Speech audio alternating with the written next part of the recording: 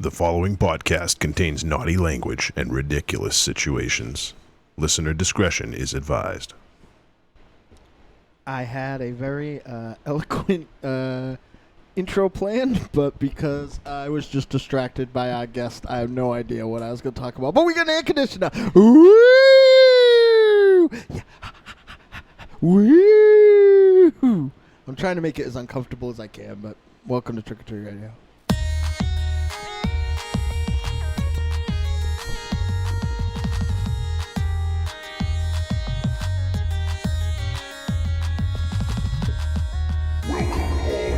Zombies. You're listening to Trick or Treat Radio, starring the Deadites.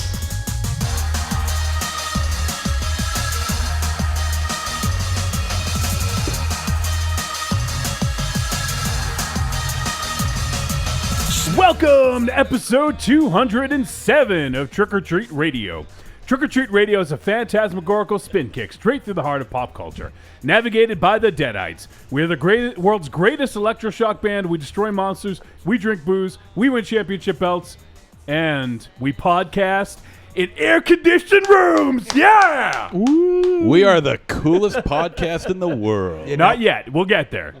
Maybe in about 20 minutes we'll be the coolest. We're the most comfortable podcast in the world. We literally just hooked up the air conditioner. I got to thank our guest, Jay, for helping me up into the studio with it, and Monster Zero for defying all odds and opening that fucking box. All right.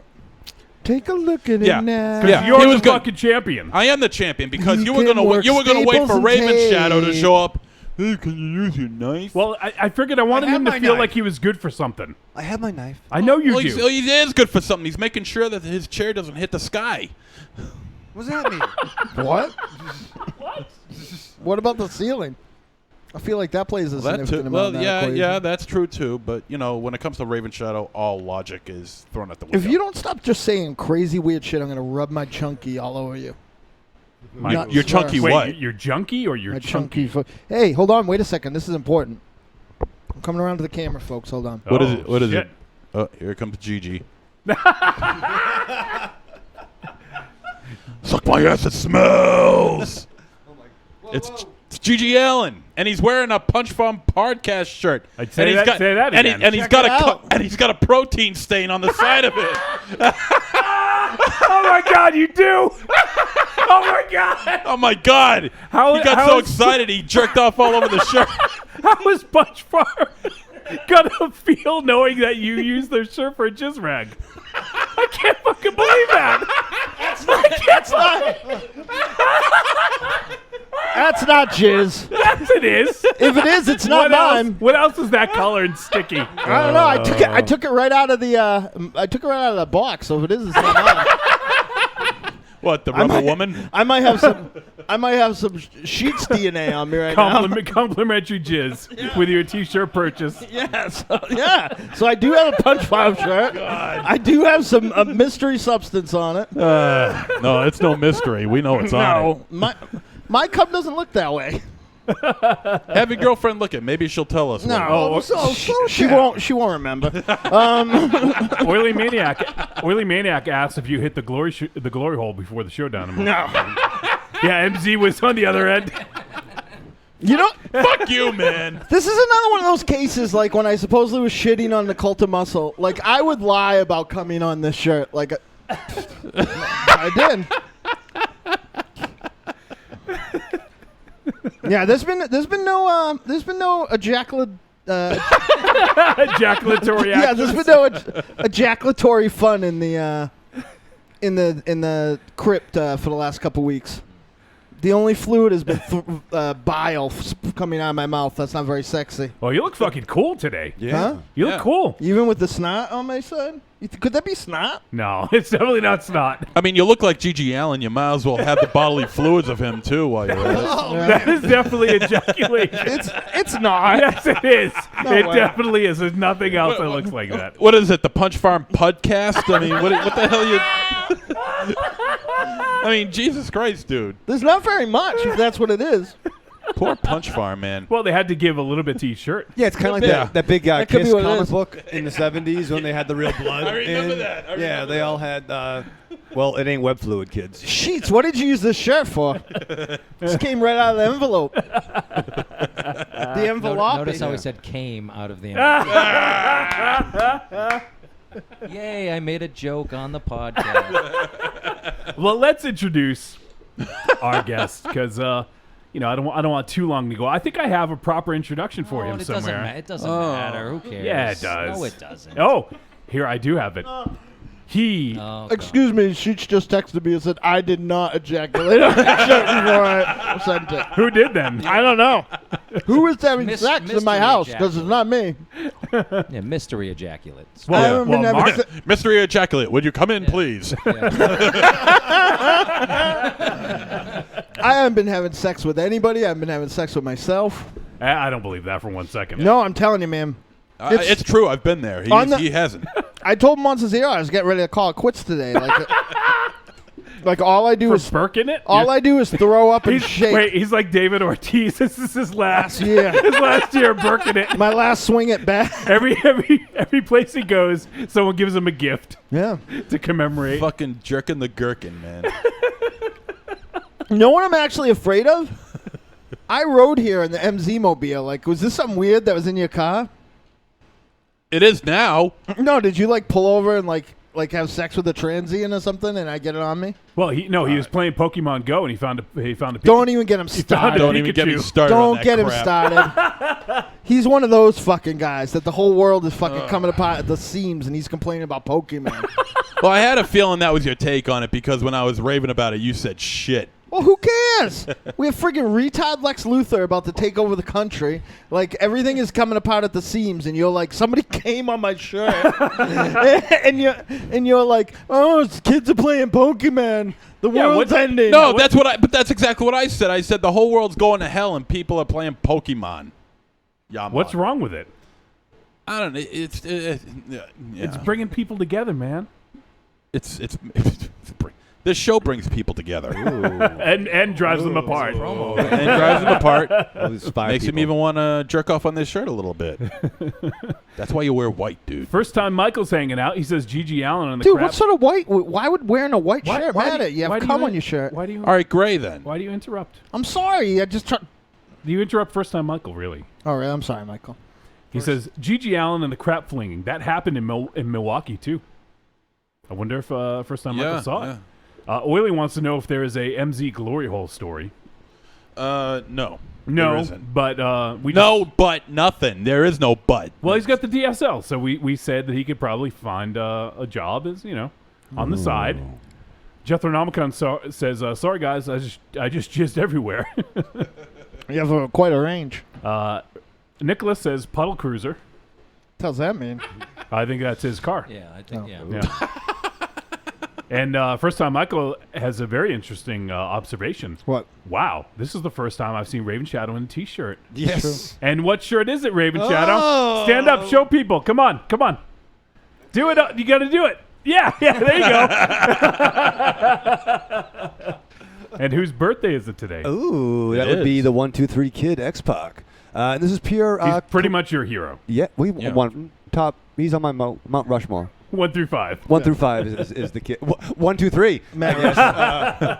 His face has gotten weird, man. I can't believe that I have an balls are awesome weird. podcast shirt with someone else's cum on it, and his 10-year-old wrestling shirt got a bigger pop. But it was a pure coincidence. Well, that I there's was no wearing cum on this. it. That's why. Yeah, comeuppance. That's it? Well, yeah, well. Show's over. Well, yeah, no, well, listen. night, everybody. I came from fucking deep sea fishing today. All right? I was. What the hell? Are you All right, rubbing? you know what? We are gotta you take- rubbing Is it the Chunky on fucking cum show? Wait, let's have the fib decide. Yeah. No, I'm not taking a picture of my shirt. No, Yeah. no, hold on a minute. Let him take a picture. I want to try to look at it first. Let him take a Well, let me picture. take a picture of Yeah. it. No, I don't like pictures of me. It's not going to be a picture of you. It's going to be a picture of your shirt. No. People got to know what we're You're not talking taking about. pictures of me eating. You always not try to gonna take fucking weird pictures of me. I took picture. What? The other day you want to Jay- take pictures of my food. Let me give Jay his intro. Don't worry Jesus about it. Christ. We're good. We're good. We have with us in studio, straight from North Carolina. He drove straight just to hang out with Raven Shadow on Xbox birthday. Nice. I didn't even think of Man. that. That's true. He is a cinephile. He's a 35mm purist. He's a grower, not a shower. That's A awesome. Renaissance man. He's the founder and promoter of Back Alley Film Series. And he's also the man that enabled me to go see John Carpenter, my buddy and our buddy, Professor J. All right. Thank you. And I'm also the idiot who's drinking hot coffee in this room. So Could have been worse. what It does won't that, get what, cold. what does that tell you about being a professor? Well, didn't you say that you just want us to call you a lecturer? No, I don't. Whatever. I don't, I like Professor. It suits you. thank you. A philosopher. Thank you. You got yes. the beard for it. That's true. It's rented. So yeah. Do you have to return it to the hobo? The transients that we were talking about earlier, apparently. Yeah. Oh, shit. It's all coming together, if you know what I mean. You're using the word coming a lot. Yeah, really. Coming and came, or So All right, I came let me all the take a- way Here's up my here. fucking question. I If came this up is my ejaculation, how did I get it on my back? Well, I Boy. don't know. I'm sure you have your ways. I had no way. I had no idea you were so limber. He was like, it's like that fucking Larry Bird, Michael Jordan thing. He banked it off the fucking side, off the toilet seat, off the mirror, It's like when a bullet ricochets off a metal part. onto his back. The magic cum stain, like the fucking Kennedy assassination. Back to He our was on the face. grassy knoll. He's making cum angels That's actually on the rubber sheets. that's actually my technique. see. I do it on the floor in a row. I'm not letting you take any Yeah, fucking pictures take of a me. picture. No. Yeah. Because Monster Zero, when he takes pictures of me, they're gonna end up in some fucking weird dumb Professor meme J, down the hold line. him down. Hold him down.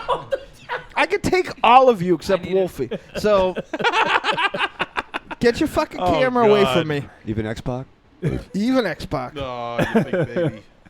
Oh, come on. Let I everybody really want everyone to decide whether. Come whether on. it is Let or everybody not. see your cum I don't know stain. whether it is or not. I just know it's not mine. Well, that's fine. It's Mark's or someone from the Punch Ron podcast. Yeah. He claims no. I don't think it's his. Maybe it's the mail guy. I wonder if it's something I picked up from Yes. fucking Yeah. Monster Zero's car. Because it's only a small amount. It looks more like a Nah, I don't. cum no. residue. I don't think he has. I don't think he's ever ejaculated in his car. Is no. that true? No, No? no, I haven't. Well, Where wait. do you go to jack off? Well, wait. Not in that car. No, I haven't. Did you at one point, Michael? Tell me if this is true. Michael What? Ravenshaw told me that you had sex with the hair I gave you. What? He fashioned it into a rat. Yeah, right. I tickled my balls with it, and that was like the end of It's a it. merkin. Yeah. I'm wearing it now. You want to see? He's Birkin the Merkin. I can't believe you threw that away. Birkin is gherkin with his merkin. I can't believe he threw his hair away. Now I either. have to have somebody bring me a new shirt. Whose cum is on me? How did it get under my armpit? It's like under my armpit on my back. Like one spot. I do not understand what happened here. Wow. I would be proud of my own cum, but Wow. And we're yeah. off. Yeah. Wow. All right. I think the air conditioning is It's made us making things lighthearted. interesting. Yes. So yeah, air conditioning. We did get one. We don't have enough money to afford it just yet. The money was fronted, but we did get enough to warrant getting it. And I'm hoping by the end of the show we'll get the rest. So, I think the heat warranted getting it. well, yes. But our buddy Professor J brought some posters. We have a whole shitload of posters. So for every $25 you donate, you're going to get a poster until they're gone. So I don't know how many there are. There could just be a handful. There could be a bunch. But we've had a few people that have already given some money, and they will be getting posters. I'll be in touch to get some addresses and whatnot. So I could give you a cum shirt. maybe for $100 you get the cum shirt. Jesus. Speaking of shirts, something weird happened this weekend. Not as weird as this, mind you, but weird. Weird still. Yeah. So I was hanging out with Myra, right? And I remembered that Whoa. You hung out with Myra, but you didn't hang out with us? this was on a different day. Okay. Yeah. So I was hanging out with Myra, and she brought me some tea for my throat. It was very, very nice. And a shirt, which I don't think has any ejaculation on it. Although if that one did, you probably would never wash it. Yeah, well, I wouldn't. I'm not washing this one. You'd probably suck on it Mark's like a goddamn dog does on a gross. chew toy. Mark's a handsome guy. So... By the way, Melissa just came in and says, "Wow, nice convo. Sex with wigs and cum stains." Yeah. So nothing but the highest in yeah. I remember that I had like all those like very small like children's size like Deadite shirts from like the history of the Deadites. I didn't know this at the time. No, so there's about 20 shirts in there, all different eras, all different styles. Mm-hmm. They're all the same fucking size. They're not just all like. They're just not all like small sizes, or all like smaller sizes, like mediums or whatever else. Right, they're all. They extra are all small. extra small shirts. Yeah. Like at some point, Tiny decided they didn't belong in the world and put them aside, and then found them later. But like it was weird to see some of those shirts again. There were some from like a long time ago. Was it the? Oh shit! What was this? The Dead, the Rad, the Funky? That one was there. the Eat There was Candy. Yep, that was there. That one, yeah. Derek Ring zombie head ones were there. Mm-hmm. Not any of the white ones, obviously, but that was probably the only one that was missing. There was some of the black ones that just said Deadites. That they said just Deadites on the breast. There was the red Get Drunk, Eat Candy, Kill Monster ones that you were talking about. But it was like he took out all the extra small ones for some weird tiny white neurotic reason. Took them away and then found them later and said, "Oh, I found all these shirts," and gave them to me. Now I have to figure out what to do with all these children's-sized T-shirts. Why would they have children's-sized Deadite shirts? I don't know, but they're very small. Like there was some of them that we know how small Myra is, and I was like, geez, I'm not positive that these would fit her even. Did he store them in the dryer? But it's possible. But it was really a kind of a trip down memory lane to because I thought that they were all the zombie head because that was on top. But to go through them all and see all those shirts from out time, it was kind of crazy. There wasn't any of the that was the one I was thinking of. There wasn't any of the Big Scary Monsters at Midnight ones, the one where it's like a circle. Oh yeah. Yeah, there weren't any. Those are. I don't think we got any small ones of those. No, because we know our fans look like us. Yes, exactly. But it's crazy. How much more could we charge for the shirts with cum on them? Well, it depends on whose it is. I Yeah. think. We could say each one is original. We could say it's Bill Murray's cum. No one else would know, right? Well, Murray might DNA suspect. test would know. Those might fetch a No, hefty sum. Patsy at Colony be like, Bill Murray's cum actually has a tang to it. That's a tang. It's got a slight amount of yellow that can only be found in Milwaukee, where Bill Murray is from. Oh man, Nicholas says it's the cream inside a Mars bar in his shirt. I really took this thing just out of the fucking envelope to put it on for the show. I thought I was gonna look good. I looked at myself in the mirror. I'm like, I look good. You do look good. You look good with the glasses. I do. And, that Ready? shirt looks nice on you. Well, Allen. the glasses is the cover because I don't want anybody to see that all I do is shake, cry, and throw up. But Wow, Gigi Allen does that too. You really are owning this thing. it's true. I think I'm a little bit. There aren't many people on Earth I think I'm more handsome than, but I think I'm a little bit more handsome than Gigi Allen. What? You do look a little bit like Gigi Allen. It kind of begs a Photoshop penis, doesn't it? No. No? See, this That's is why I don't. rude. This is why I don't let you fucking assholes take pictures of me. Why? Because you try to Photoshop stuff in. I didn't Photoshop anything. Rat man cometh over there. Well, someone's going to take the picture and Photoshop he something has in. gotten the worst Photoshops ever, though. No, the best Photoshops. Yeah. Depends who you ask. I've gotten the worst. No, you haven't. Why? Which ones have you gotten? Who has Photoshopped you Yeah. at all? Rob Van Dam? Ask Nicholas. Rob Van Dam on a hot dog? That wasn't you. That's Yeah. actually Rob Van Dam. No, I You just know both that had was this- Rob Van Dam. You both had- Dick. Thought that was me. Yeah, you both have the same shitty haircut, but it's not you. And you both have hot dog-like skin. Yeah, well, one of a kind. What? Well, it can't be one of a kind if you Shut both, up, if you both, Tony. if you both have it, then it's not one of a kind. Two of a kind, two of a kind. I'm here to just inject a little bit of logic into Professor. Bad Moms. Let's just go see that. Are Right you now are you instead. ejecting or, Look, ejaculating? We have a show to do. We don't have time for rational We have all the time. excuses. We have time. All the time in the world. It's cool in here now. Time enough at last. Yeah. Is Bad Moms actually a real movie? Yes, it is. Is it by the people that brought us Horrible Bosses? I don't know, but I don't know. So I do want to take a moment to thank Professor J Yes. Yay, Jay. in public because I got to go see John Carpenter live because of the kindness out of his heart. Or he just couldn't find anyone else to go. Yeah, or I'm very, very lonely. And I want to thank him too. So thank you. Yes, you're welcome. So myself and Mr. Rook, Derek Rook, joined Jay in New York City, and we saw the maestro play tracks from his, from his filmography, and even some new tracks from Lost Themes 1 and 2. So it was a really good time, and it was a blast spending some time hanging out with Jay, and we also ran into Alexander and Jeanette there, which was pretty awesome and unexpected. And we got to talk to those guys for a bit after the show, and it was all around a good time. And Carpenter did not look like a 68-year-old man on that stage.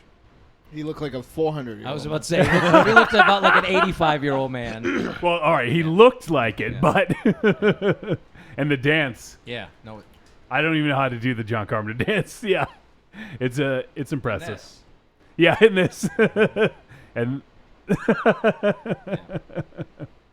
but no, it was a really fantastic time, and once in a lifetime potentially. So thank you, Jay. I appreciate it, my friend. You're welcome. Thank you. And See? And I'm very, very See what's lonely. happening right now is why I don't let you take fucking pictures of me.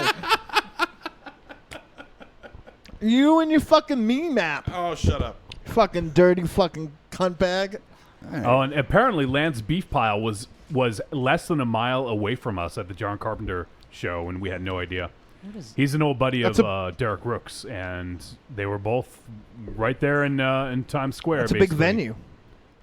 Well, he wasn't at the show. Yeah, he was, in he was New a York mile City, yeah. away. So Now I heard that that'd be quite the venue. Now I heard the place was pretty packed. I mean, it was like jam packed. Yeah, it was full, and it was there. People were enjoying it, and Nice. it was a perfect size. I think any bigger Yeah. than that, it wouldn't have been. No, it was a really nice interesting. venue. Yeah. And I heard that unfortunately Carpenter didn't smoke during the performance. Mm. Did he No. follow his thing of getting on exactly on time and getting off? Like, Yes, it was. I think the one thing I can say about the show was that it is scripted to the minute. I mean, I don't think there was any ad-libbing. yeah. I don't think there was any. It was like, Literally, I think Yeah. he read off. yeah, he was like reading his like, thank His you. interstitials, And now yeah. I'm going to play I like to make horror movies. Here's one that I wrote. You know. Here's a song that I wrote. I don't give a shit what you think. Yeah, and it was like started at 8, maybe a little after 8. Yeah. Went off. Encore was. I mean, they were off stage for 35 seconds. Came back on, played 1 or 2 songs or whatever, and then it was like 9:30, time for bed. Yeah. Was he like really into it, like really pounding on the keys or doing whatever he needs to do, or was he like very subtle about Was it, he just really? very laid back? like, how do you mean pounding on the keys? I mean, he was into it. Yeah. Yeah, I mean, like, was he like Jerry Lee was he like Lewis? Jerry Lee Lewis or Billy Joel, or was No, he he or was- was he I don't- like? no. I don't think he no. was having sex with his cousin. No, he was definitely not as animated as those people. But again, I think if you know his music, it doesn't really lend Yeah, itself. yeah. I mean, I'm not asking him Yeah, to set yeah. his synthesizers on fire. I don't think he's going to do that and then play with his feet or anything like that. But just wondering about the animation. Of Yeah, the no, I mean he was there. He was animated as much as you would expect a 70-year-old man to be animated, and especially again for that type of music that is more sort of subtle and subdued and kind of ambient. And there were a couple of numbers though they jazzed up pretty well. Yeah. A couple of themes Yeah, for sure. that they.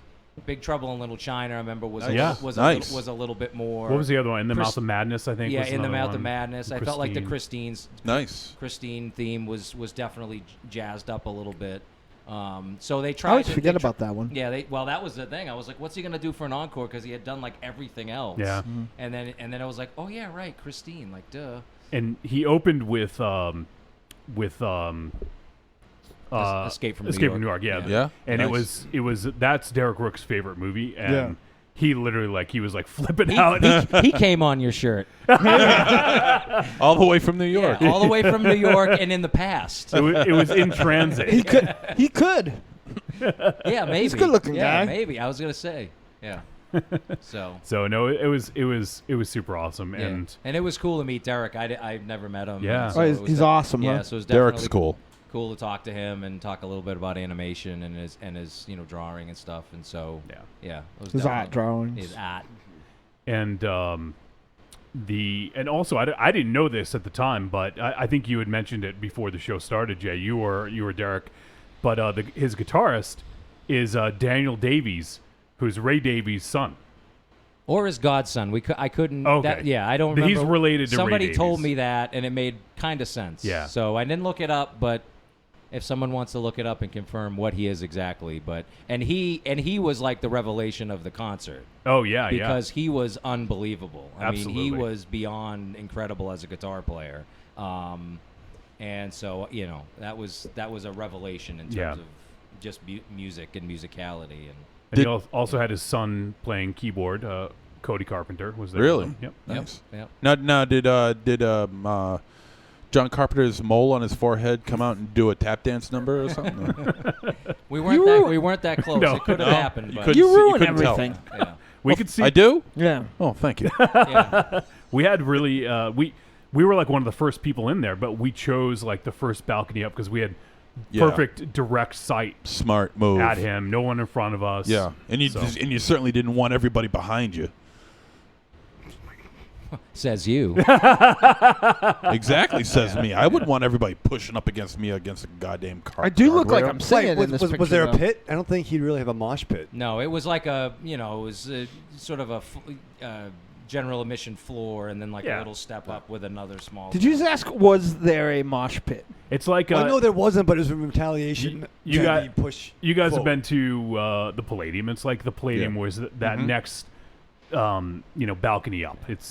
It's just a tiny, like a couple steps. Okay. So But, and there's lots of good videos online of Yeah. all of his shows. If people, they're good to check out, and it's interesting. The presentation was good with the videos from the the movies, so you're kind of watching the video screen while you're listening to the music, and it's like a kind of greatest hits of the movie. Kind of walks through all the good scenes. it was pretty awesome. They did. Everyone stopped and they had put sunglasses on, and then they did. They Live. They of live. course, yeah. Nice. I was really hoping instead of a pit, I was hoping that the fight would have broke out. Yeah. Like two guys duking it out for the entirety of that song. I would have they liked needed that. they needed a director to kind of jazz up a couple of those numbers. Yeah. Yeah. If they could only find one. Yeah. Speaking of the Palladium, guys, Yes. Yes. going on October 14th, 15th, and 16th, partially at the Worcester Palladium, is Rocket Shock Oh. 2016. Yep. That's But very the true. best part of Rocket Shock The Shock. is coming all the way from Kent, Ohio. Uh-oh. That is our dear friend and good buddy, the educated barbarian, El Goro of the Talk Without Rhythm podcast. I really liked when he scared Raven Shadow. That was my That favorite. was probably one of my favorite. It won't translate to like a greatest hit sort of thing, but that's probably one of my favorite moments in Trick or Treat Visually, Radio it's history. funny as hell. You got pretty scared too. I sir. did. I'll Yeah, admit. you did. Oh, I was hoping you guys would forget that. Just came out of nowhere. We should play that again. But I'm very excited for that weekend, and later on, before the movie review, I got a brand new band to announce that will be on stage with us The band? October 15th Well, at the Cove. we're pretty close to the movie review. Want to just do it now? Nope. Okay. I'll tell you why in the break. All right. We're gonna. Wait, Is it a desert island band? No. might be another instance of rhetoric from last week. Okay. All right. I gotcha. I really want to know who came on my shirt. I wanted to scare him again. Damn it. It came really close too. if I wasn't distracted by MZ's phone. El Goro would be at Rock and Shock. Isn't that scary, Jay? I don't. I missed all of that. There was a lot of. I don't know if it's my headphones. El Goro would be at Rock and Shock. Well, will you be? Will you be this year? Yeah. I will. Oh, okay. I won't be in Philadelphia. Are you gonna this be at the time. House of Seven Judy Grable or something? This Sunday I will be. You'll be at the House of Judy Grable? I'll be in Salem, Massachusetts on Sunday. Nice. You gonna Yep. sign autographs or an appearance? Or? Yes, I am. Nice. I'm going to be hanging outside Bunghole Liquors with a cup and just a cup. He's hanging out outside with a cup. One asshole, and one you cup. should just say I'm looking for TP for my bunghole. Yeah. Yeah. I couldn't afford the eye. No tips, just TP. I'm gonna try to clean this off on the break. Dude, come on. Let me take a picture of it. It's not a picture of you. It's a picture of your shit, of your cum It's a stain. picture of, the cups, of your cum stain. Oh, he's like, yes, it's gonna happen. Yes. Not We- wait, he's we check- need- he's we need checking his everyone- pants now. Yeah, we need everyone to. I wonder if somebody Dude, came by and I jacked can't off on my believe this outfit. guy. Can you believe this guy? No, because as soon as you took No, another no, picture no. of me, and I- you made a fucking meme instantly. I didn't make. I was in the Yeah. process of making it, but I haven't made it yet. I do the fucking tuck dance, and he won't even let me take a Yeah. picture of his cum shot. But you don't let anyone see it. Yeah. You see, like 3 people have seen I'll it. tell you what. Show Professor J. I'll tell you what. No, he doesn't. He doesn't need to be. He doesn't need to be subjected. I to don't that. think I'll be able to perform, but we could try. Go in the I- other room. I'll come on your shirt, and you take pictures you want of I it. don't want you coming on my shirt. Fuck it. It's not like Shit, man. I don't even want you looking at it. fucking. Why? Are you afraid of people look at it when you go to the gym? Get away from me. Come on, let me take a picture of your cum shot. I just No. know that in this short time I lived in Worcester, I did learn not to fall asleep in Elm Street Park like, during the middle of the day. So I don't know if that happened or. Dynamo, is that where you got the "Don't Fall Asleep" for Elm Street Kids? Yeah. This isn't a dream. So It's a maybe, nightmare. and maybe that's what happened. You know, he was asleep in the car, and somebody came in and literally came in. Speaking of Elm Street Kids, one of those shows fucking dropped today. Speaking of Elm Street Kids, Los Atlantis says, "Hey, what am I? Chopped liver? Yeah. Flying 6 hours to see y'all." All right. Not coming to see me. She's still mad at me. She's coming to see me. No, she She isn't. loves me. No. She adores me. And I know- love her. I know for a fact she's not coming to see me. She's coming to see no me. idea who that is. Amor. Amor what? Like Othello? Amor, Stephanie. So yes, it was More? She's Caucasian. It was a very interesting episode of the Elm Street Kids movie club Oh, it's today. terrible. Dynamo, you ever going to talk about music on the Elm Street Kids again? I didn't get to talk about it that time. It was episode number 27, just dropped today. Yeah. If you want to hear Dynamo and Wiley have a public breakup almost. It was bad. It was bad. It was pretty bad. That was like Deadites' recording session bad. It was heated. Punchfarm.com. Will you shut up? Oh my God.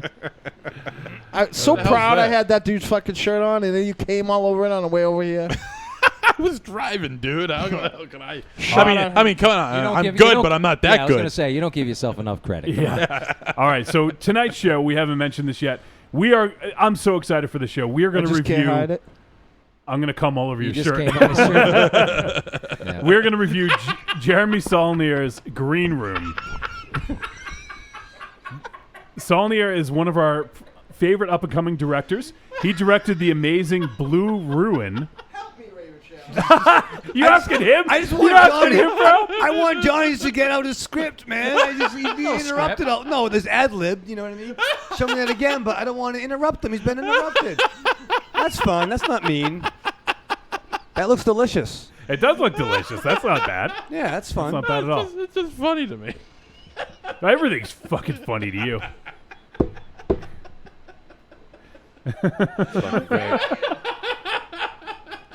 This is like shot all over again. What? I'm leaving. I'm gonna go pee. Nobody comes on me. He's gonna come back like fucking Jenna Jameson, just fucking showered and shit. All right, so we are going to review Green Room tonight, one of our most anticipated flicks of the year. We didn't get a chance to review it when it was out theatrically, but it did hit VOD, and we are going to talk about that. And we're also, this is the first time we've ever done a preview. Not a review, but a preview. Not right, Raymond Shadow? Not the new zoo, but the old zoo. That's right. So, we're going to do a preview of Kurando Mitsutake's Karate Kill. I am so excited to talk about this film. Yes. We're not going to give any spoilers at all. Nope. We're just going to talk just a little bit, like high overview about the flick, what you might be able to expect from it, things like that. Because it might be a while before everyone sees it.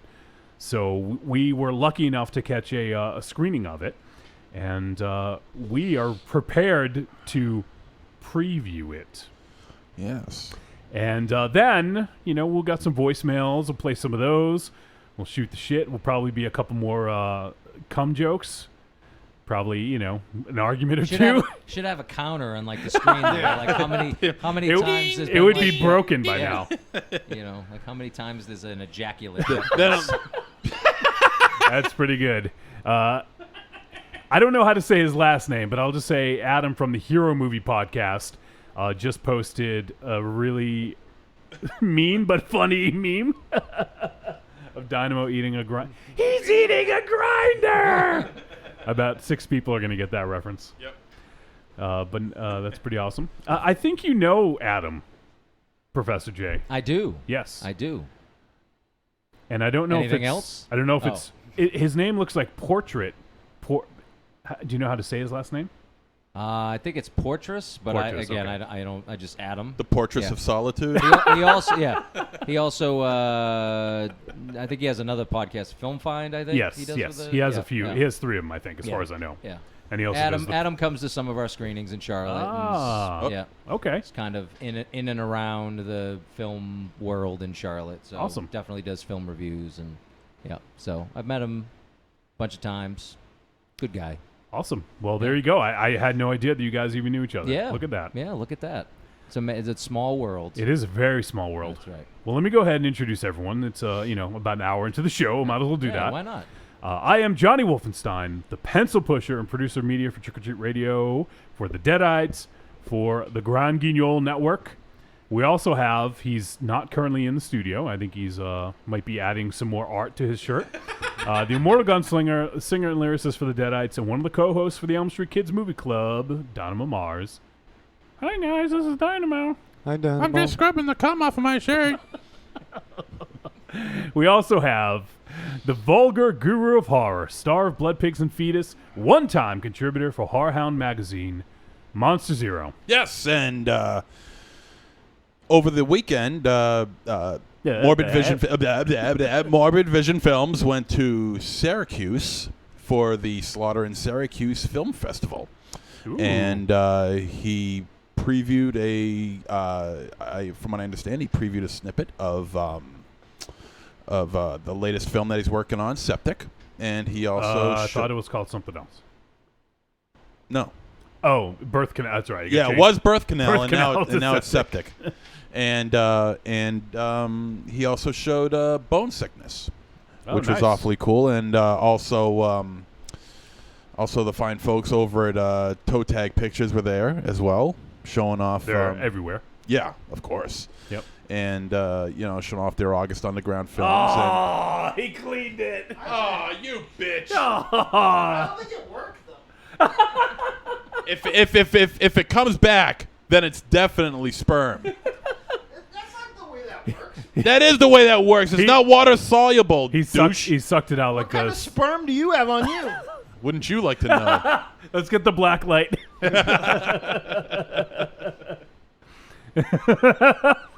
Oh, now you got a big.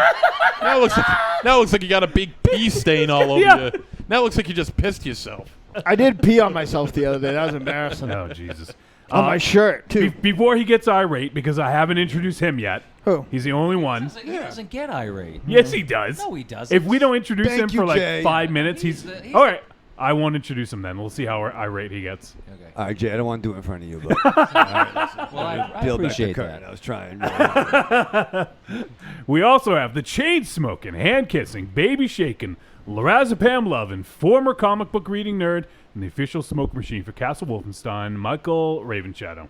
Thank you, Johnny. Thank you, Jay. You have a story. That's right. I was on a big boat today. Okay? Yeah. Okay, Gilligan. Yeah. Well, no, I'm going to take some fucking serious content, okay, after all this serious? stuff. Yeah, I'm getting a little All choked the up. come stay and talk. Okay. Yeah, okay. Well, as some of you may or may not know, I go to some events for the Vietnam vets. My dad was a vet. No, I really did not know. You didn't know that? No, I had no fucking idea. I've known you 20 years. Who the hell knew that? He talks No. to everyone like you talk about it. You've never mentioned that. What? No, we've Yeah. done it. We talked about it on the show before. Yeah, All right, we did. well, the, we I did forgot the then. comedy show. My dad was in the evacuation Oh, of yeah, Saigon. yeah. Okay. And so this was a deep. I didn't sea- know it was something you went to all the time. I thought it was... No. I mean, it's my second one. Okay. Well, fine. All right. That's not quite the way you introduced it. I'm just trying to tell him radio magic. So I'm on a boat with a bunch of vets. It was really, really cool because everyone had different hats from their respective service. So it's kind of, I felt like I was like a G.I. Joe, episode. And when talking to them, turns out, Did you have an AWOL hat on? yes, and nobody asked me where I served. Draft dodger. Make Canada great again.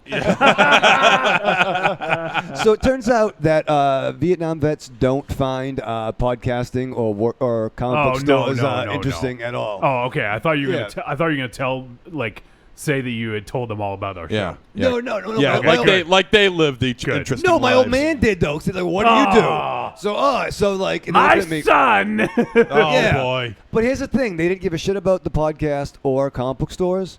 The one thing that all the vets could agree on was the fact that we were near Adrian Barbeau was cool, and every one of them at the Chilicon, and no matter what branch of service, they all made a somehow childlike boobies joke and did one of these things, and that was very magical.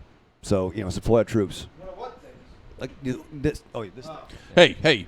For Wolf- the people on the podcast, he's holding his hands in front of his chest. yeah. Yes. Mammalian Now- protuberances. Yeah. Now, Wolfie, when we saw Adrian Barbeau about Yeah. 3 weeks ago now?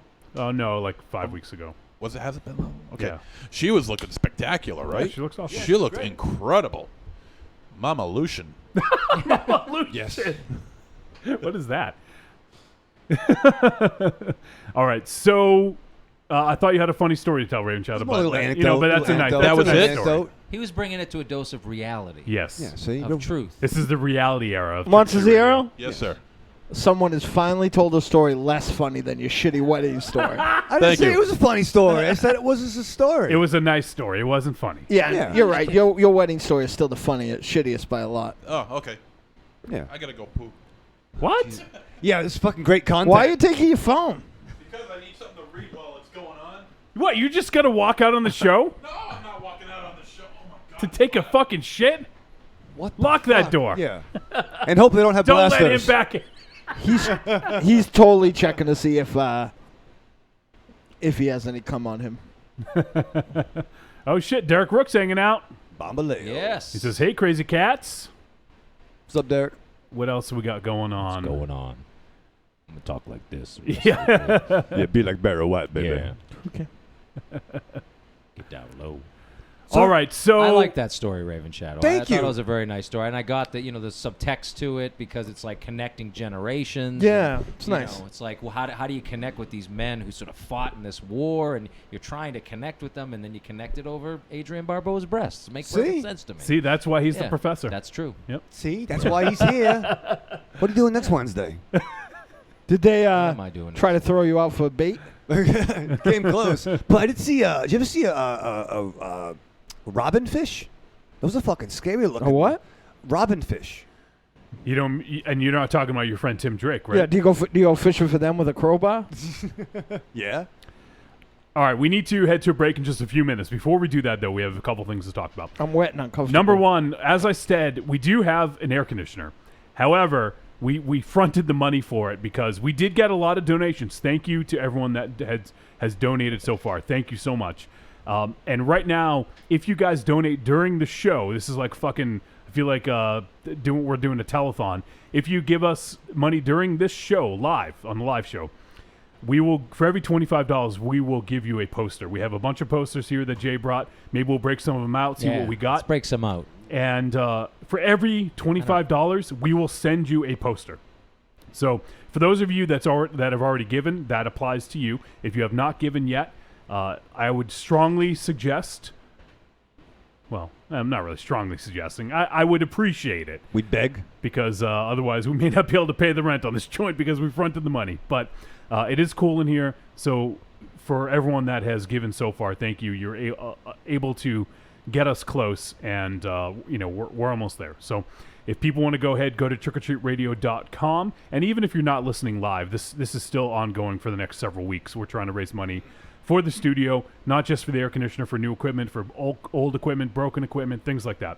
So head to trickortreatradio.com, and then on the right-hand margin, you'll see a little raffle ticket.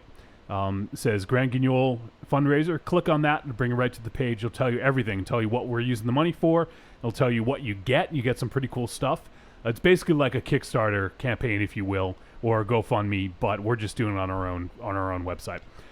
And you can go ahead and purchase right through there, and you pick the denomination you want. You enter how much you want, and then money will come right to us. And then after campaign's over, we'll get everything together, and we're going to record a podcast exclusively for the people who donate. And we have some other fun stuff. So take a look at that. Like I said, during the live show, if you're watching live, this poster deal is going while the live show is happening. So if you want to get in on that, we'll pull out some of the posters in a bit. Go ahead. Every $25 will get you a poster, and then you'll get to pick if if you're watching live, that is. And I want to thank a bunch of people who helped on Amazon Prime Day. We had a bunch of people order some stuff, and we were able to, we were able to get a pretty good cut. It's not, so we appreciate everyone that used that. But if you use Amazon, use our link all the time. Go to trickortreatradio.com, click on the Amazon photo, and everything you purchase in that session will be attributed to us. Raven Shadow doesn't cost them any extra, but it helps keep the lights on. And I would say the clothes on. And the clothes on, yeah. But the clothes are staying on because there's an air conditioner. Yeah, so it's. We'll put more clothes on. We'll get like layers. A burqa. A burqa. Yeah. All right. And Raven Shadow. Yes. And also we have our friends over at XSplit. XSplit. And they provide the streaming service you see for the live show on Wednesday evenings. If you want to do live podcasting streams like us, or you want to do a Let's Play or Watch Us Die like our friends over at Haunting TV, go ahead and give XSplit a look. And we also have our friends over at Horror Pack. If you would like to receive 4 DVDs or Blu-rays directly to your door, sign up for Horror Pack. They do, it's a monthly subscription service, and they have some pretty cool stuff. So give them a look, and I think that's it. Raven Shadow. Yes. You sit down Yep. to watch Green Room. I did. What do you do to prepare for a movie like this? Well, I realize I'm going fishing, soon. So I get my bait, I get my tackle. What do you call it? I get my. I just watch the fucking film. Oh my lord! I get my bait. I get my switch. So, yeah, here's the bait, and you're the tickle. The show sucks. Strap on. What? What? That was terrible. Yeah, try again. Yeah. This is more cum talk with Dynamo. Yeah, you can. Breaking news. Maybe watch. Hey, I was on your side. I thought you were being aggressive. Maybe you watched American History X to prepare. I don't know. Maybe you watched a Picard movie. Yeah, I watched. Maybe he came over my house and jacked off all of my mail. Yeah, I watched that show movie Jeffrey. He did. That was a good one. Watched some. Oily Maniac's asking, "Show me a cool poster so I can push submit order." Someone go look through the posters. Quick J to the poster. Yeah. To the posters. Do you need a knife? I cannot wait for the winter to come so that Monster Zero can stop wearing his maternity clothes. Raven Shadow, take a look at him. What we got there? You don't have to take your headphones off. Oh, Raven Shadow, Jesus. Jesus Christ, dude. What the fuck? You're gonna He's going to choke himself. Look what he's doing to himself. I never thought I'd say this, but I wish I was on Elm Street, kids. Oh, shit. I want that. Oh, shit. Wormwood. I want that. Dude. You know I'm on that one. Gotta give $25. Oh, shit. Star Wars. Never heard of it. Star Wars Force Awakens. Holy shit. Wait, whoa. This contest is over. I want all these. Interstellar. Interstellar, okay. Nice. There's a couple of those. I want all these fucking posters. Screw these. Wormwood is an awesome flick, dude. Oh, I fucking love it. Yeah, that's a great poster too. It made the top of my list. Yeah. It made my list. Well, what else we got there? Oh, Ant-Man. Little Paul Rudd action. Hey, it's backwards. No, that's a I know. It's a double. I'm an Ant-Man. Oh shit! Hateful Eight. Oh shit! It's Sam Jackson. Oh man! Oh! Oh, what else? Wait! Stop showing him! Stop showing him! Oh, Kurt Russell! Oh shit! Stop showing! Stop showing! I want all these. You want to pay your bills? Oh man, these are awesome. I thought they were going to be like all. Only one tube. That's only one tube, folks. Wow. That's only one tube. All right, we've shown one tube. Let's cut to a break, and then during the film review, we'll show others. Okay. So we're gonna head to a quick break, and we'll be back. Wow. We don't have to take long breaks anymore because it's fucking nice in here. Yep. We'll be right back, and we're gonna talk about Green Room. Do you love a scary story? Do you love to dance? The Big Scary Monster Hunts at Midnight is a collection of dark songs about sex, love, death, revenge, and the end of the world. Brought to you by the world's greatest monster hunting electroshock band, the Deadites.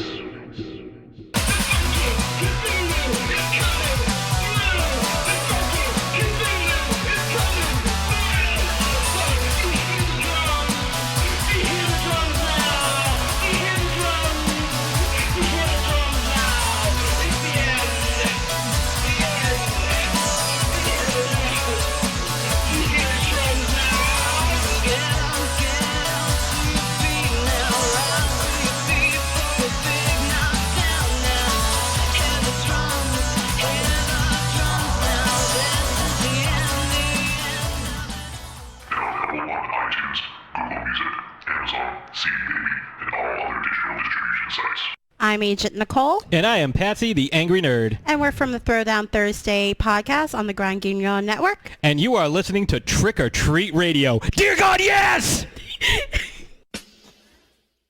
I'm Ruby Burble. What's up, y'all? It's me, the Yeti. Telling all the ladies that they couldn't be more fine and that we should knock those boots like Frankenstein. When I want to get my nerd on, I go to Facebook and I go to the Trick or Treat Radio Facebook group. That's the place where I get to talk about all the hip new horror movies, all the cool comics, like comics, RPGs, video games, you name it, we're talking about shit on there. And you could not be any cooler if you were the coolest kid in school. Be the first kid on your block to swing their cock over at the Trick or Treat Radio Facebook group. Just go to Facebook, search for Trick or Treat Radio, ask to join, and it's like Nerd Nirvana, baby, without the shotgun blast. This is the Yeti, signing out. See you at the Trick or Treat Radio Facebook group. Follow us on Twitter at the Deadites, thedeadites.com, and trickortreatradio.com.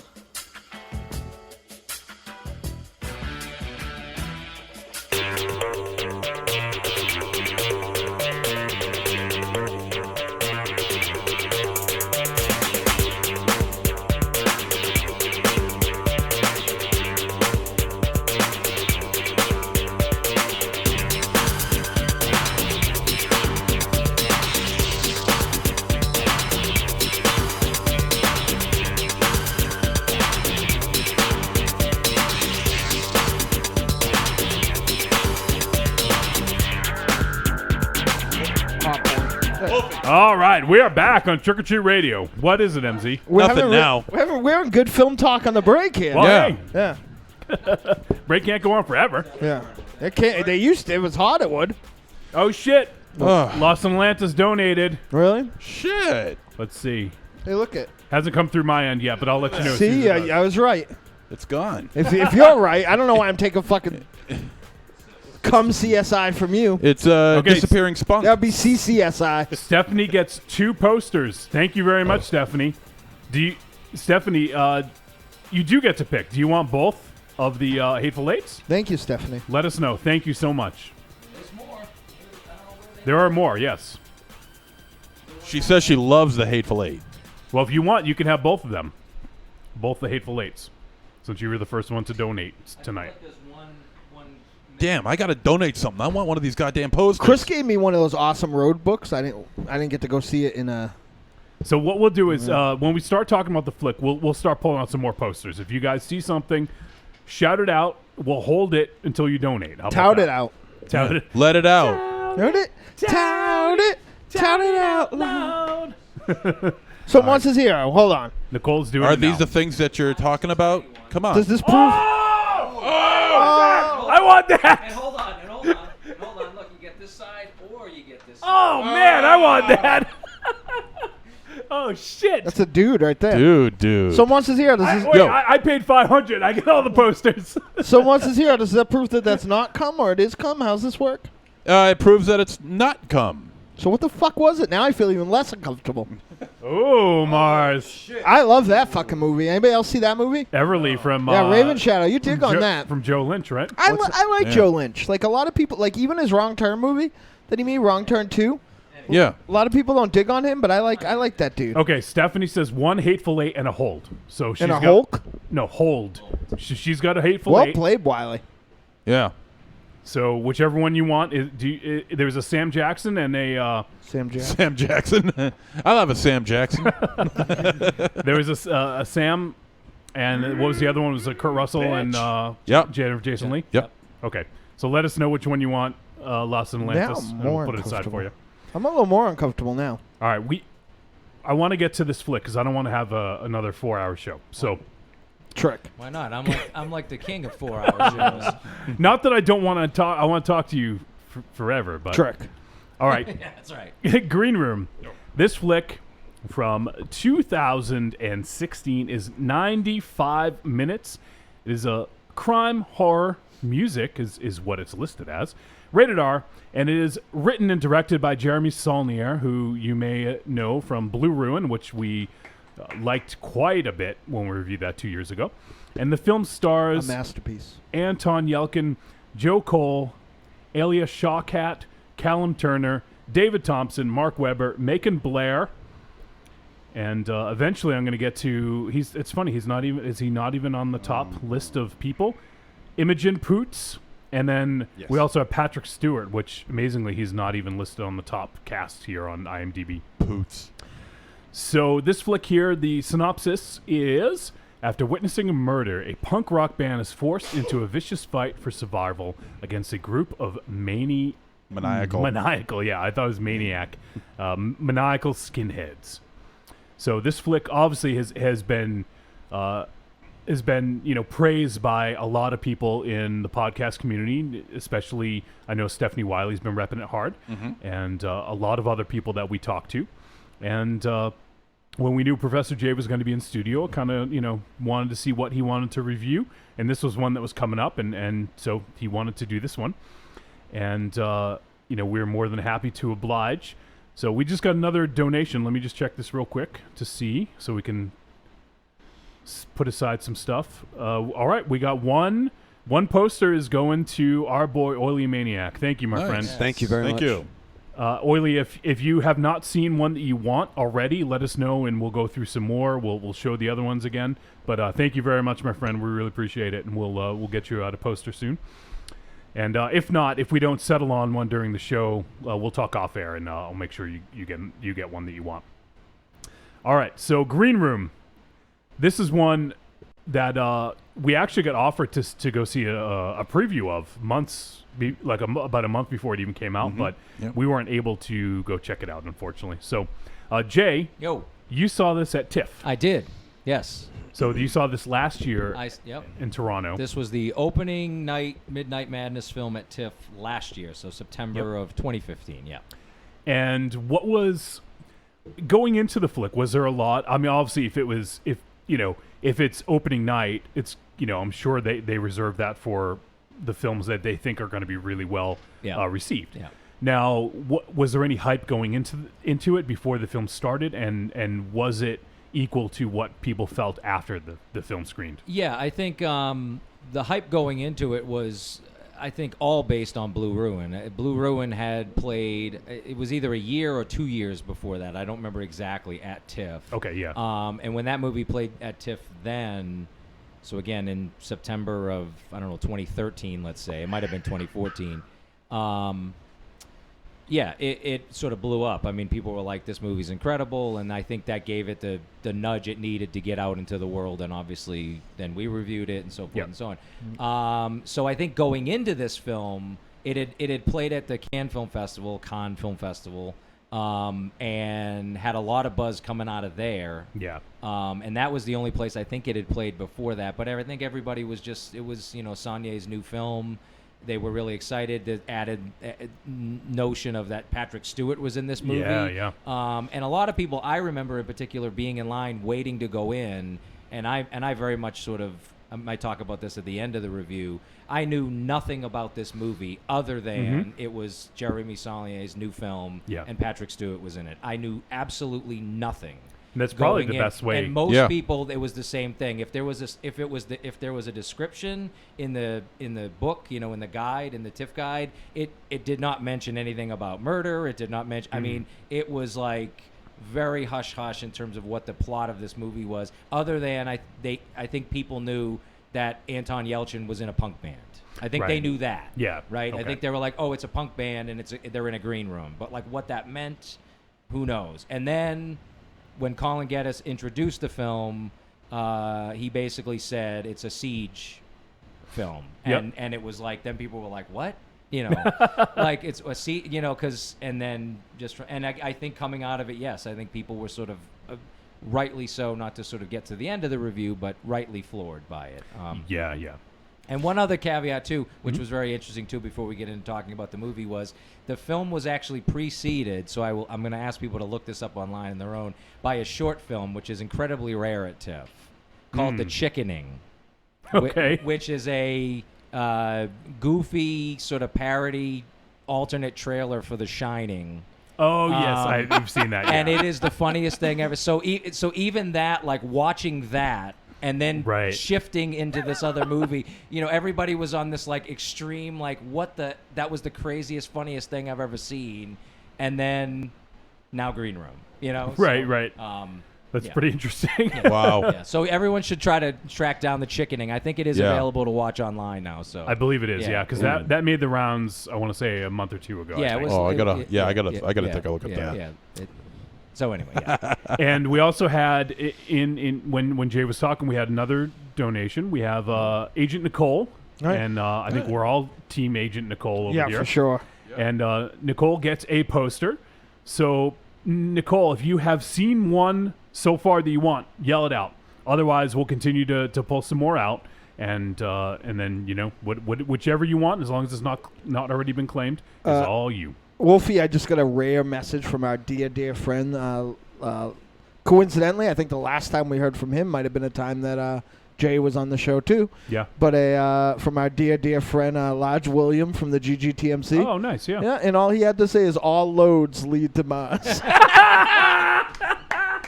That's a nice text to get in the middle of the show.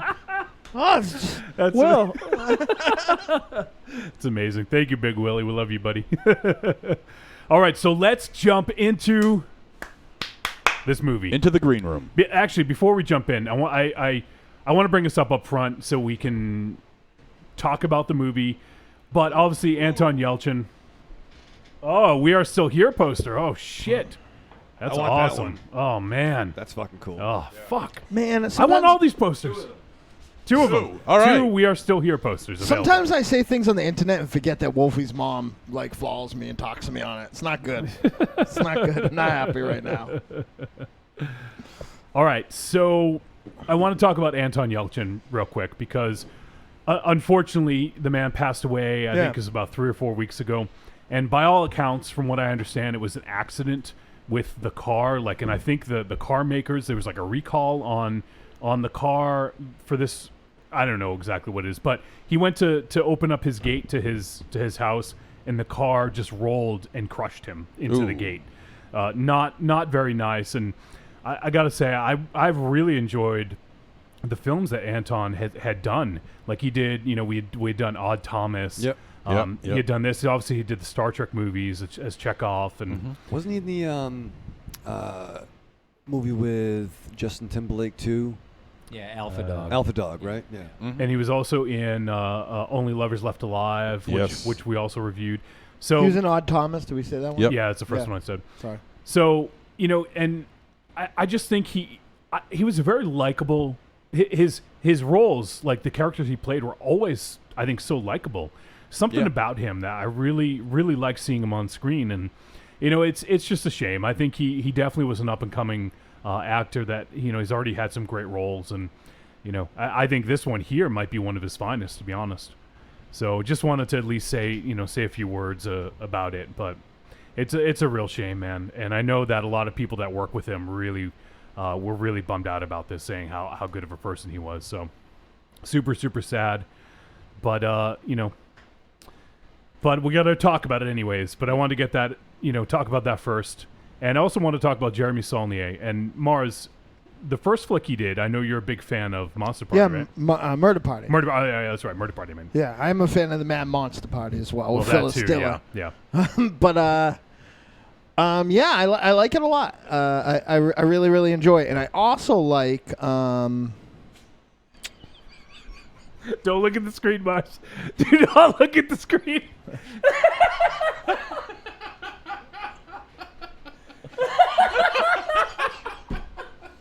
Oh shit, Derek Rook coming through. Now is that Gigi Allen or is that Mars? That's Gigi Mars. That's Mars's face, son. Wow. Oh man, that's I've amazing. been naked on stage before, but I have to say, I'll tell you this: I may not be more handsome than Gigi Allen, but he might be one of the only. I'm better hung than him, that's for sure. Oh, and shit, Adam has a good point too. That he was also great in the Fright Night remake. Gigi Allen? No, Anton Yelchin. Oh no, he was. I think that's certainly like an underrated little horror movie. I think I like what they did there. I feel like it gets shit on. Because everyone loves, myself too, everybody loves Fright Night so much, but Fright Night's great. I think what you like the remake? Playing this Saturday night at the Somerville Theater, 35mm, by the way. Nice. The original Fright Night. The original Fright Night. Oh, I think what I like about that remake is that they did something with like a vampire that you don't ever see, like show like more than like the sexy powers. Like they showed the raw, strong vampire. Like I really dug that. We saw it in the drive-in and enjoyed it for what it was. I dig it. I think that Wiley thought that was actually me naked though, because she kept saying to me, "What am I doing? Pictures? What am I doing?" Derek Rook's so good. And Mr. Sheets from the Punch Farm podcast is in the chat room, and he says that he'll take the "We Are Still Here" poster if it's available, and it sure is, man. I got you down right now. I'm marking you down. It's all you. So I also think that I think that this kid like was like much like now his name, say Oscar Isaac. Like I feel like he was one or two roles away from being like kind of like he was positioned in a really big blockbuster type movie, and he was in the indie movie Du Jours of a year, and I feel like he was like. I feel like this might have been the thing that like put him, in like that good mix of like that almost like I hate to say Ryan Gosling because he came in through the back door of it almost, but like that like sweet spot of like financially viable / critical du jour, like actor, go to actor. So this was a real tragedy, and he was certainly terrific in this. Yeah, absolutely. And let's see here. So and Jeremy Saulnier, as we're talking about, did the awesome Murder Party, and then he also did Blue Ruin, which we've talked about. And so this is, as far as I know, I think this is only his third feature. And let me look that up real quick. But if that is, I mean, damn, that's impressive. Yeah. For this to be your third feature, It's pretty nuts, and yeah, it is. He's done some TV and stuff and some I think he's written and directed all three of those too, which is another really important thing. That these are films that he's written or co-written. I think Blue Ruin he co-wrote with Macon Blair. I think. Yeah, but, I think you're right. Yep. But I think that's a huge thing you have to take into account for a filmmaker. That not only is he making these interesting films. But he's writing them as well. He's not just getting a really good piece of writing to work with and sort of put his stamp on visually, which I actually heard a rumor that he's actually going to not write the next couple and just sort of be a director for hire to see, to kind of work on his directing is kind of what I've heard. But an interesting thing.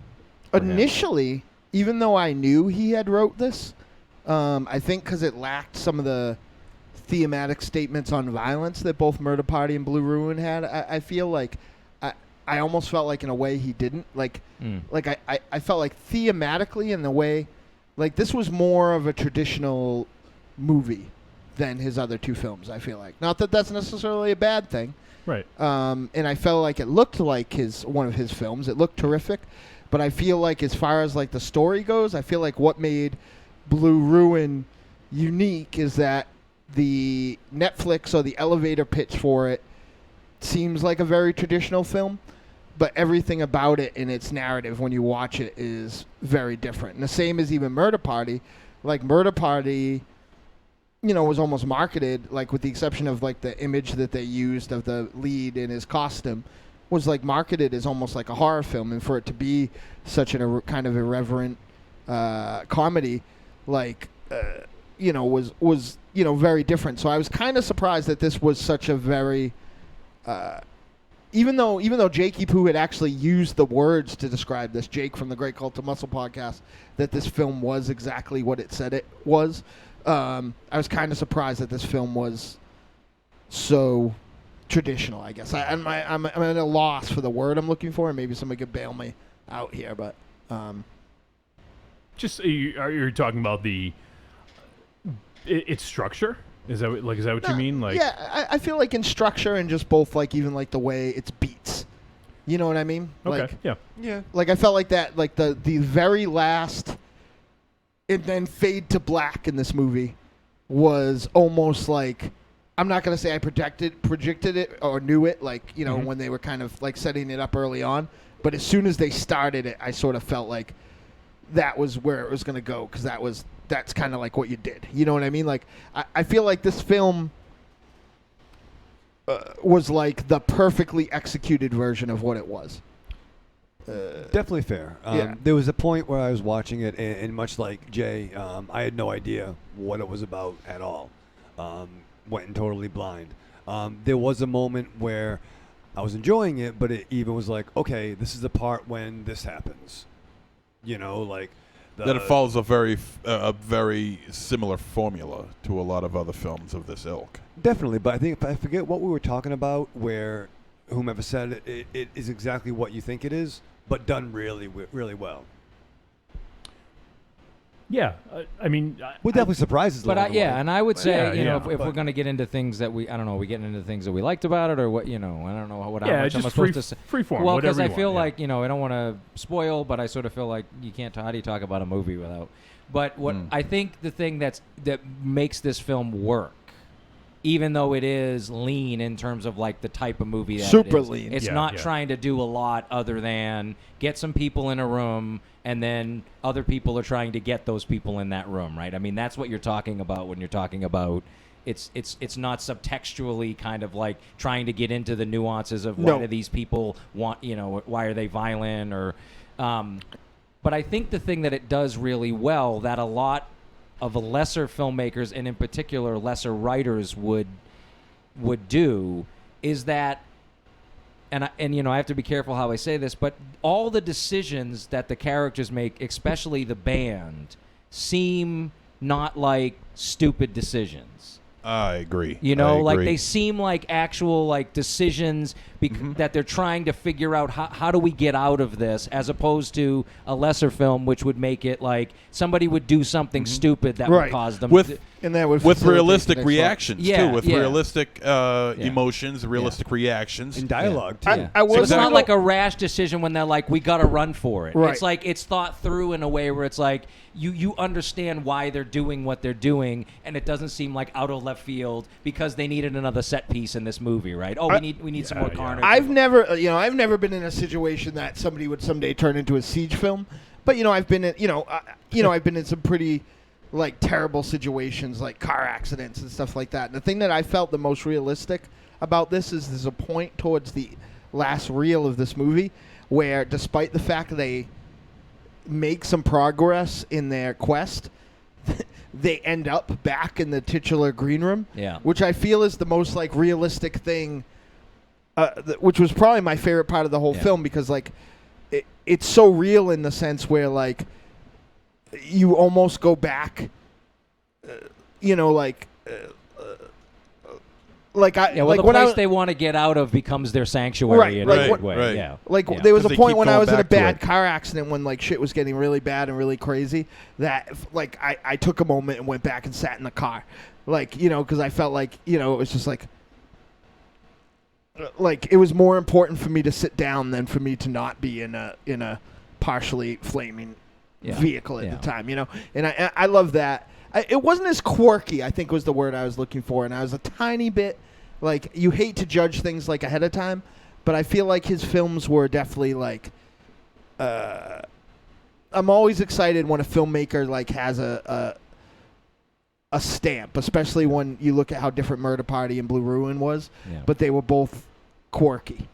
You know what I mean? They were both off center, and I felt like this was a raw, violent siege film, and this didn't necessarily have to be one of his. This didn't scream that it was his film to me, unless I had watched Blue Ruin 9 million times. I was super familiar with his visual nuances. I do have one problem, and I want to ask you guys about it. There was one standoff in this film, and this film is basically built off multiple standoffs, right? We'll call it the armbar standoff. Watching radio, actually. Yeah, that I feel was like fairly preposterous. I didn't think so. Yeah, I don't know that this guy could have gave this guy this armbar, and B would have let himself be put back in this armbar. No, I had no problem with that. Because I feel like these guys are killers, right? Like he would have just fucking pushed onto that girl and took. They're not like serial killers. No, but they're rough tumble Yeah, I feel bullies. I mean, the guy's got a considerable size. I feel like he compared would to everybody. But if I mean, someone gets you in an armbar and they're But I feel like he would have arm, just like fucking threw all these. Well, he's not the Hulk. Us around and grabbed that gun I away don't from know. that girl. I totally had no problem with it and still don't. I enjoyed it at the time, but I kind of see what you're saying. The matter of like. Yeah, but the dude's not the fucking Hulk. No, totally. No, but I've watched He's some. maybe 6'1" and like 220 maybe. Yeah, but compared to your typical punk. Yeah, these kids people, all I mean, weigh punks- 100 punk- pounds. Yeah, but punk I mean, musicians are usually like Well, 100 pounds look at me, soaking sir. wet. Hold on, like if you guys watch, I mean, you don't even have to watch UFC. There's a I forget what division, the bantamweighters. I don't remember, but it's a 135 weight division. A 135 trained martial artist could kick any of our asses. Yeah, but this is a drummer of a punk Yeah, band. sure. I mean, there's a Yeah, but difference he between clearly has some MMA training though. He choked the guy out. He did the arm bar. Like he definitely has some training. Yeah. Oh, and Oily says there's a mention that he was training jujitsu. Yeah, like he so. said he went. He had a couple of tournaments. Yeah. But and let's forget that there were also like 5 of them in the room versus him, and they did have a gun.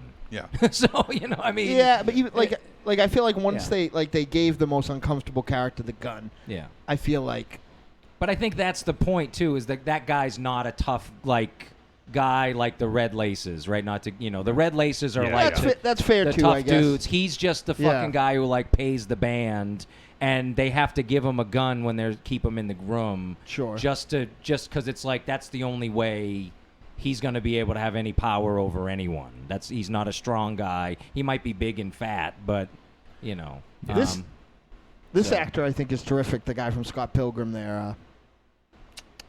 I can't recall his name, but the like main henchman. He was the main red. Daniel? One of the most important red laces. Oh yeah. Daniel. He was the guitar player of Sex Bomb. Yeah, he's this good. dude, Daniel, yeah. But I want to start talking about what's his face? Real quick though, before you go there, I want to. I don't think we're going to get back here, but I want to talk about, and I wouldn't even brought this up if El Goro didn't mention something, because he's reviewing this film later this week, and I was there was some interaction on Facebook, and I told him his review is probably going to be much more intelligent than ours, and he said that we have a different angle because we've been in a lot of green rooms, and he wanted to kind of get a take from us, and I thought that was an interesting angle. That is true, and I hadn't even thought of that.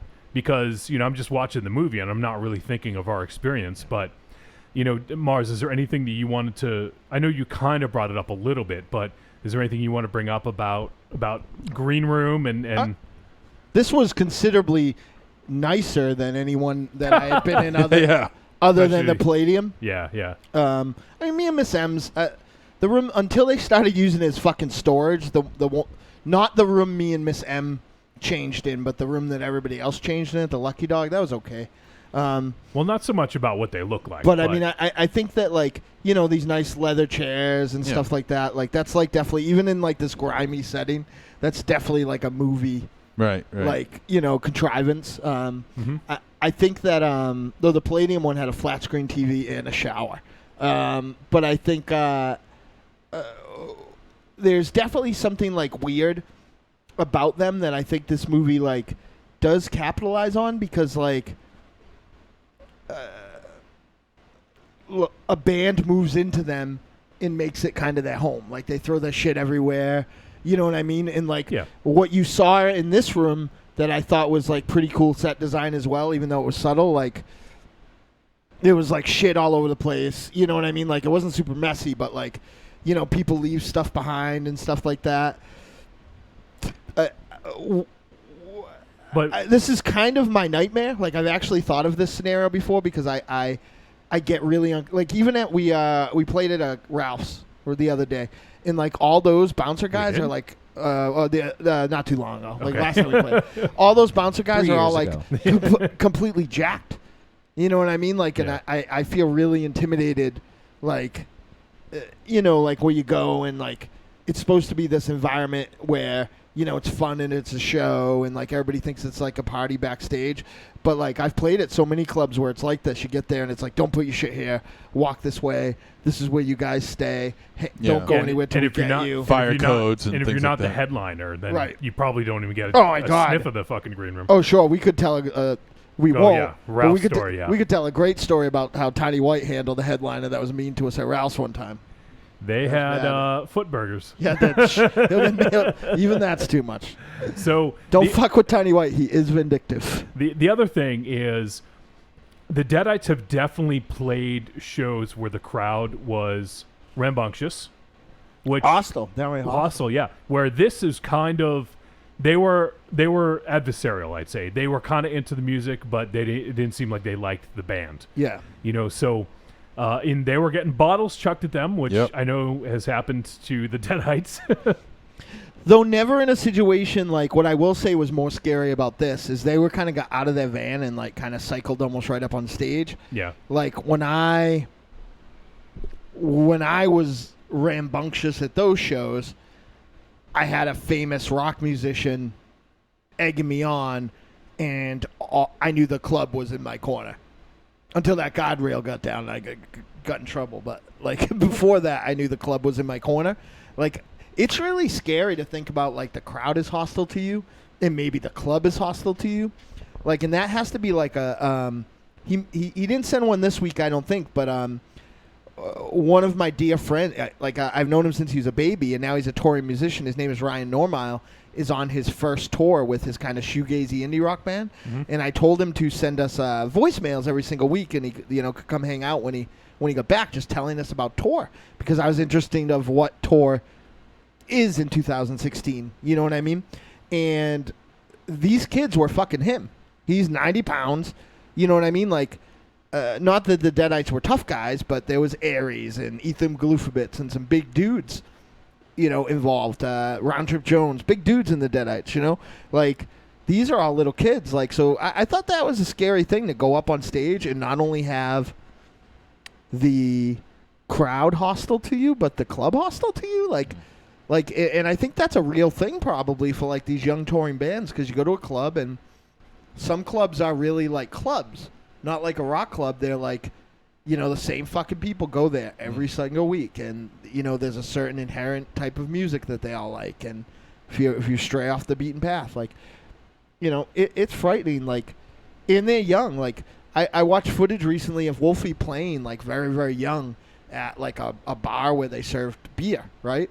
Like, I'm sure that was kind of crazy. You know what I mean? Like, you knew you didn't belong there, you know? Like, oh, yeah. You know what I mean? Like, it's just like, I was petrified too. Like, no, I mean, not of anyone in the crowd, but right. just a plan. Just in general, yeah. So like everybody, like, there's just so many things that I do think that this movie does right, and I think it all falls upon those actors' performances where they, you know, they're up on stage and they're putting over that, like, we got to play 10 songs. We got to talk so much in between them so the people don't know that we're scared. You know, we got to do our thing, and they really look good, and they, you know, kind of that they didn't look fake. They didn't look like actors playing music. But I feel like, and maybe I was reading into some subtext that wasn't there, that they also really, like, put over that they, I don't want to say we're phoning it in, but like going through the motions because they were scared. You know what I mean? Like, I thought that was really cool. And also at the beginning, they meet with this dude, and he interviews them for the radio, and also for like a zine, I think he mentioned. And that definitely was not too dissimilar from some interviews that we've been involved in, Dynamo. Yeah, no, a little more, a little more cordial on both ends of it. But not as adversarial. Yeah, but I feel like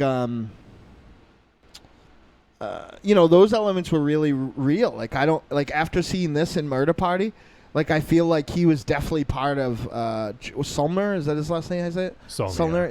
Like I feel like he was probably, without knowing anything about his background, like part of some larger art scene, because he definitely, in Murder Party, for instance, I was saying this, like, Wolfie and I hung out with every single one of those assholes at the local coffee shop. Like, I knew every single one of those douchebags in that movie. And in this film, like, these kids were the kids in my friend, you know, I don't know, like, practically my nephew, Ryan's, like, big, dumb, you know, shoegazer band. You know what I mean? Like, they're all just kids, you know? Yeah. And it's cool, you know, that they turn into kids when that goes. Like, from a directorial and acting point of view, this film does so many, like, subtle things right. Well, and the thing I love, too, is, and kind of transitioning back into reviewing the flick, is all this could have, like, a lot of this could have been prevented if someone didn't leave their cell phone in the green room, you know, like, and that's not really a spoiler, but it's something as small as that, and something that is almost, you know, something trivial, pretty much. Yeah. You know, it's really not that important. So, MZ, I don't know if you remember the point you were going to make. I apologize about. No, that's fine. No. Okay. I was just going to steer off to Patrick Stewart, who, speaking of birthdays, I believe it is his birthday today. That's right. It is his birthday today. 70-something or other. Happy birthday, Mr. Stewart. I'm sure he's listening. And I'm sure he is. Thank you, MZ. Yes. If you want to learn about getting cum stains out of a tricorder, then you go right ahead. To me, Nazi men. And his performance, man. Let me tell you something. His performance as was terrifying. It was absolutely terrifying as Darcy. Yep. Darcy. It was incredibly terrifying. Probably not since the days of Hannibal Lecter have I not really felt, you know. Some people sense it, you know. This one, you really felt it. And the reason why he's so good at what he does in this movie is because he's precise, he's exact, he's patient, and he's very, very calm. Yeah, I think that reserved kind of like evil is, which is far more sinister than than saying, I'm going to blow up every motherfucker on this planet. I won't You go. know? I won't go as far as to not call it evil, but I think what he does in this movie He's very sinister. very brilliantly, is that he doesn't think he's evil. Of course not. He Yeah. thinks he's doing the right thing. Like Well, that that's how scene all where- evil people think. That scene where, well, not in movies though. That's where movies fuck it up a lot. Movies tend up to have a lot of hand wringing and monologuing and all these other things. Mustache that- twirling. Yeah, right? like in this, like particularly, I'm speaking of the scene where, the power went out and he's getting rid of everybody. Yeah, that just happened here. Yeah. Like he, He had a problem, and I didn't cut you off, well, but to solve it. Yeah, he Like, fixed it. yeah. But not only that, the way he spoke to that crowd, he didn't spoke to them and like, everybody fucking out of here, everybody get out. Yeah, he was real nice. Yeah, and he was like, it hey, you know, come back on Sunday. We're gonna have it was like open bar from right. 2 to 4. Yeah, he's a great and no cover. Yeah, he's a great business owner, and he was like, this isn't a, this isn't a club, it's a movement, or whatever he said. Yeah, like. Yeah. It's not a party. It's a movement. Right. Oh, Yeah. That was So, and he was just chilling. At first, I didn't. I didn't even go through the casting, but I didn't even. At first, I didn't even realize it was Patrick Stewart. I mean, it was like if you want to make a reference to Star Trek, you got Spock and Evil Spock, and all you have to do is whip on Evil Spock is whip him a goatee, which is basically what Picard is doing here, and I didn't even recognize him. but there's something about the way it's something that you brought up, Jay's Jay. his name. I know his name. That it's the reactions. That everything is very organic. The reactions are organic. The actions are organic. Nothing feels amped up. Nothing feels built up for the sake of the camera. Everything feels very, very natural in this movie. And so does the lighting. I mean, the lighting in this movie, particularly in the green room itself, I mean, is very good, very shady, very low key. And it has a sense, and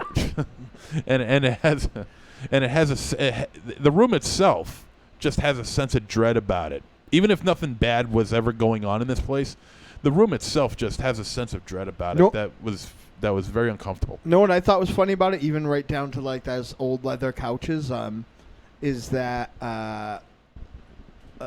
a week or so back I was at the Evil Streaks practice space, and it looks like the green room in the film green room looks exactly like the Evil Streaks practice space.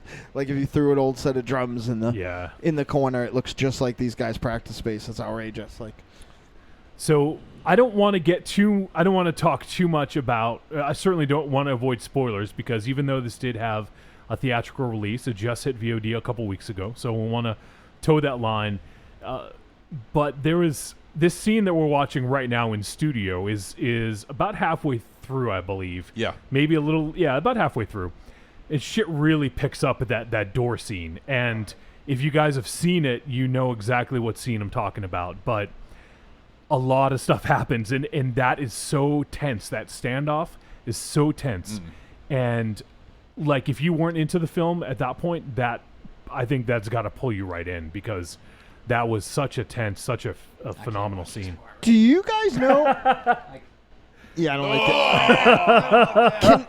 I'm gonna look on IMDb, but if that is nasty. Jay might know, or somebody else from their for you to say that is pretty nasty. for somebody else from their research, has he worked with the same makeup and special effects guy on all of his films? I think so. I mean, I know a little bit about him from obviously getting into his films after seeing Blue Room and then going back and seeing Murder Party, and he started as a kid, like him and Macon Blair, like making movies as kids in like junior high together, and one of the things they would do is makeup effects like that, like blood packs in bags and smashing them.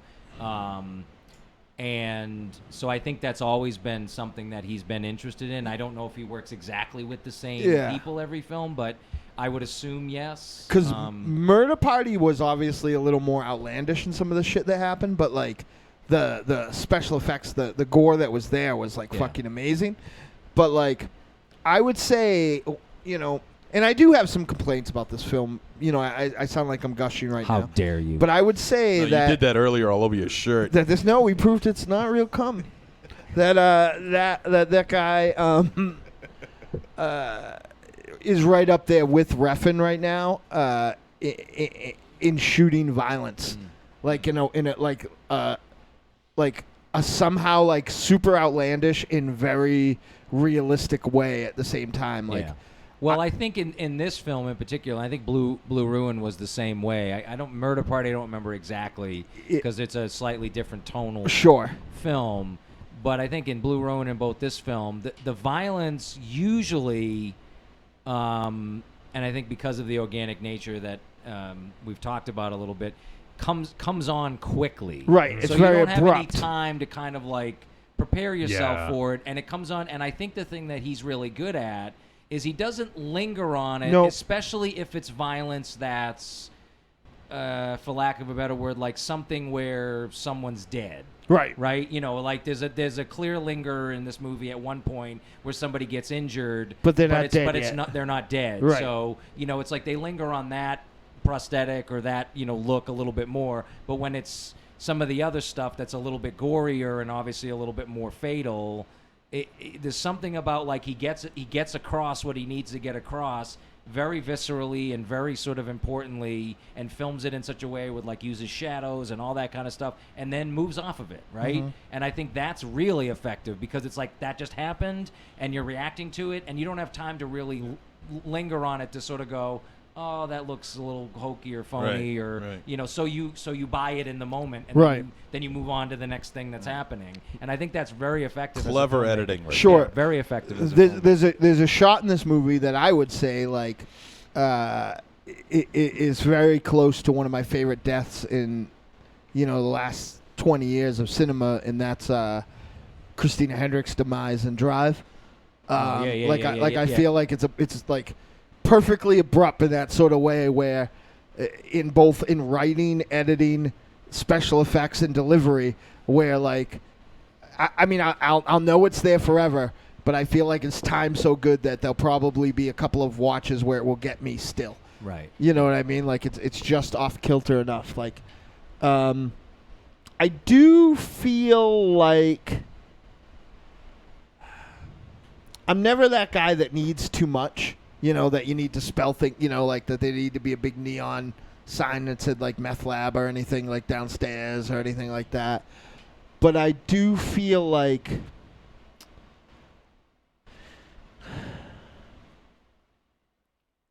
I didn't really understand the structure of the skinhead community very much, so I didn't really have any, like, I wasn't, other than his really amazing physical performance and the kind of strange physical intimidation that he was able to cast, like, I didn't really necessarily, like, even know who Patrick Stewart was other than the proprietor of the place and obviously the boss of this, like, sub-mob. You know what I mean? Like, well, yeah, but I think that's, I would argue that that's one of the things that works in this film for me is they're not in, clearly the director is not interested in ideology. No. He's not interested No. like, who are these people and what's their, there's a great line in the movie very early where they're going to play the show and the guy says, oh, there's, going to be some boots and braces there. And the kid in the van says, and the band says, there's always a few skinheads at all of our punk shows, Yeah. And he says, what are they, Nazis? And he says, well, maybe ultra right or maybe ultra left. Like right. I don't know like what the fuck is up with these people. My friend Daniel and his buddies. And I think the beautiful thing is, and at least how I approach most movies is that's enough for me. Like to me, that's enough. Where a director's sort of saying, this is doing something in a very specific way, and it's not. And I'm not saying you got wrapped up in this, but I think if you get wrapped up on like, well, why are they so mean? Why are they, like, why? What is the structure of the, who is Patrick Stewart in relation to the guy with the, in the trailer with the money, right? Because I don't want to give. I was more looking for like. I think that's a good thing though. It leaves you wanting more. That's what I'm wondering. saying. I think it's about sort of again because I think at the end of the day, what's great about this movie and why it's effective is because it really just is like. a bunch of kids who get trapped in a green room and are trying to figure out how to get out. Right. And what MZ was talking about a guy who runs some kind of organization. He's just trying to clean up a mess that could be a real problem for him and his organization. Sure. And so it just becomes that. It's like, how do we clean this mess up? And these people are like, and how do we get out of here? Right. And to me, that's all the tension and terror you need in the movie. That's all you need to kind of experience it. And, you know, a lesser filmmaker would probably have, like, bogged down in exposition, bogged down in some scene where it's like, if we don't get, you know, the money from this guy and they find out that we did this, then we're not going to get the contract for the road, and that's not going to allow. And I would sort of be like, is any of this necessary? One of the things that Wolfie said during the intro is the movie's 95 minutes. Yeah, with credits, it's like it's like an hour and 25 minutes Right. before credits. So it's an 85-minute movie, and that's the beauty of it. It's like, here's 85 minutes. I've only seen it twice, but I would argue from seeing it twice, I don't think there's a wasted scene in this movie. No. No fat in and this I movie think at all. that's something that, like, anyone who's interested in making movies could look at and go, you don't need to make a 1 hour and 57-minute movie because you're trying to, like, pad all this character development. All the character development, all the setup is done in the first 12 minutes of the movie. You know who the band is. You know what kind of friendship they have. You know, like, where they're going. You know why they don't, you know, basically no one knows where they are. I mean, all the sort of, like, detail that you would get in a, you know, 3-hour movie or something is like, boom, right there. And that makes it effective because then you're like, I like these kids. They're trapped. Shit. You know, I mean, I'm definitely not looking for, like, you know, like anything. Like, I agree with what you were saying, and definitely in the fact, like, and it's what I love about actually the book drive. I just finished reading the book, is that I feel like the book drive makes the film drive look like they dwell on a lot of these characters. You know what I mean? It's like super lean and super goes through. But there's, like, I think more of I think less of a character development thing I was talking about, more of a geography sort of thing. Like I didn't really know, like, they drove to the place, and it would have been nice if even there was maybe just like a couple more, say, establishing shots of, like, getting from here to there so that we knew what they needed to do when they got out of there. You know what I mean? Like, but I think, again, I'm going to slightly disagree. I don't want to get into it. No, and I don't mind you. There is one shot that to me does everything, and it's an overhead shot of them driving in the roads in the middle of the woods, and you realize they're in the middle of nowhere. Yeah, they're in the, and to me that's what's beautiful about it. You know they're going somewhere near Portland, and then you see, like, the middle of nowhere, and then they drive by a gate that's like a dirt road, and you're like, and again, talking about, like, these are kids you know who are 95 pounds or 100 pounds. These are kids who are in the middle of nowhere, out of their element, and there is no escape. There is, even if they get out of the building, they're not like gonna walk over to the roller skating rink and, you know. Right. Well, that's that's what I thought. I was thinking to that when they were finally outside and they're finally doing what they need to do. And you look around and you notice that the entire area is all woods. It's all greenery and everything like that. And I think that's I'm thinking, like, you know, maybe that's an extension of the title. You know, the green room. You know, the green room is where they were for the majority of the movie, and then they finally make it outside. Yeah. Albeit still, you know, I don't want to give anything away, but they're still relatively in a green room, a different kind of green room, a literal green room in which there's still in. Well, the green room was a literal green room. Great terror, you know. And really, who has the keys at that point? You know, like, I don't. You know, we were doing really good for a while. My eyes just crossed because I don't know if what he said was fucking brilliant or like absurd. I almost had an answer for that question, and then I remembered back to something where somebody said, like, you know, all of it comes down to if you just don't forget your phone. And I'm thinking it's not even as simple as that. All of it is as simple as if somebody had just locked the fucking door. It's true. True. And again, that's like a brilliant little touch where you think, like, just because somebody didn't lock a door, this movie, there's 60 minutes of a movie, right? Because somebody didn't lock a door, and done so well. You know, you could get, if you were talking spoilers, you could talk about some interesting stuff. What you were sort of talking about at the end, when it sort of kind of gets to the last reel or the last 15 minutes of when. But that's the thing I think is really effective. Where even I think I wrote a note when I was watching it this second time where I timed it, and it's like the first 12 minutes of that movie, much like Blue Ruin, where it gives you everything you need in a weird way. That sort of like, almost like sort of highlights what might be coming next, or little allusions to that, but also again, just like the way they sort of one shot of the van on the road. Okay, they are in the middle of nowhere. This is why that nobody knows because of social media where they are. This is how they sort of get by on the road, which then sort of gets used against them somewhat potentially. I mean, all that stuff is like so brilliant when you think about that's done in 11 and a half minutes or 12 minutes. Speaking of brilliant. Blue Ruin, that actor is brilliant. Yes, like, he's great in this. Like he this is 3 movies straight where I feel like he is he's the lead in one, but I feel like he's in the 2 films that bookmark Blue Ruin, like not bookmark bookend Blue Ruin. Like I feel like he's the most compelling thing in the film in a weird way because his character is so interesting and so conflicted. And Saulnier's called him his muse. Yeah, that's what he said. He said, and even when he was writing this movie, that he's his muse. He's a guy who he's like, I have to put him in this movie because they've sort of gone through a life together of growing up and making movies and all that sort of stuff. So and I'm going to bring this up real quick, Jay. I'm sorry that I accidentally cut you off there. I just before you say that, we have to wrap up very shortly. So did one of my a complaint that wasn't necessarily about this film, but it took until it ratcheted up for me to shake it off, to shake the stink off, if you will. Wolfie might have been the only one. He might have been liking the film too much to not even be thinking of it at all. But like someone else watched this film that when I told them I was watching it, they said, "How far are you?" And I said, and they texted me back and go, "How badly did that band piss you off initially?" And I was like, "A fucking lot."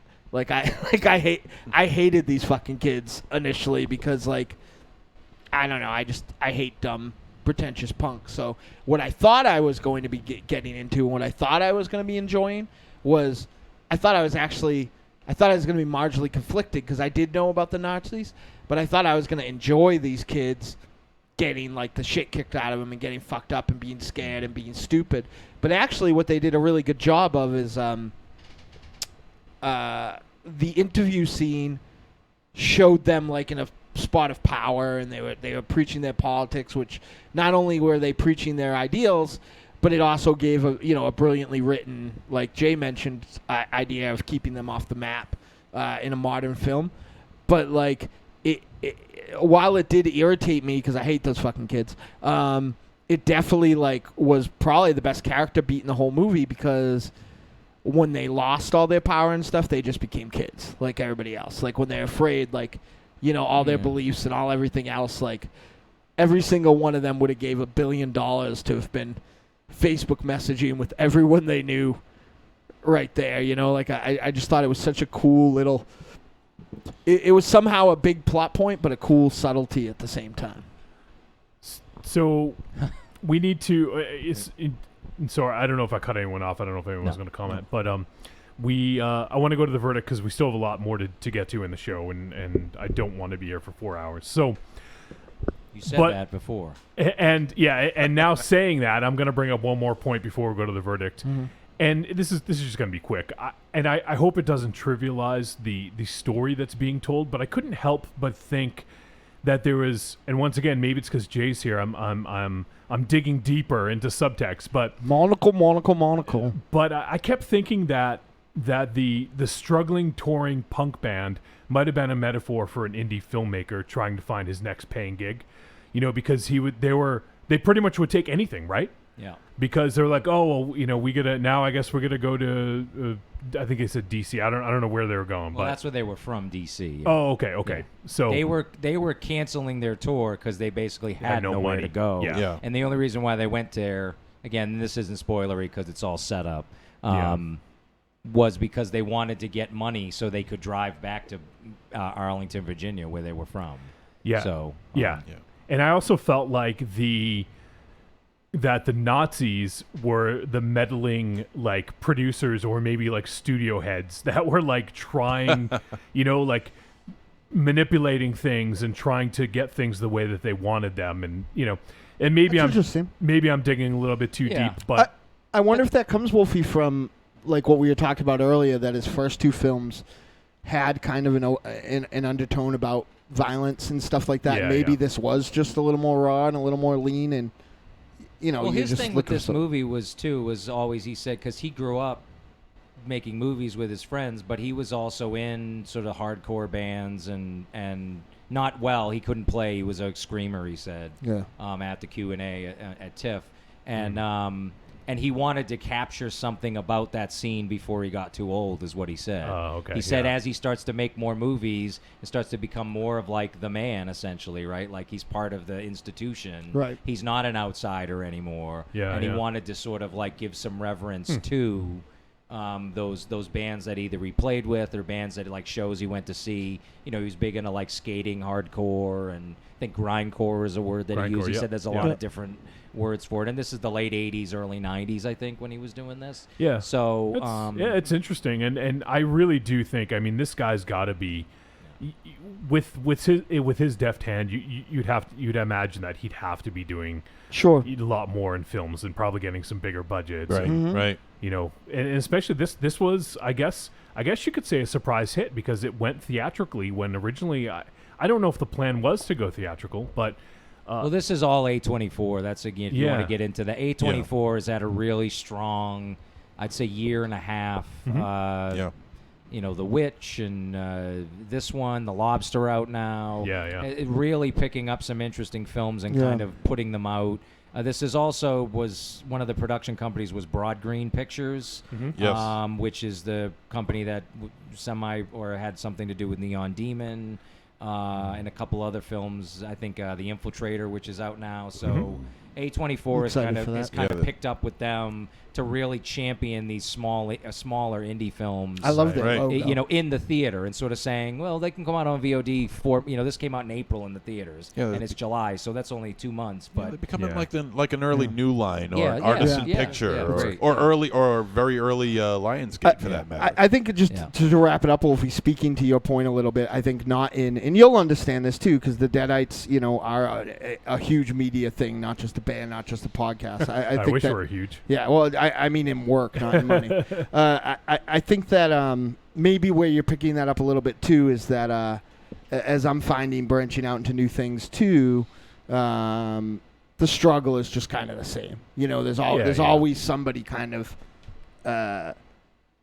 There's very little things in the world that are making it easy. Yeah. But that's what's interesting. I know you got to wrap it up, but that's what's interesting about when you talk about them and their ideology of like them as a band, and sort of when you say that, I don't know, that they're whiny or they seem like they're on a power trip, because I see like that. I actually wrote it down because I think it's brilliant, and I think it relates to film in some ways. It relates to live music. It relates to theater, which I'm very much into. Is when he says, when you take everything virtual, so if you're watching everything on your or listening to everything on your, Neil Young will not put MP3 out for a reason, because he thinks they sound like shit, right? And so he says, when you take it all virtual, you lose the texture. Okay, right? And then he says, you got to be there. The music is for effect. It's time and aggression, technical wizardry, and it's shared live. And then it's over. The energy can't last. And to me, that's the same statement you can make about film. It's the same statement you can make about, like, there's something about, again, you can watch this movie on a computer and like it and appreciate it, but there's something about when you see this movie in a theater with 50 or 20 or 100 or 1,000 people, or you see a band with 50, John Carpenter, right? Would you feel the same way sitting watching that concert? No way. There's something about that really rings true, even if it does seem completely like, what world are you living in? Yeah. And so maybe there's a subtext there about, again, as a filmmaker or as somebody who's interested in music, what happens when we lose the live experience of being in a theater with people, being in a music venue with people, being. And we're close to losing the live experience. Yeah, I think there is something to that. Now, again, the beauty of it is, well, the fact that they're not virtual is like a real problem, right? Well, I mean, this is a different conversation, but the part I didn't like is that while their sentiment is against a big part of the problem. Yeah. Their technique is part of the problem. Yeah, it's but like again, why, they're it's punked. why They we're don't give a shit. Like, Right. I think that's the beauty Yeah. of it, you know? That's the beauty of it is we're punk. We Yeah. don't give a shit. Like, yeah. You're not cares? punk, and I'm telling everyone. And I think that is the ultimate. They're not trying to be like we're trying to be punk. They just don't give a shit, you know? They're just like... See, that's how they came off different to me. Yeah. I felt like they were very much trying to be punk. Yeah, no, I didn't. Yeah, I mean, yeah, I didn't see that, but I'm not in that world musically as much as you are, so therefore... I'm not either. Well, yes, you are. Re- Anyway, sorry. I It's know all we're... right. No. Real quick in the chat room, first time Michael said Darcy was so quietly dangerous. It was amazing. I wanted to call that out. Adam says, put a page boy cap on Picard and MZ as like a lost kid in the woods. Papa. Adam says the best part about the door scene is how much you don't see. No. Right. Totally agree with that. Yes. That's what probably made it so tense. And Agent but Nicole true. says, Imogen Poots, she was so damn good in the film. Favorite part is the couch scene towards the end. Yeah. And Cornelius is out, so good night, Cornelius. I love Cornelius. He's a good dude, man. And now it is time for the verdict. Trick or treat, baby. I wonder if people would say you're a trick or a treat. Trick or treat, motherfucker. All right. It is the verdict time. We're going to tell you whether this flick was a trick or treat and any final thoughts you may have. Marsman. It was a struggle for me to take this film on its own laurels because I really liked Murder Party a lot. And I think Blue Ruin was a masterpiece and fully realized and like almost the type of story that was somehow in a filmmaker's like DNA in the sense where like no one else could have told that story like that. I really, really like this movie. I don't necessarily have a single problem with it. On Letterboxd, I gave it 3.5. I think that what I did kind of want to lash out about a little bit is that I don't think it's quite the like I think the part of the really super positive reaction to this, and I feel in our community, comes from that this is kind of a down year in movies. Like I thought this was really good, but I don't think this was certainly the, you know, if you're going off like the hype of the masterpiece that some people are saying this is on the internet, you're going to be disappointed. But I thought this was good, and like I said, nothing the matter with it, and this is definitely a filmmaker that is going to be at the forefront of a lot of great films that you're going to see in the next bunch of years. It's a treat. It's my biggest treat in a long time. All right, MZ. I'm going to echo everything that Dynamo just said because he's right on point. I agree. If you pay attention to the hype that's going on the internet, you're going to be somewhat disappointed in this movie. That's exactly how I felt. Although this is still a great film, in comparison to Blue Ruin, it's no Blue Ruin because Blue Ruin to me was the best film that came out. 2014 was it? I believe it was 14. 14. Yeah, I still think it was the best film that came out that year. The only problem that I had, and apparently this is just me, that I really had a hard time understanding Patrick Stewart. Oh no, not again. No. No, listen to me. Come on. Darkness and accents are his fucking kryptonite. Will you two shut the fuck up? No, listen to me. I had a problem understanding him. I had to turn on the subtitles. Shut the fuck up. Because what kind of bug is this? There was a lot. He did a lot of mumbling. There was a lot of mumbling going on with what he was saying. He's fucking English. No, he was mumbling. I can understand. I can understand English, but I'm not so sure. Yeah, I can. I would pay $1 million for everybody to have been able to see Michael Raymond Shadow's reaction to that. Oh, shut up, Gigi.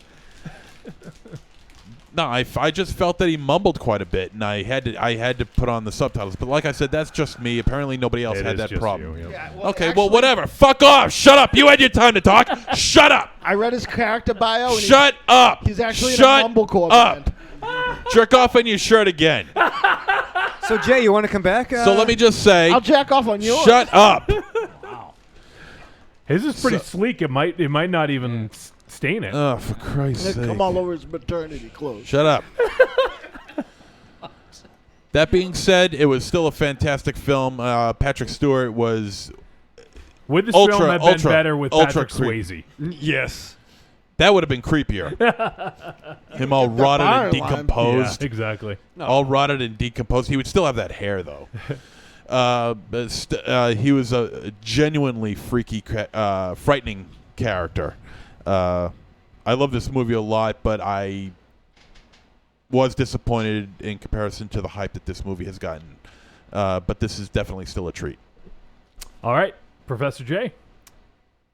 He enjoyed Patrick Stewart's performance, except he didn't know it was him at the beginning. And he Yeah. couldn't understand him, but he loved it. No, I loved this movie. If you listen to the hype on the internet about any movie, you're going to be disappointed because it gets every. But I don't know. I think if you like movies, you'll love this movie. I think it's or a certain type of film.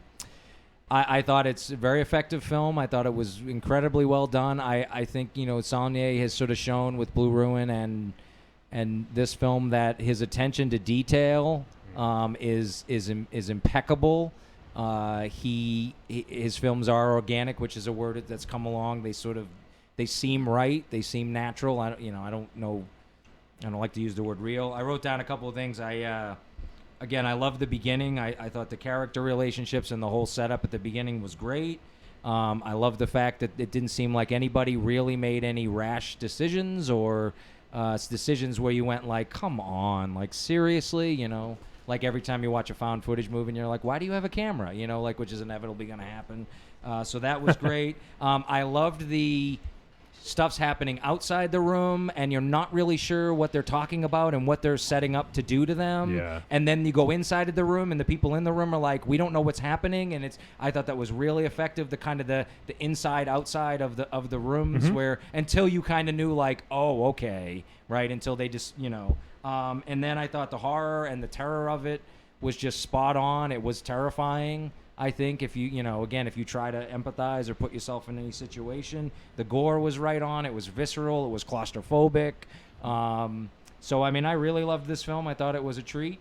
And I think to echo everyone else's thing, I think that, we can look for more great things from Mr. Saulnier. And Macon Blair, I think, let that guy be in anything. I really, so treat.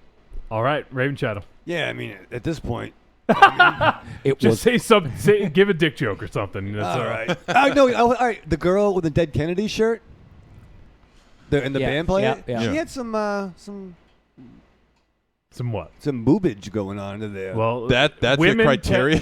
Women tend to have boobs. Yeah, but just saying. And she was So do I. She in was my in punch 2 one. movies at TIFF that year: Green Room and Final Girl. Final Girls. Oh, that's right. Yeah, Final Girl. Oh yeah, So yeah. She was fucking awesome. She in was that in too. two midnight movies at TIFF that year, which was awesome. I'd like her. I'd like her to come over at midnight. Treat. Thank you. So you're rating the movie on her boobs, and you say treat. Well, I understood them. Yeah, I couldn't understand her boobs. So you're going back to the whole Adrian Barbeau thing. See what I did there, Jay? Subtext. I almost did. I got you. Subtext. See? Wait, you're the one that came on his shirt then. You were thinking about boobs the whole time. I was in the boat. All right. All right. Let me catch up real quick. Chat room. Chris McGibbon says, I got to strongly disagree with Mars on that statement. Surprise! Well, it's fine. This is Don't you have the knock me over with a feather? This Don't you is- have the fucking internet? It seems like that's what he wakes up This for. is one that's well deserving of the hype, and now apparently Monstezera as well. This was an incredibly well-made film with a solid cast, story, and so on. I normally don't give in to the hype or even follow it, but in this case, it's deserved. Well, I don't think they said it was a bad movie. No, we didn't. No. We Yeah. just No, sorry. no. That's why Just I the was opposite. saying I think what happens now in this day and age is the hype gets so big on anything that people then they're expecting, oh, this is going to be the greatest movie around. And and I would argue if you just stay away from that, every film is going to exist on your own sort of level of enjoyment. Well, in order to do that, you just might as well shut down from the internet altogether. Yeah, well, I'm read the the band statement. I'm a big fan of don't watch trailers. Don't. I seldom watch you know, trailers. I think you would get far more enjoyment. I think what people do is nitpick movies to death because they want it to be something they think it's going to be, because some marketing asshole made a trailer that made it look like a horror film and it was a drama, and then people get all pissed off and they're like, "What? The Witch is like the best example," because people were like, "What the fuck?" And you're like, "That was a great movie," because you thought it was going to be something else because you watched a trailer. Now you couldn't enjoy like what the movie was doing. So I think that's what's being articulated by that statement. Whoever wrote that is like, you know, not buying into the hype and just sort of saying like, this is a well-made movie. I enjoyed it. I had a great experience. Awesome treat. You know, that's kind of what you guys said. Yeah. Know? What's well? I gotta cut you off. You bitch. Oh, you're cutting him off. We gotta finish this. So this is, to me, it's a complete masterpiece of tension building. I think the second and third acts don't give you much of a breather. It's just fucking relentless. Yeah. This is such an intense film with phenomenal performances throughout. And Saulnier is definitely one of the best directors that we have working right now. Agreed. And this is only his third film. I cannot wait to see what he does beyond this. This is an absolute treat for me. I will say, though, I'm not going to mention the word hype, everyone, but I do think I prefer Blue Ruin a little bit more, even though I love this movie. Yeah. I think Blue Ruin probably just hit me when I didn't know what to expect. And coming in, I knew what to expect from Saulnier, or at least had an idea. Oh, sure. Yeah. So sure. I think that Blue Ruin's still a tiny bit still is magnus opus. There's nothing like Blue Ruin, I think is what it is. Yeah, absolutely. So we have some more stuff going on in the chat room. What about Jack the Bear? I'm wrong. You're right, Jack the Bear. The bear dies at the end, you know. Fucking All right. A, man. So we're going to wrap up this review. I don't have a film picked out for next week, so you guys are going to have to wait. Well, I'm not watching one then. All right, fine. Watch I'm going to call it right here, right now. You're going to watch The Interior. That's what you're going to watch. Okay. I'm serious. You're going to watch The Interior. I'm calling it. Jay's calling it right now. The Interior. See. We'll see if Jay's right. It's a Canadian film. No. Oh, hell, you don't like Canadians. Oh, yeah. It's a guy. I'm telling you. No, I do. The Interior. CDR. Whatever happened to make Canada great again? Yeah. All right, so we're going to cut to a commercial. We're going to come back, and we're going to talk a little preview action of Karate Kill. Yeah. Nice. One dark and stormy night in the mid-'80s, Joe Bob Briggs, Harlan Ellison, and the ghost of El Santo pulled a train on Elvira while Siskel and Ebert sobbingly masturbated in the corner. From that union arose the greatest movie critic and luchador that ever lived. But we're not going to talk about him. He's kind of a dick. Instead, we're going to talk about me, El Goro, the stuttering movie fan and host of the Talk Without Rhythm podcast. Every week on Talk Without Rhythm, I discuss 2 to 3 movies tangentially tied together by a theme. I cover action. I'm the most complete fighter in the world. Sci-fi. Open the pod bay doors, Hal. I'm sorry, Dave. I'm afraid I can't do that. Horror. Oh, no tears, please. It's a waste of good suffering. And the continuing adventures of James Spader, sexual deviant. You're not worried that I'm going to fuck you, are you? I'm not interested in that, not in the least. Now pull up your skirt. So check me out at tworpodcast.blogspot.com, drunkenzombie.com, or subscribe on iTunes. Talk Without Rhythm, the only podcast that will not attract the worm. Adios! I'm Mike Allred. For the gidgiest listening experience, you gotta check out Trick or Treat Radio. Hello, darlings. It's your favorite whiskey-drinking, litigious, singing, dancing fantasy girl. Want to reach out to me and the world's greatest monster-hunting multimedia organization, the Deadites? Log on to Facebook.com/The Deadites. It's got all the info you need to follow the world's greatest monster hunting band, like live appearances, info on your favorite Deadite, music, and all the links you need to our new weekly multimedia and all our side endeavors. Too many letters on Facebook? That's okay, sugar. Just follow us on Instagram and Twitter @The Deadites. Hope to see you soon, and we'll leave the lights off.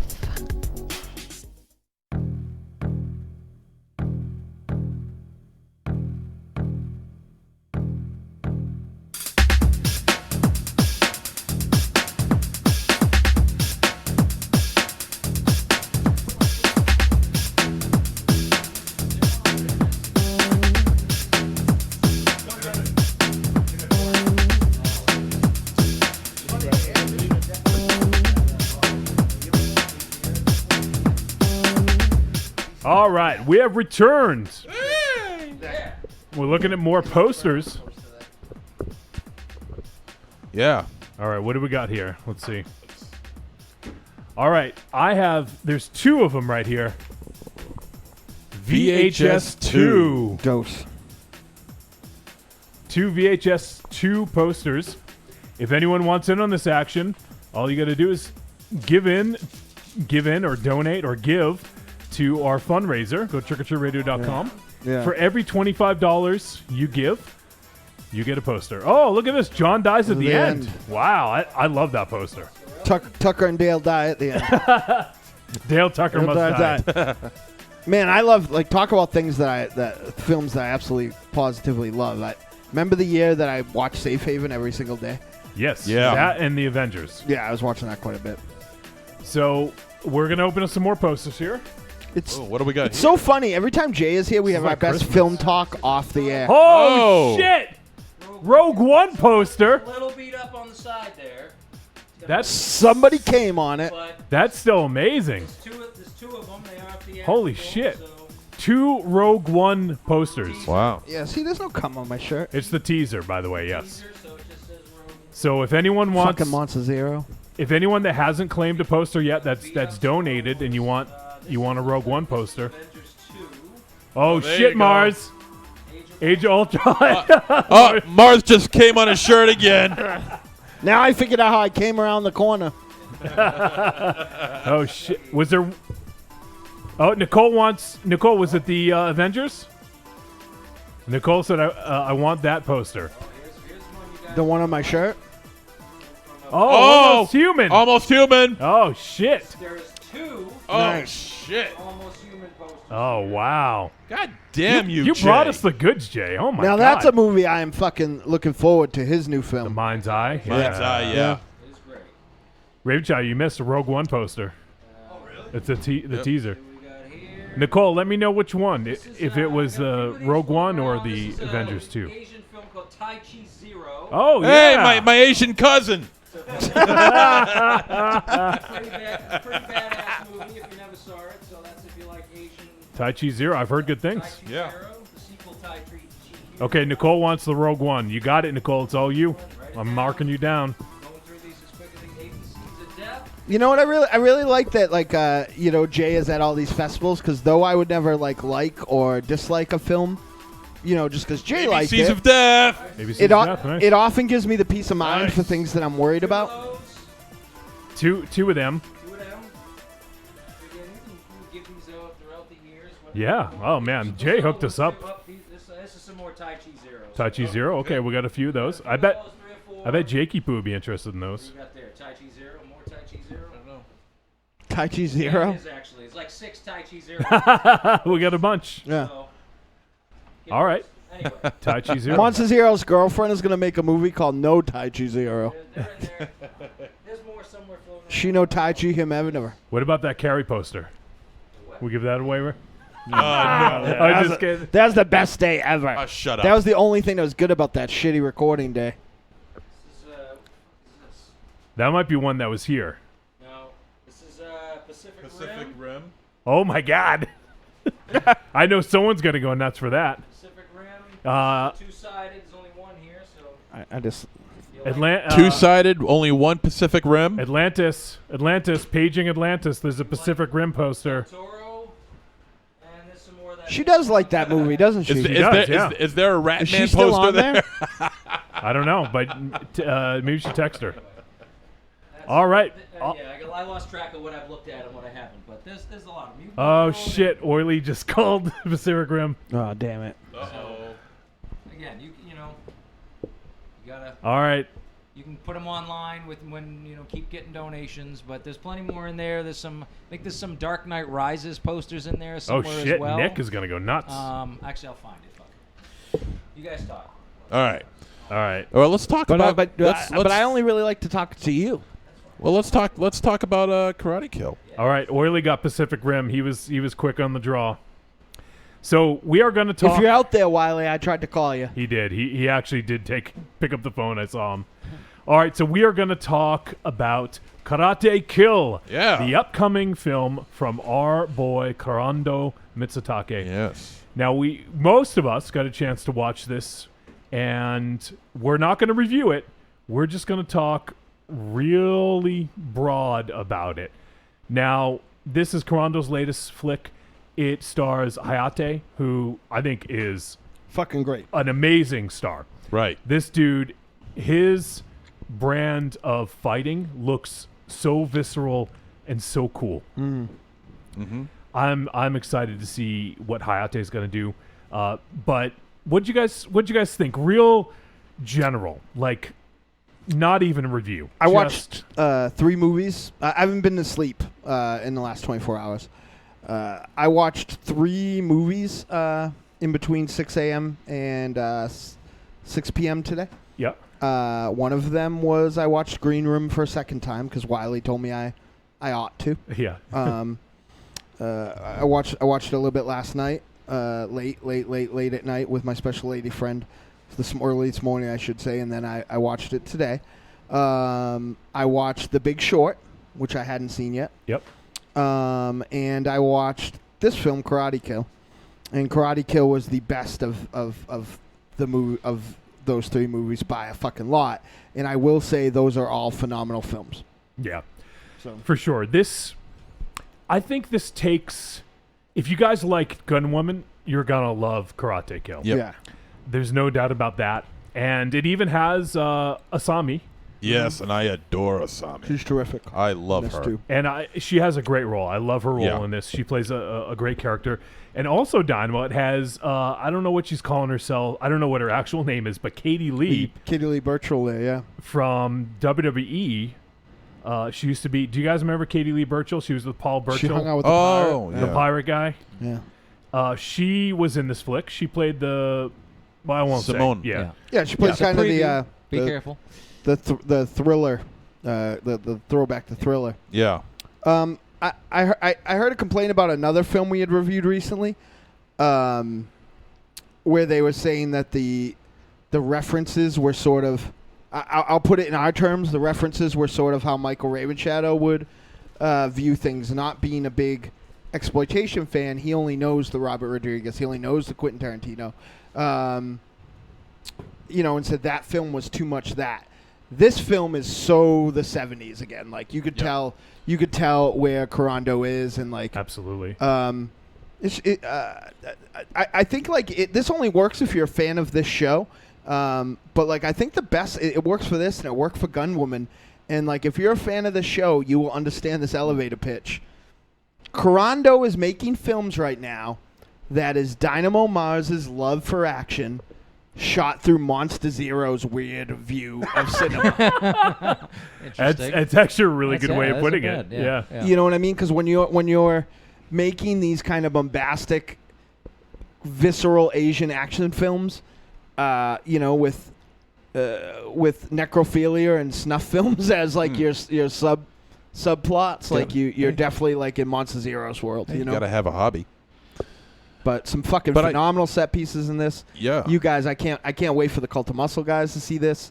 I can't wait for so many people to dig into this. In fact, the plot isn't really that much. The plot isn't really that much different than it is from Gunwoman. Actually, it's pretty different. There's not entirely. There's not anything on the fucking planet. Once like again, Gunwoman. I don't want to get too deep into it. Yeah. I want to talk high level. And the one thing I want to say is, as far as I know, this does not have American distribution yet, from what I understand. Yeah.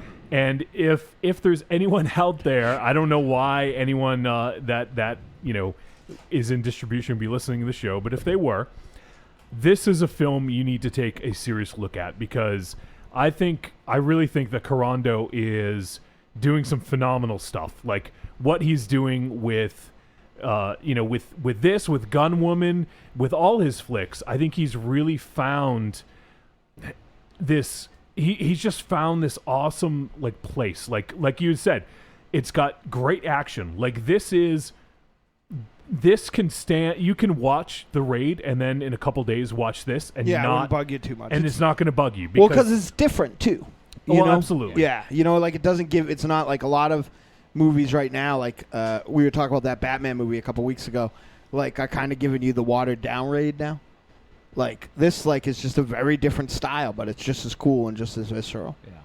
I mean, I think what I could say about it from seeing it is, you look at the poster, okay, and it's got like a fighting muscle dude who can fight, so you get that in the movie. It's got hot women, boobs. It's got that. It's got plenty of nudity. It's got action.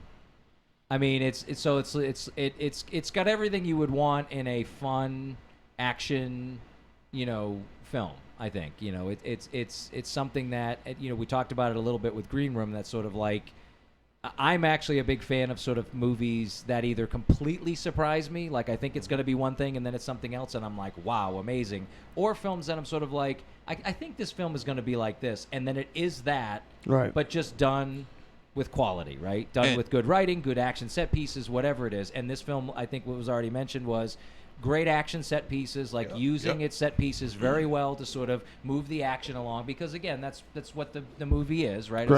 A series of kind of action set pieces around a story. And again, I think if you go into it thinking if you go into it thinking it's going to be something else, which I don't know what you would think it's going to be by watching any of the trailers that are out there, I don't know how you'd be disappointed in it. I don't know how you'd be like, what was that all about? You know? Like, well, the character that Hayate plays, like in the comic books, he's usually a lot more verbal, but in this one, he's not. Like that's what you'd get in a Batman versus Superman thing, right? Where you get people who like nitpick about what they want it to be, right, other than what it is. And so that I think is kind of the ultimate compliment about him as a filmmaker. Is like he made a movie called Karate Kill. You look at the poster and it's like that's the movie, right? Right. And also it also has very healthy, very good doses of comedy involved as well, which and some of it is really hilarious, laugh out loud, for sure. funny. I don't want to say that this is more self-aware than maybe like Gunwoman, but I feel like this set out to be a little more referential maybe than like Gunwoman. Yeah, and I also think it while it's an action movie, I think there's definitely moments of horror in this as well, especially with the antagonists. I don't want to say too much, but I think this covers a lot of ground, and I think there's just so much to like about this flick. The action is great. Like you can tell Kurando is growing as a director, and like even some of the I guess if you want to call them camera tricks, but there's that fight. It was in the trailer when he's the camera is basically spinning in a 360. Yeah, I fucking does the Tommy Lee drum kit rotation. I don't know that everyone's going to get that reference once again, but hey, I appreciate it. It's actually, he used that drum kit to film that scene. They just put the camera on it. Because he wasn't using it, so they were like, and Kurando's out in LA, and he's like, hey. You're only part true. They actually got the drum kit and mounted the camera on Tommy Lee's enormous wang. Yeah, that's right. And then, his wang was the camera. Yeah. But anyway, so he did it. He came on your shirt. Shouldn't say too much. Yeah. But and look out for Akihiro Kitamura from the Human Centipede. That's right. Yep. Oh, right. Yeah. So I think again, I always look for standouts, and that guy was a Hayate. Yeah. I mean, Hayate. I was like very like, who is this guy? And and I think people will be really impressed with him. I mean, absolutely. Asami, you know her, you know what she's going to do, what she's going to give you. So, and she gives you has a great scene where I think it's not the first scene you see her in, but really her entrance as to who she is. Right. Strong, really fun. She came out looking awesome in that movie too. In that scene. Yeah. So, oh my God, I loved her. So I think again, I don't know how anybody could watch this and not get what they thought. Or be entertained and go like, that was fun. And again, I'll go back to my, if you get a chance when a distributor puts it out, see it with an audience. And you know what? It's really amazing when you think about it. This kind of poster art, about 10 times out of 10, the movie that reflects this poster art always works out well. Yeah. This. So, well, you know who Kung designed Fury. this? Is that the dude? That's the dude. The dude, yeah. Yep, the dude designs. Yeah. Tom Hodges. Yep. I believe that's right. Yeah, Tom Hodges, he did the Hobo with a Shotgun Yep. poster, did a Wolf Cop, I think. Wolf Cop did a Kung really Fury. great version. Kung Fury did a great version of the Innkeepers poster, Oh, the yeah. Ty West Yep. film. Yeah, like that too. He's done some Scream Factory DVD covers, I think, for They Live, and I think he did the other side of the editor poster. So, speaking of seeing us in the theater, Professor J. Yeah. There's a big announcement that we're going to make right now. Oh, yeah. And in order to do so, I think it's only appropriate that we have a special guest join us to make this. Oh. Huh? So we are now joined by our good friend Kurando Mitsutake. Oh! Hello, guys. How you doing, buddy? Yes. Hey. How are you? Can you hear me fine? Hey! Hello! Hello. Hello, hello. Hi. Everyone's surprised. Yeah, I'm so happy, man. Not How you me. doing? What's going on? Oh, just laughing my ass off listening to you guys talk about Mars's shirt and all that. Yeah.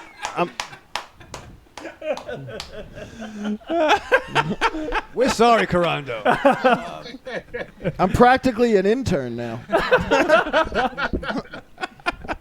I did not Nice to meet you, Jay. Yes, nice to meet you as well. Yes. So Good to hear from you. While we have Kurando and we have Jay, we actually do have an announcement to make about Karate Kill and about it playing somewhere in America. Yes. Yes. Isn't that right, Jay? Yeah. Well, Kurando, why don't you take the lead on this? Oh no, actually, please. I insist. Okay.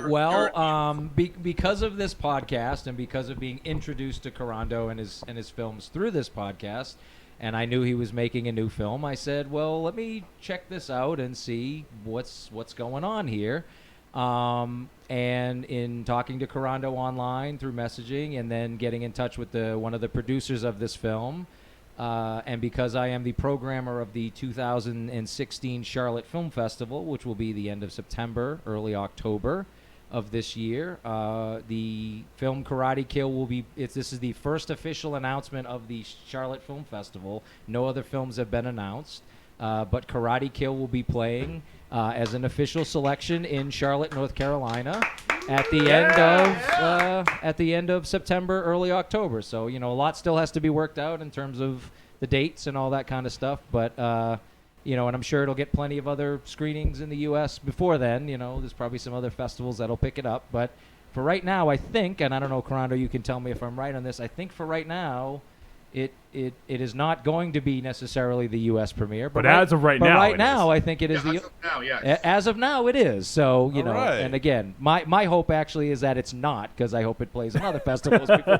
so it gets a lot of buzz, and then people go, oh, I got to see it. You know? But yeah, I'm very excited. I mean, when I saw it, like I said, it was fun. It was action packed. It was everything I sort of wanted it to be, and I think it's a perfect film to see in a festival atmosphere with an audience. And so that's why I wanted to, Jesse and I kind of set this up a little bit when I knew I was coming in. I said, why don't you see if Kurando can come on, and we'll sort of make that announcement. So that's amazing. I'm so Well, flattered and all you guys the, and did all that the here. Deadites are invited to come down, get in a car and drive down and maybe do a live podcast of the the show. Ooh. Or some of the Deadites. I'm just saying, maybe, So I would awesome. I would love that. We'll have to see. Hopefully our schedules and funds can match up, but that would be amazing. That to is do awesome. The That is Deadites- awesome. Because Yeah. I'm hoping to be there for the screening. Oh, well then. That's even more reason to that's try right. to make That's it. right. Yeah. And so so that's exciting. I know the film's been announced at a couple of other big festivals, Stygius. What was that, Bucheon, or I don't? Yeah, Bucheon in Korea in a week. Yep, in a week. So Wow. we're excited, at least for right now, to be on a very exclusive list. That's and, awesome. And excited to bring it to the world, or at least to the southeast. But yeah. I'm yet to see this movie with the American audience, so that's I'm really looking forward to it. Yeah, that's awesome. That's great. By that time, I'm probably gonna be like living at Jay's house. So. Well, again, that's what I'm saying. I got a couple of extra, couches. So, gentlemen, come on down. Well, hey. It's just a drive. As long as I don't have to stay on the same couch as anyone else. No, you get your own couch. Why? So while we do have Kurando, it's been a few months since we last spoke Kurando, and since then, obviously, Karate Kill is now your main focus. It's done. You're bringing it around to festivals. You're working on distribution. Can you give us an update of where Karate Kill is right now in terms of being released internationally and also with festivals? Sure. Well, like Jay said, we are having our world premiere at South Korea's Bucheon Fantastic Film Festival in a week, and then we will have our European premiere at the Sitges Film Festival in Spain in October, and then actually we just announced theatrical release of Karate Kill in Japan from September 3rd. Oh, so that's happening. I'm actually taking off to Korea in a week, next Monday, and then I'll go to Tokyo to do the PR for theater release. Oh wow, that's really exciting. That's awesome. Yeah, so it's kind of a busy summer for me, and then in September I'll go back to Tokyo, to do the more plugs for the movie. Yeah, absolutely. And so what kind of obviously we only know about theatrical releases here in the States, really, but what kind of a release do you think this is going to get in Japan? Is this going to be a fairly wide release? Is it going to be a limited release, maybe some amalgamation of the two? Right. Well, it's a limited release, but it's nationwide. Okay. In Tokyo, it plays in one theater. Kind of a late show, midnight slot, but they'll play it for 2 weeks. Hopefully, a lot of young people could come see it. We have some events scheduled. Me and Hayate will do a Q&A for one show, and the other one, me and Mana Sakura, our heroine of the movie. Yep. She's gonna join us for Q&A session. She has a huge following, so I think that's going to be kind of a line out the door kind of deal. But so I'm very excited about Japanese release. Then movie's going to travel around the country, probably to beginning of next year. Okay. Yeah. Well, excellent. I'm really glad to see that.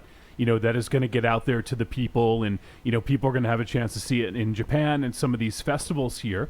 Yes. And so obviously I'm sure there's probably going to be some additional festivals, but we know about the two that you mentioned, and obviously the one, the Charlotte Film Festival that Jay is programming. And hopefully it gets played at a lot of other festivals coming up throughout the rest of the year. But in terms of what you can tell us, is there any news on domestic, or should people just keep an eye on the festivals right now? Well, I think I'm not directly in contact with my production company's sales agent, but the little news I hear here and there, I think German distribution is almost secured, and some other European countries, and there are some interest from North American distribution companies, but nothing has been signed yet. Okay, so anyone listening that is running with a distribution company, you need to pick this film up immediately, because if you don't, you're going to be throwing away lots of money. Right. That's right. I'm really hoping for some kind of a fairly healthy distribution for this. Yeah.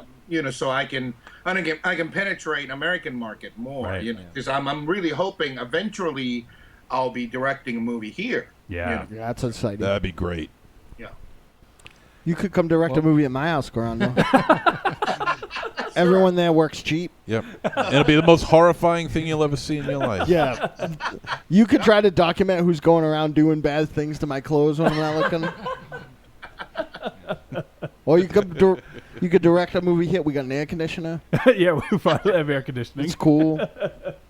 I look like we could make a Gigi Allen movie. So that's all very exciting about Karate Kill, and I'm sure you're solely focused on this film still. But are you currently I mean, I'm not asking you to spill any beans, but are you currently working on maybe another project or writing some scripts or something like that?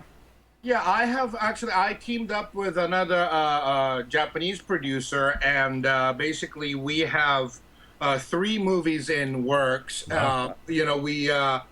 For one project, we secured this huge name Japanese star already. So, hopefully money will follow that name. But we have not secured the funding for any of those 3 projects, but we have one actor attached to it, and things are looking okay. I'm not panicking yet. Right. So, but hopefully, by the end of this year, I know what I'll be making next. Right. Okay. Yeah. So one project is kind of a film noir, less funny, a little more serious, suspense movie. Other movie is actually kind of an Italian giallo like. Nice. Yeah. Oh. Then another one is based on Japanese published horror novel. So we got the rights to that book. So I'm very excited about that. Oh, nice. Oh man. Yeah, I wanna actually move. The story takes place in Japan on the original novel, but I want to bring that over here in the United States and do it with the American cast. Very good. Wow. I think if we were to do like Weird Science style, where we could make our own director, I think you'd be at Kurando. That's true. You're our Kelly LeBrock. Wow. Not as sexy as her. No. That's okay, though. Just promise us you won't wear a thong, okay? Do no such thing. And we won't wear bras on our heads, I promise. Anything for you guys. No, that's very exciting though, and those all sound like phenomenal projects. Hopefully, they all get greenlit, and you can work on all of them because they sound very exciting. Yeah, as you guys were mentioning, I had the little hint of horror movie taste in Karate Kill. I think that's where I'm kind of feeling the gravity towards. I think I'm getting ready to direct my first actual horror movie, and. I really want to do it. So, two projects out of those 3 are, horror genre movies. That's so nice. Yeah, let's see what happens. Yeah. Well, both, all of your films, but specifically your last 2, I would definitely say another weird elevator pitch that I could give them to the people who are like me, especially my 2 buddies here that I used to hang out at a video store with. So far, you've made the 2 action movies that the people in the know would put them in the horror section, and somebody be like, "Why are these here?" And then they get them home, and they'd be like, "Oh, all right." Yeah. Like when I found Cutthroats 9, I'm like, "This doesn't belong." Oh, I guess so. Yes. So, Jay, you must be excited That's awesome, Jay. to have this flick playing at in Thank Charlotte. you, Jay. Yeah. Well, don't thank me yet. But no, yeah, of course I am. I mean, I think the Charlotte Film Festival. We are a small regional festival, so we're not prestigious. We're not these big, and we're a kind of an eclectic mix of movies. We don't just show genre films, for lack of a better phrase. But we have a catchphrase which is discover different. That's our kind of. And what we like to do is we like to bring films into the festival to try to introduce, film audiences to films that they might not get a chance to see, especially if a film gets a smaller distributor. But the idea is then if it does get any sort of distribution, even if it's just on disc or on VOD, they can be out there sort of saying, "Hey, I saw this at a festival 6 months ago, and you need to go and rent it on VOD and support this filmmaker because he made a really great film that for some reason just didn't break that ceiling, just didn't get that." And it's becoming harder and harder for independent filmmakers to kind of break into that market when it comes to distribution. So we're excited. Like Wolfie says, because of the Nazis. You know, we're still. That's why it was interesting tonight, because our period of kind of like, we're still in the process of trying to put the schedule together. But you know, I don't know, probably a couple months ago when I saw the movie, you know, I immediately got in touch with Kurando and got in touch with the producer and said, you know, I want to show this. Like, you know, let's make this happen.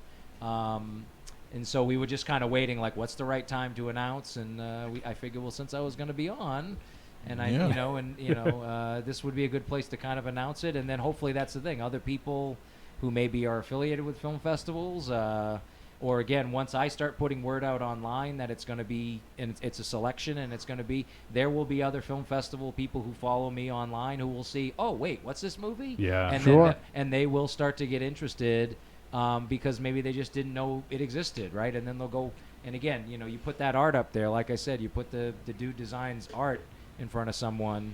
How do you not want to see that movie? Right. You know? Exactly. I mean, right. So. Yeah, it was really interesting. It was I was attending a horror fan convention in Germany last November, and I was introduced to the dude Tom at Bar Hotel, and we started drinking, and I was a huge fan of his, so. You know, we became friends, and then, you know, my producer wanted to make a poster for Karate Kill. I said, I know the guy. I know exactly the guy who should do it. And it was a happy connection that you know, all this came from. Yeah. So I'm very excited about the poster. Yeah. Yeah, absolutely. When you had released this a few weeks ago, I was super impressed with it, and it definitely makes, I mean, you look at it, the color just jumps off at you, and we talked a lot about VHS in the last few weeks, and this brings me back to those days of VHS. If I saw this if I saw this box art on the shelves, that I would be renting that movie immediately, no questions asked. Oh yeah. Yeah, exactly. That was the feel we wanted to capture, and you know, Tom did the beautiful job capturing all our nostalgia and all that. Yeah, for sure.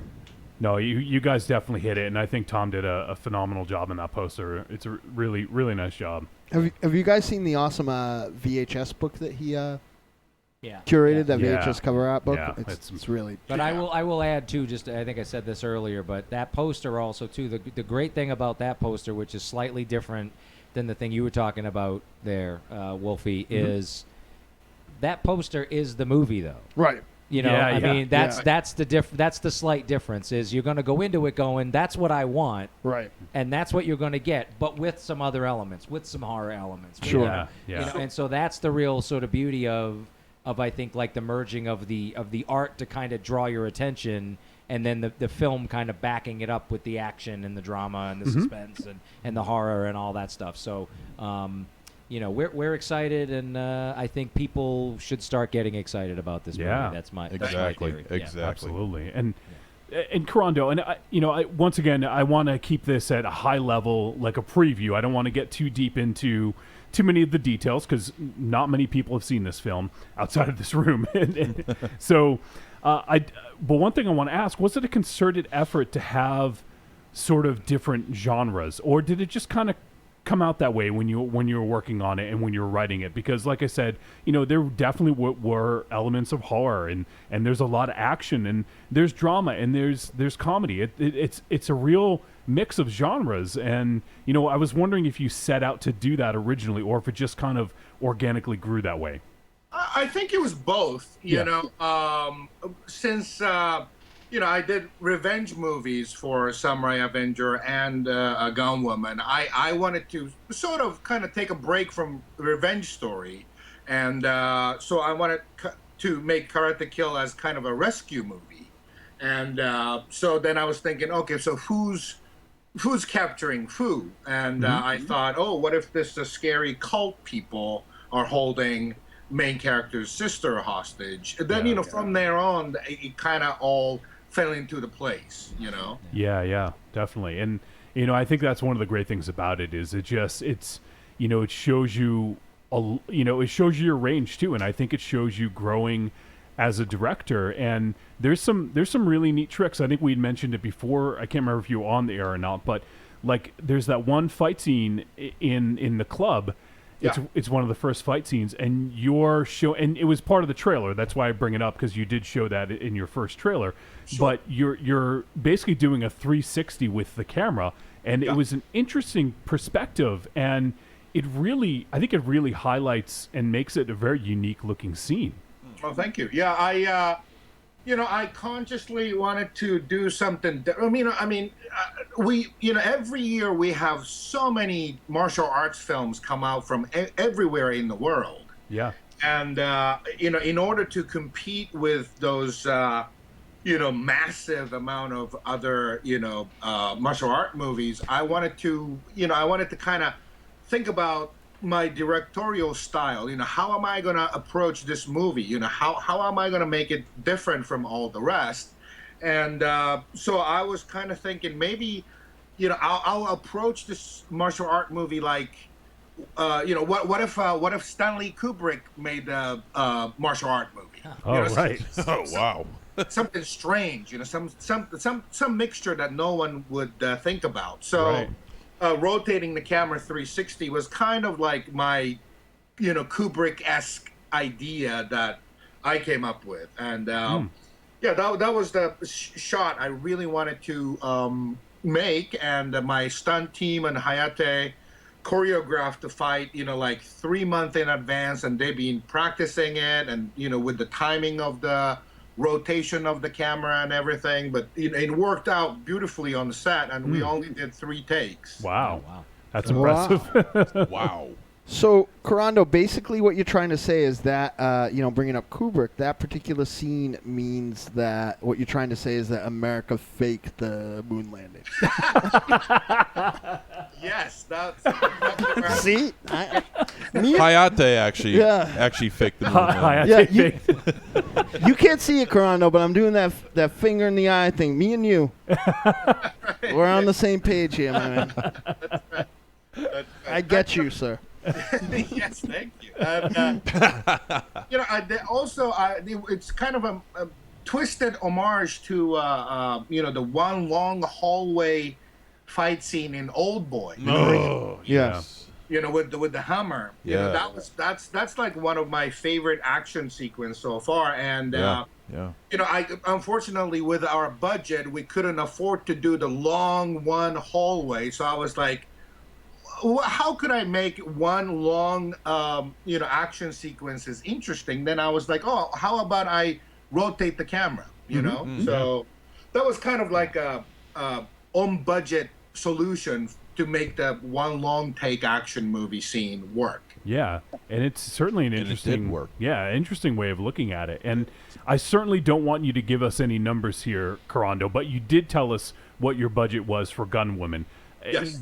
So just if you could let us know, was the budget for Karate Kill higher or lower than Gunwoman?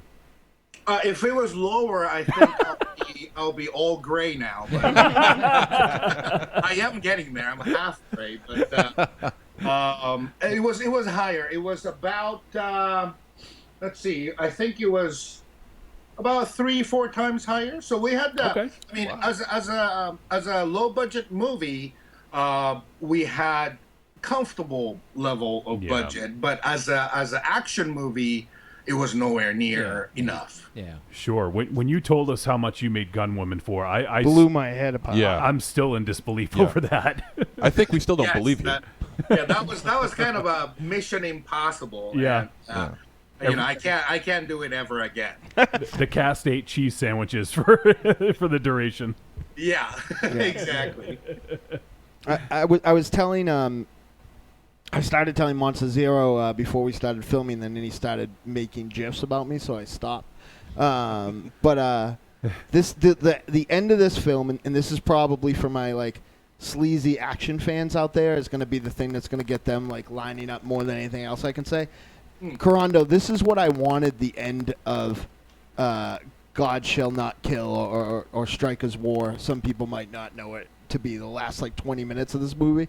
Like that's like what I wanted it to be. So if you've never seen that, but anybody who has seen that, it's basically like a military guy against like a Charles Manson sort of like, runs afoul of like a Charles Manson sort of cult. But obviously it's like so low budget, it sort of doesn't exactly like pay off. Yeah, like, that's Thou Shalt Not Kill Except, Right. directed by Josh Becker. Right. Yeah, I know the movie, but I'm yet to see it.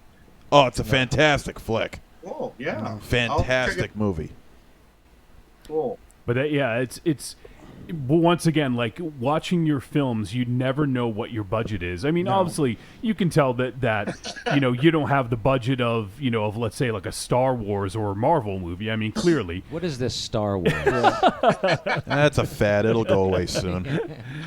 So, but it's really difficult to tell how much you have because you seem to get so much out of your budget. And like even with this movie, you can that's what I thought. I had assumed you had more of a budget because like you said, you probably would have been gray and pulled out all your hair at this point if you had the same budget or less. But but it is really interesting to see, and I think that's really, I think that's as someone who's not a director, I imagine you have to grow very quickly as a director when you have such budget limitations and you're trying to figure out what you need to do to make it work.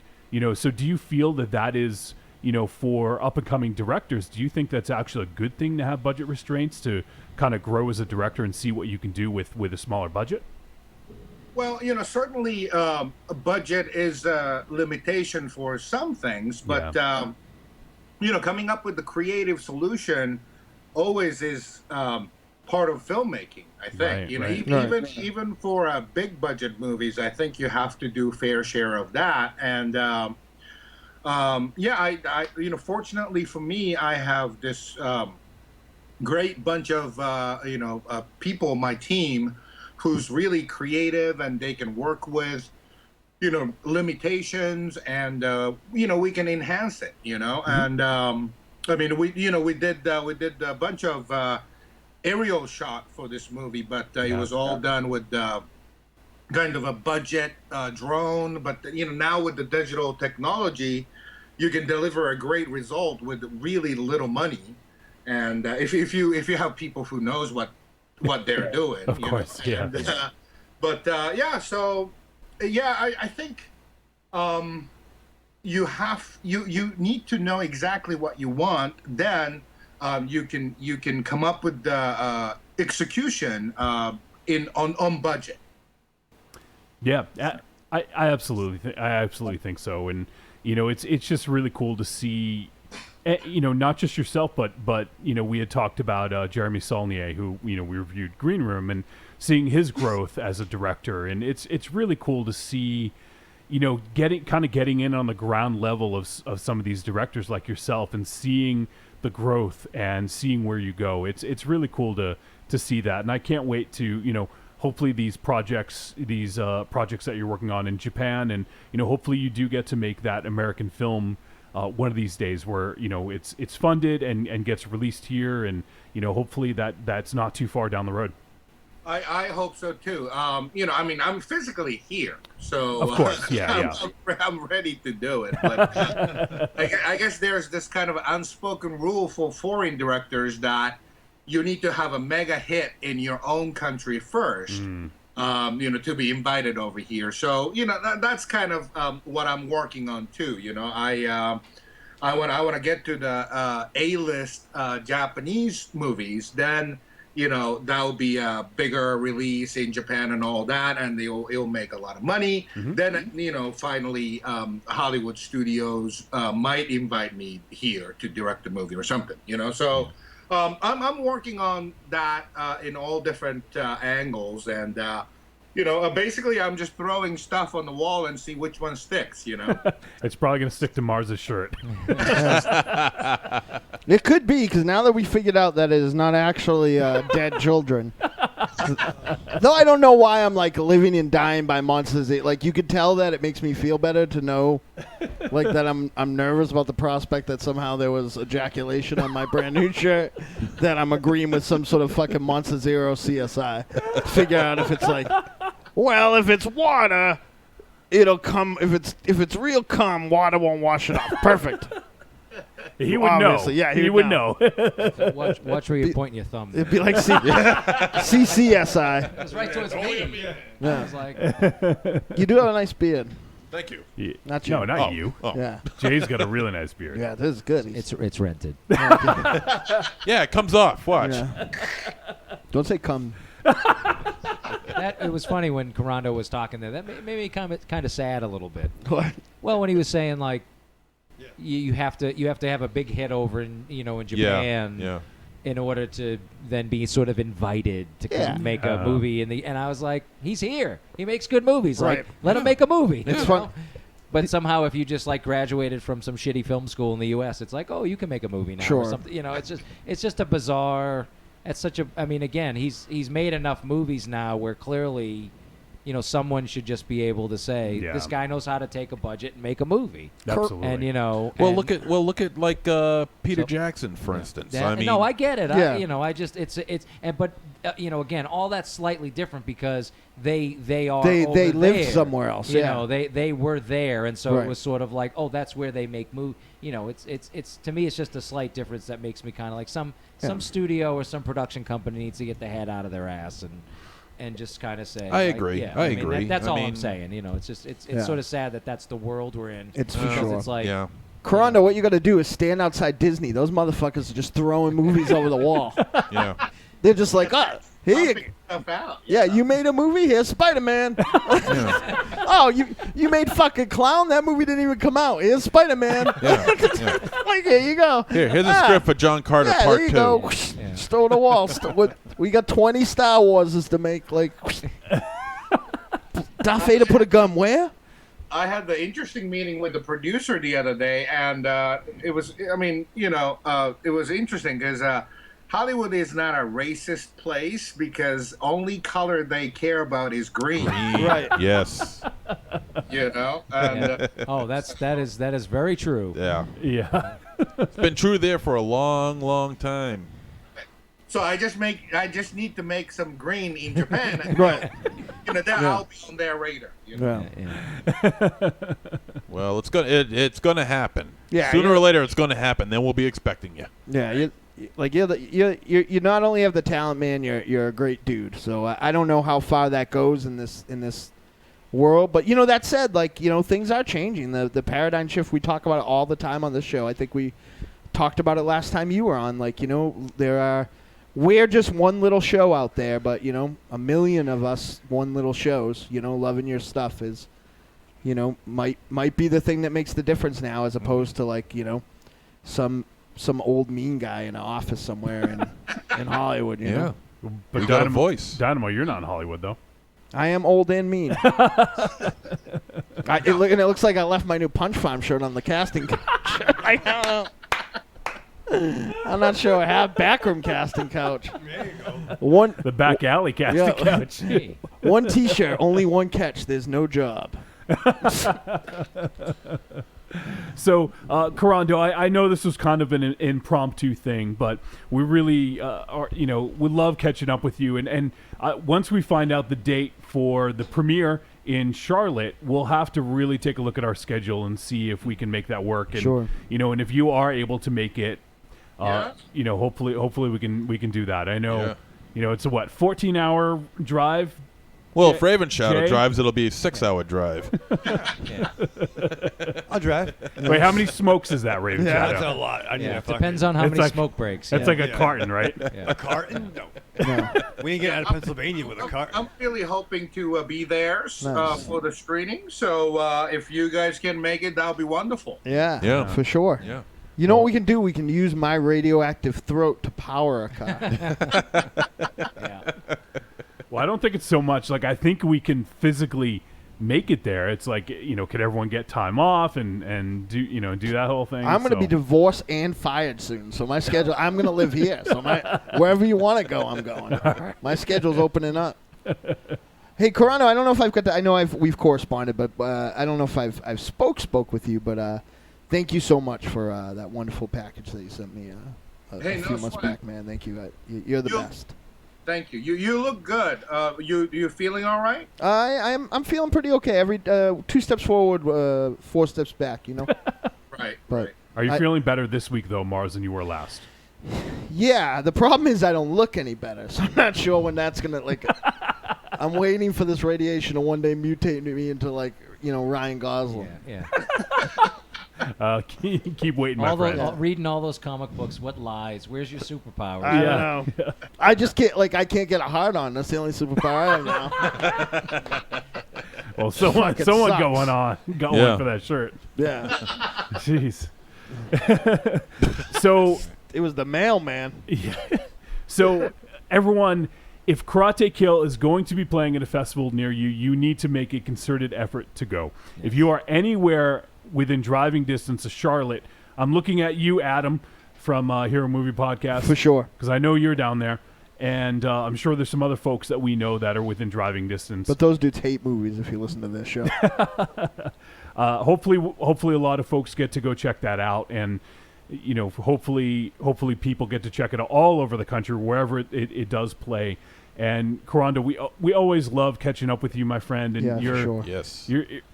You're such a strong supporter of ours. We certainly don't deserve that, but we love all your support, and we love that you tune in. And and thank you again for allowing us to get an early peek at this. Yeah, thanks, man. Thank you very much for doing the little teaser for me and get the word out there. And I'm really excited to join you, Jay, for your festival. And he's the coolest dude. Let's have some fun. Yeah, no, definitely. And once we square away, we'll be in touch and we'll talk through all that logistics and all that kind of stuff. So that'll be exciting. Thank you. All right, Thank you. great, And awesome. Okay. And we'll announce when you do have the date, Jay. We'll certainly announce it here so folks can find out. And as soon as we know if we're going to be there or not, we'll also let folks know. Yeah. If, I don't know, we're going to swing that pendulum for you to go or not, but hey. We're already asking a lot from people. Yeah, we are. So, all right. I'm just saying you're invited. That's all. You don't have to come. But I have a crazy idea, guys, right? Okay, what's the crazy idea? Since we have him here, right? Yep. Will you, Monster Zero, since Will you're you obviously... marry me? Karando. Monster Zero, since you're obviously pregnant, will you name your baby Professor Kurando? Yes, I will. Okay, good. Perfect. Yes, I will. Even if it's a girl. That's even better.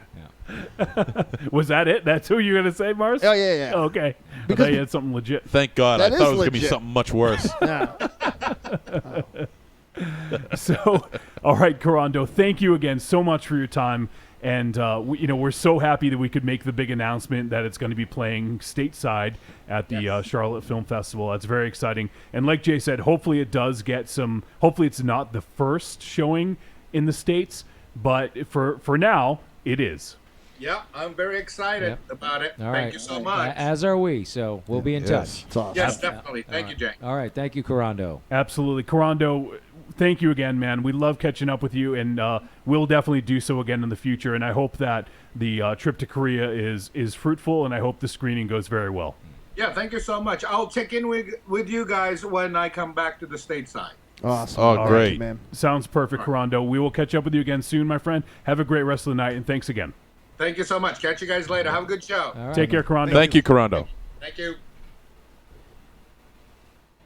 And in the pause, let me. Can I say one thing? I don't. Yeah, know. yeah, please. Again, It's your show. Yeah. What? What? It's your show. It's your show. You run it now. I don't. No, I think as it just relates to the fact that this film is coming out, and we all feel very sort of like positive towards Kurando as a filmmaker, and towards this film in particular. And so, again, a lot of people aren't near Charlotte. A lot of people aren't in Spain. A lot of people aren't in Korea. Mm-hmm. But, wherever people are, chances are you probably know, whether it's through Facebook or whether it's through the movie theater that's near you, when festivals come through your town, whatever they are, whether they're horror festivals, whether they're action festivals, whether they're just sort of umbrella festivals that have all the genres. Go and talk to those people. Send those people. I know Knoxville has a horror film festival that this would play really well in, I think. I mean, they've played films like not quite sort of traditional horror. So, if you live in and around Knoxville and you just follow their Facebook page, throw them a post on their line and say, hey, do you know about this movie? Because I think very quickly if word gets out that this is a film that is out there and is available for festivals or available for, it might not be available for theaters to pick up for like a week-long run, but I think very quickly, Chicago, L.A., you're in Texas somewhere, you're in Dallas, and, there's a little Dallas Film Festival. Yeah, go to them and say, you know about this movie? It'd be a fun movie to play at 10 o'clock on a Friday night, and, for people to come and drink some beer and hang out and have fun. And Phones? What the hell? What was that? I have no idea. I have no clue. So again, that's sort of my pitch, because that's one of the reasons why I wanted to sort of at least announce it here, just as because I want people to know that the movie's, it is available for festivals, and it'll probably play at some, and there's probably some people keeping things. I've had this book for 2.5 months. Right. But because, we're not really announcing any of our films till August, even now we're sort of breaking a rule by sort of announcing it 2 weeks early.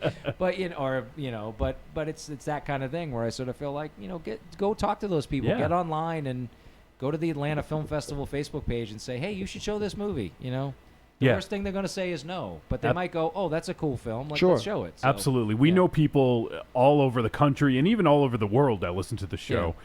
And if you get out there and let people know that this exists, most of us know someone that runs a film fest. Sure. And I'm sure a lot of the folks that listen or other people in the podcast world know people that run film festivals. Mm-hmm. And we're not talking just specifically about Karate Kid. Well, I guess we are just specifically talking about this, but you can do this for other films as well.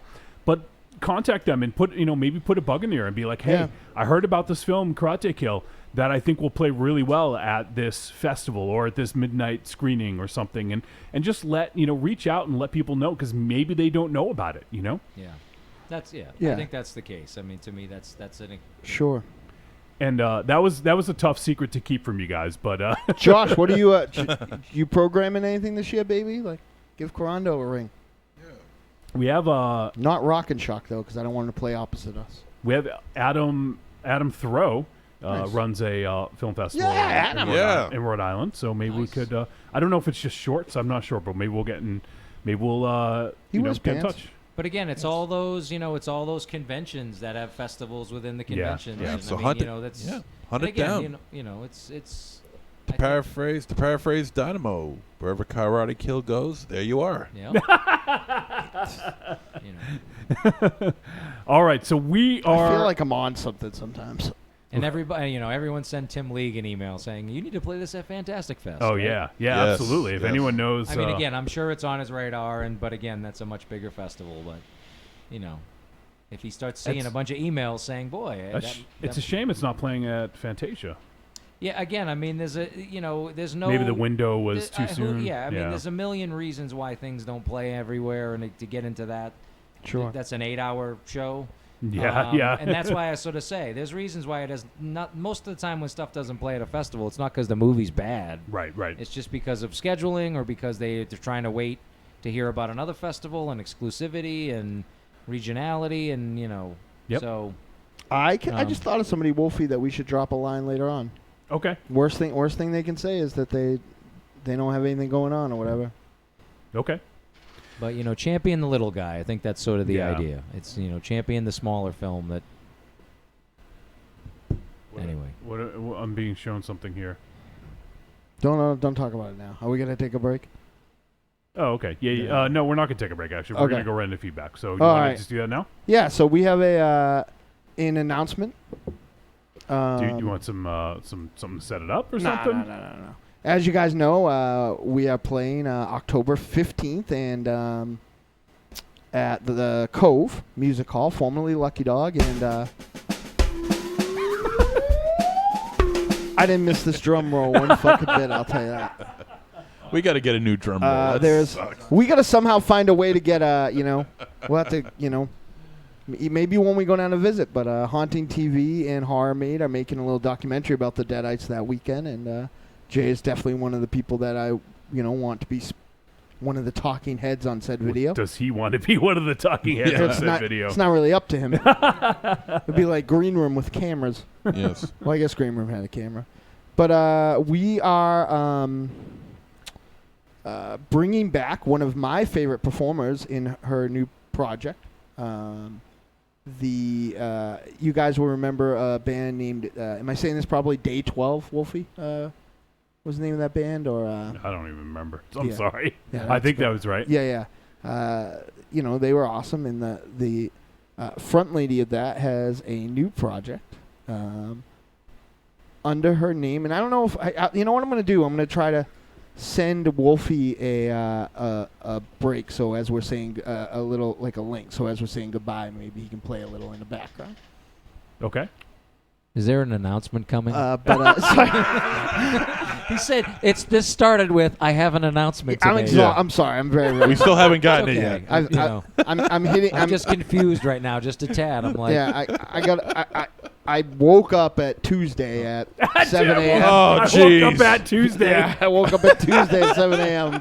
I'm on Raven Shadow schedule right now. But what a good segue. What if we could show some posters? Oh. Oh, shit. We got Spidey. The amazing Schneiderman. Schneiderman. 2. Spider-Man fan, come on. Oh, so any Spider-Man fans out there, you Yeah. could have the Amazing Spider-Man. So I'm hoping Wolfie can maybe help me with this pronunciation here, so I won't be as embarrassed. I think it's Mary Catman. Yeah, so which is what I've been calling her to her face, but she may be too polite to tell me I'm a fucking Mary asshole. Catman, Mary Catman. Yep, thank you. Say it again, she'll appear. But Dark Knight Oh, Rises. shit, Nick. What? 2.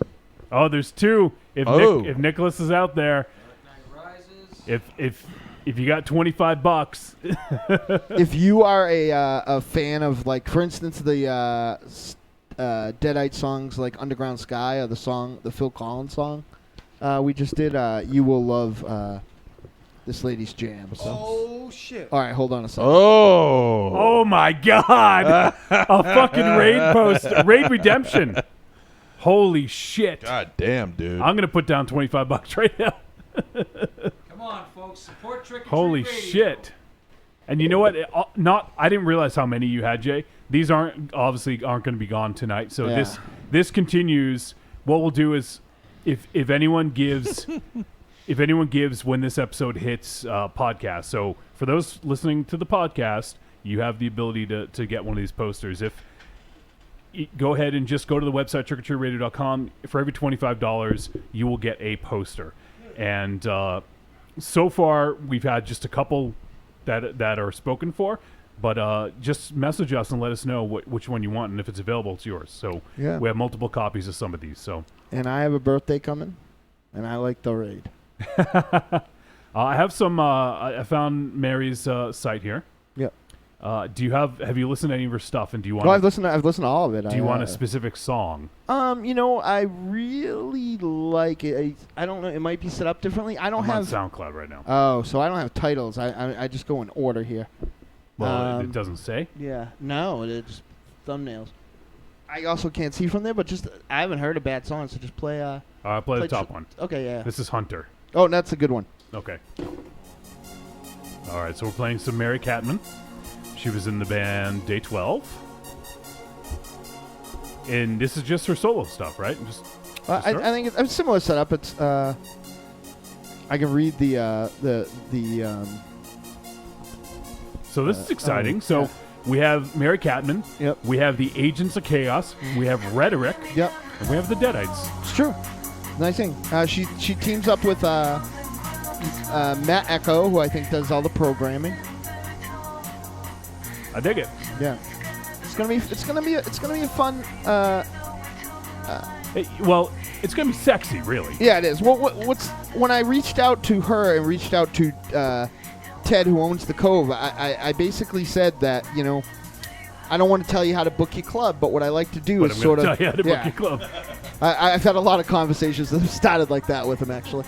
But I like to make these shows kind of a formula that this plus this equals the Deadites, and I felt like we were missing that smooth, foxy side of the Deadites on this bill. Oh, we got Monster Zero. No.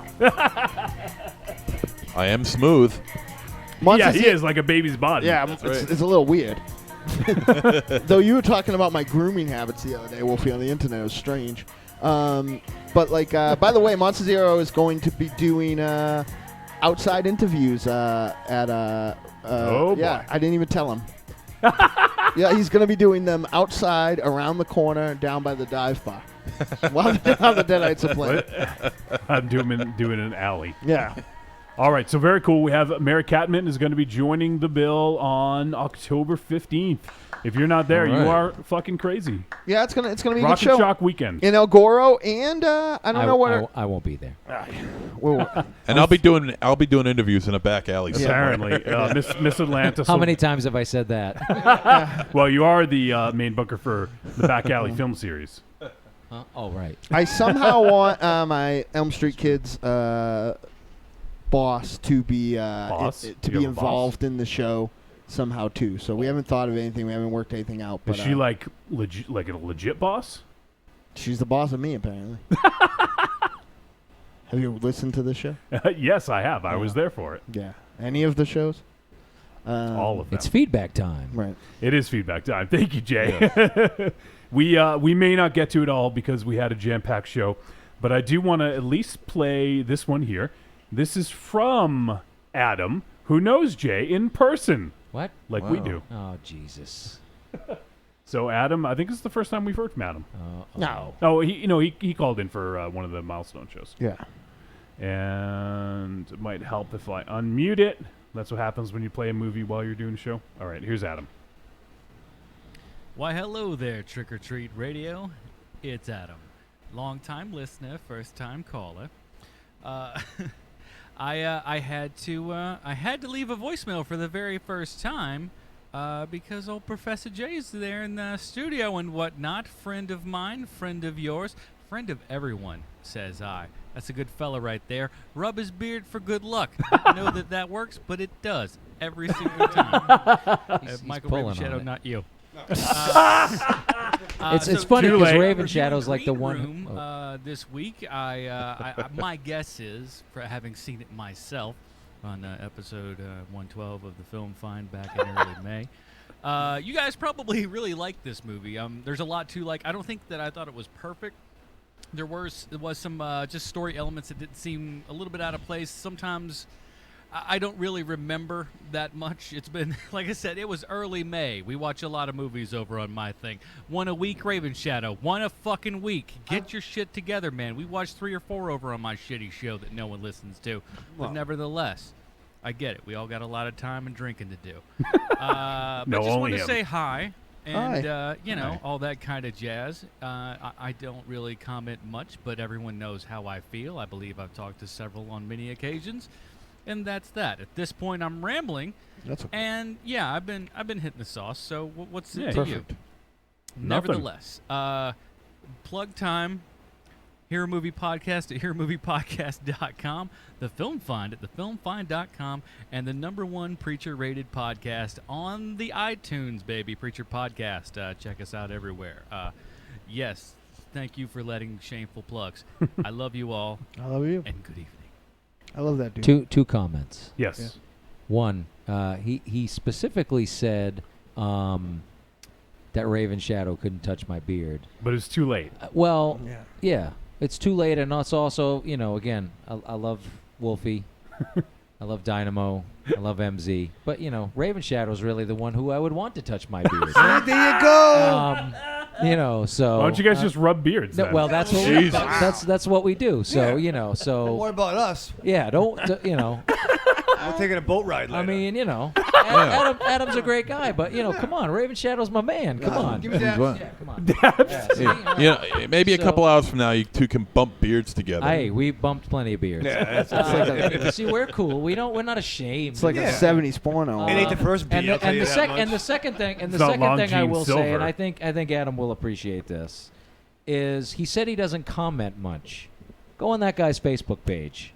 He comments on everything. He comments on every. You want to comment on Pokemon Go. You want to comment on Bernie Sanders, Hillary Clinton, Donald Trump. You want to comment on what he comments on everything out there. Now he might not comment on the thing. So I got to call him out on that just a tad. But I love. He sees a shit ton of movies. Especially it's Hero. unbelievable. I feel bad for him because he sees everything, and even like I'm like, dude, why are you going to see like Paul Blart Mall Cop? Yeah. And he's like, we see everything, and I'm like, oh man, like, oh. There is a line where maybe maybe it's too But much. he's like, He is a completist, isn't he? Yeah, he's not afraid of that. He's like, nope, those are the 5 movies that came out this week. We got to see them all. And I'm like, so anyway. I will never stop listening to it, and I will always be an avid fan. But there is a sweet spot for movies for me, and I feel like his show, Hero Movie Podcast, have like pissed all over them lately. Like I have no idea. From The Crow to Blade 2, they've pooped on them all. So. That's okay. That's what comic book people do. Is they poop on comic books. It's true. That's what I've learned as somebody That's who doesn't read comic books. Is that comic book people don't like comic book movies. Not for the me. most part. Not me. I No, love I'm just comic saying, book for the movies. most No, you part. don't. For the most part. You hate DC. You hate the X-Men movies, right? Well, I like the fucking Marvel movies. What do you Yeah. want from me? Say what it is. Yeah. You like Marvel movies. I like Did you X-Men like movie. Ghost World? Yeah. Did you like Road to Perdition? I love Road to There you Perdition. go. Okay, I'm just checking. I get it. I like Deadpool. That was X-Men movie, right? Kind of. Kinda. Yeah. Anyway, There are a lot of thanks times. thanks for calling in, Adam. That was nice to hear from him. A lot of times I'd like to touch Ray Rochelle's beard. Yeah. Yeah, it's fun. Yeah, It's fun. right before I went up to bat, or Do you color it yet, Raven Shadow? No, not yet, man. It's all. that's- it's all. that's- Oh no, that's what the natural. tweezers are for. That's right. Yeah. Oh, is that what you should? That's what I should do. Oh, I didn't think of Oh, that. I thought You tweeze them. Yeah, I got to tweeze out the gray, the Yeah, white. you got a lot of tweezing Although to do. Jay, Lean back. don't try to go see Danzig with tweezers though. No. throw your Yeah, ass this out. pissed off Danzig. Yeah, well, That's his why he's retiring. it's like fuck that guy and his tweezers. I'm out of here. Anyway. All right, All right, next, please. Let's hear from first time Mike. He's got some Yeah. comments about Green Room. All right, awesome. All right. What's up, Trick or Treat family? This is first time Mike. Yeah, yeah. How's everybody doing? Awesome. Good night. This is my review of Green Room. I could do a lot of flowery phrases and a big dissection of the movie, but I can just say it is a definite treat. Nice. The movie was awesome. All the recommendations I got from it, first from from Mars's husband, Miss Wiley, to everybody else, it was. I should have seen it sooner. It was a great. Green Room is a great movie. The tension was great, and Patrick Stewart should get an Oscar for this role because he did more with a quiet voice and just an aura of menace that a lot of people that are screaming the entire time they're on and flailing their hands have only reached a fraction of just the intensity of Darcy. Sometimes he talks so quiet I almost had to turn up the volume because I got it off of pay-per-view to listen to what he was saying, but you just felt his menace throughout. It was bloody. It was very much a throwback to like 70s good grindhouse movies. Well worth the watch. I recommend it to a lot of people that say it's a brutal movie, but it's a good movie, and again, a definite treat. Hope everybody is doing well. Hope it gets cooler in there, and y'all have a good night. Check you guys out later. Bye. That was a great review. Oh, it is cool in here. Though it was the same as Monster Zero, But it was strangely. great. No. It was like How do you what we figure? did for like 3 hours. How do we just in figure? like 2 minutes No, was like not how do we figure. How do you figure? He complained about not being able to hear him. Yeah, but he didn't put the subtitles on. Right. He said I just turned it up a little. Yeah, it was just that was different. I would say too, interesting because I think the Patrick Stewart thing's come up a couple times. There's a great interview online. It's about 7 minutes. It's somebody interviewing Patrick Stewart about this movie and how he got the role and how he approached the role. This is a really good. So look on YouTube, like just Green Room interview Patrick Stewart. About 7 minutes. It's real. It's a funny story about how because he was just sent the script by his like people. He didn't know anything. He didn't know who the director was. Wasn't looking. He just was looking for something different. I read a little something about Patrick Stewart reading the script, and it was pretty interesting. Yeah, I think it's probably the same story. He tells a very good story about him reading the script for the first time and how he got through it. If it was it's entertaining. It's definitely a good read. Yeah. Riker, bring me my scripts. Wolf. Warp speed, engage. The line must be drawn here. It's like the worst Patrick Stewart ever. Data. Yeah. All right, we have another Green Room review. This is from Josh Gravel from the Arkham Film. This ought to here be we good. go, here This we ought to go. be good. Hey, Trick or Treat Radio, folks. It's Josh here from the Arkham Film Society. Dropping you guys a quick message about this week's film, Green Room. I was psyched to revisit this film. Yeah, I mean, I'm not even going to give any lead up. This is a definite treat. This is a huge recommend. You know, I'm sure you guys have already gone over, you know, the story and the cast and everything. So, I mean, I'm just going to say, like, everything in this film is awesome. It works very well. It looks amazing. I mean, the story's good, the acting is great, it's shot well, it's directed well. I mean, this is probably my number one film of the year so far, without a doubt. I mean, it was my most anticipated, and it exceeded all expectations. I'm bummed you guys did not get to see it in a theater. I saw it back when it came out, and that was quite tense. I will be a bit honest. I don't think it was quite as tense as Blue Ruin was. He's right there with us, but as always. Overall, this is still amazing. Yeah, it's just something everybody should see. If you like horror, thrillers, just intense indie dramas, punk, whatever, everybody should watch this film. The cast is great, and yeah, I mean, I'm probably not saying anything that you guys haven't all already said. So, treat, recommend. Everybody should be watching Green Room as we speak. I can't wait to see whatever Jeremy Saulnier does next, because I'm sure it's going to be wonderful. I mean, Murder Party was a lot of fun. Blue Ruin was just an astounding tour de force and just soul-crushing film. And then, I mean, Green Room is just fantastic. So, I look forward to whatever he does, and can't wait to see it. You guys have a good one. I'll talk to you guys soon. And remember, everybody, treat, super high recommend. Okay, bye. All right, buddy. Thank you so much, Josh. Always awesome to hear from you. And Yeah. Josh has another screening coming up for the Arkham Film Society. I don't have the info right in front of me. I'll try to see if I can get it before the end of the show. But he's going to be doing another screening at the Black Box in Providence, Rhode Island. Yeah, it's unfortunate you don't have a device that could, like, give you information. Well, I have that device. I just got to find that I know. information. But it does look, Josh is always doing some great stuff down there. And, it's a shame that it's a little bit too far. And he's actually been doing them on Wednesdays, which obviously we cannot attend. But still, nonetheless, Josh is an awesome guy doing some awesome things. So, all right, moving on. Treat. Yeah, treat. Josh is a treat.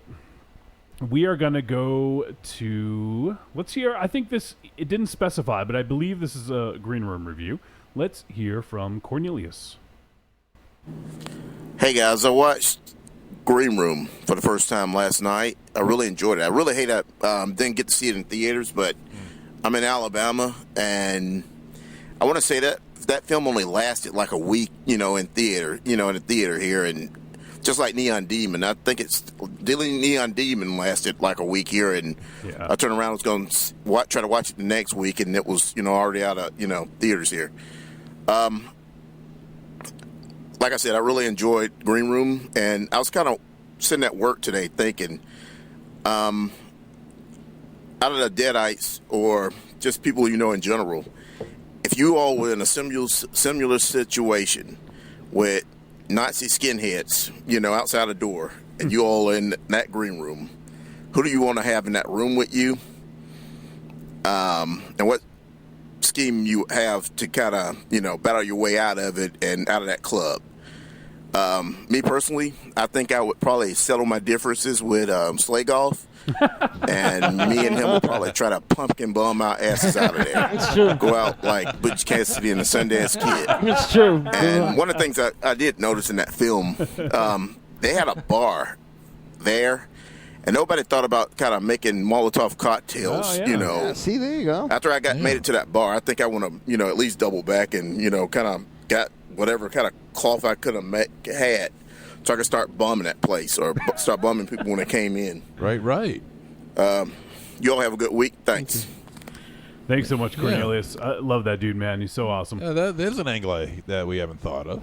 Yeah. So makes sense. So Mars, any thoughts on his question? I think it's a weird thing because what's different and people are going to think that this is like, acting or role playing, but anybody that's actually been to like a show with us will back this up. The Deadites are generally heavily armed. Like there's usually a couple of fucking swords, katanas, some sais, maybe a couple daggers, a small Irish girl that likes to practice breaking people's arms and elbowing and people. a plastic pumpkin filled with candy. It's true. So those like, those fucking skinheads wouldn't really stand a chance. It's true. Like the Deadites may fight monsters, but would Nazis be considered monsters? Sure, for sure. I don't even load that cavalry revolver anymore. But the thing weighs like 35 pounds, so I just would swing that around. Oh, that's an interesting question. So yeah, it's at the bottom. It's at the bottom of my suitcase with my clothes. I had to leave it at the studio because it's so heavy. Maybe when we say goodbye tonight, remind me. I wanted to actually do this during the verdicts, but let's do desert island bands. Oh yeah. So think you guys can get a few minutes to think about it, but we'll do that when we do our sign off. It's too hard. So let me think. All right, this is from Nick. Let's hear a Green Room no spoiler review from Nick. No. Hey, Trick or Treat Radio, Nick here. I'm gonna do a spoiler-free review for the Green Room. I thought it was a very good film. I'm a big fan of standoff kind of films, and this one's right up there. Very interesting cast. It was cool seeing Anton Yelchin get these roles, and then, he was really getting up there in his career, and then the shame of him passing away so young. And you got Professor Xavier kicking ass, really being a great kind of role for him, something different. Yeah, I really liked it. It's kind of a backwoods standoff kind of film with neo-Nazi punks, and it's a great film. I don't want to give anything away, but it's a great film. I gave it about an A-. Wow, nice. Really enjoyed it. Thanks, guys. Awesome. Glad you dug it, Nick. Cool. We have one from Slaygoth. I have a feeling this is a Green Room review because I'm pretty sure I love he how saw everybody it. loves the film talks like this. I thought the movie was awesome. The movie was so good. It's like, get jazzed up. It's great. Yeah. Slaygoth might get jazzed up. Be punk Trick or about Treat it. Radio. What's Sorry. up, guys? Hey. What's up, Slaygoth? What's up? Wanted to just give a quick 2 cents on Green Room. Holy fuck. There you go. See, there it is. Recommending that one and really pushing it, Stephanie Wiley, because that movie fucked me up. And now I have to watch it again because there was so much shit going on. I'm not going to spoil anything or say anything, but if you have not seen this fucking movie, do yourself a favor. It just really fucked me up a little bit, I was disturbed. Patrick Stewart. Holy shit.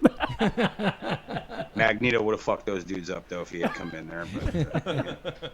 But anyway, regardless. Also want to, honestly, man, all the kidding aside and the jokes that me and Mr. Cornelius Burrows, are pulling around here. I came home today, fucking brutal outside. It was a miserable day. Came home and there was a box, and my man sent me some really cool gifts, and he's just there's just a lot of good people around here, and I hope we're all feeding on this positive energy because that's all I get from you guys. And Mr. Mars, thinking about you. Hey, buddy, thank you so much. You know, every day, brother. You check in every there. day, man. I love it. I love it. I love all you guys. And fuck, Mr. Dane out there in Australia. He's up to some really cool shit. So, you know, keep doing it, brother. Keep going for it. I like that, dude. God, what else? I just everyone's just great. I love the show. I love what you guys are doing. We all got our dreams, and we should all help each other keep going for them. In this fucked up world that we live in, there's always hope. I always keep a little bit of hope. So anyway, love you guys. I don't know if I can think of something else to say. I'll call in again if I can get one more in, but keep it up. Keep going. And Mr. McFarlane, and you fucking rock, dude. Yeah, dude. Love and light, but just a sprinkle of darkness, brothers and sisters. All right. Love Slagoff. We might have had this conversation before, but who is this Miss Wiley person? Because she sounds awesome. She's kind of, like everyone talks about her, and I'm like, who is this person? He's saying Ixnay on the Wiley. No, it's his partner on his other podcast. Okay, all right. Because I was like, AKA his husband. It's not my husband. Comes My up husband all the time, and I was like, wow. Ryan Gosling. Seems like a cool person. And we've had Wiley on the show quite a bit. Yeah, I must have missed that. Or... Yeah, she. I don't listen to this show. I know you don't. Yeah, imagine all the mean things that anyone's ever wanted to say to me, and now put it in a little redhead. That sounds about right. Yeah. Good for her. All right. Anyway, it kept coming up, so I was like, Is this someone, Molly She's in the chat room, and she just said, "Aww." Molly Crew made a song about her. What? You did what? Molly Crew made a song about her. She says she can hear you and is blushing. Great. Who can hear How can you tell? Stephanie Wiley can hear you. She's in the chat room. Let's hear who? Me? You. Oh. She hears She's you. in the computer. I hope so. I'm talking into the microphone. She's the ghost in the shell. Okay. Oh, okay. All right. A Raven Shadow. No need to blush. This is for keep you, it up. I believe. Ooh. Make some noise, X-Pac! You think you can tell us what to do? You think you can tell us what to wear? Make some noise, X-Pac! Happy birthday, X-Pac, you fucking hillbilly. What a hillbilly. I have no idea what that means, but it was hilarious. Oh shit! There he is. X-Pac! Oh shit! It's like a kids at Whitney Field. It's like a kids of Whitney Field cover of the Xbox theme. Show Jay his intro. It's excellent. No, it's not excellent. Yeah, he is. You can't tell him. X-Pac! Think you can tell us what to do? Yeah. This is maybe the worst. Look at him, he's getting down to the music. He can't help but get down to the music. My fucking Desert Island band. This dude's dead, the dude who sang this. I know. Which sucks, Is he really? dude. Yeah. That's the only guy on earth who looked less healthy than you. He's the only guy that could write your theme song too. True. All right, enough. I think Johnny Wolfenstein wrote the best Xbox. Oh, theme song. he died? I didn't know that. Yeah, he died like a couple months ago, I think. Not Xbox. Wow. No. No, the guy who sang. Oh, yeah, man. the DX singer guy. Yeah. DX. Well, hey, 2 tears in a bucket for that guy. Hey, nice. That guy definitely looked like Little Orphan Annie went wrong. All right, we got one more from Nick. He reviewed a Fulci film. I'm a little afraid. Whoa, okay. Fulci film. MZ, keep the box cutters away from MZ. Here we go. Hey guys, Nick here. I'm gonna call in about You are a calling. Lucio Fulci film I checked out. Now, originally the first Lucio Fulci film I watched was The New York Ripper, and I called a review into Unchained about that one, and I really liked it. I thought it was good. It was a nice slasher, a little different than I've normally seen. So I wanted to check out more stuff, and I know like Zombie and Zombie 2 are like his big ones, but I got a hold of City of the Living Dead, and it was okay. Really boring. I know it's got MZ's boyfriend in it, Giovanni Lombardi Ricci, so sexy. It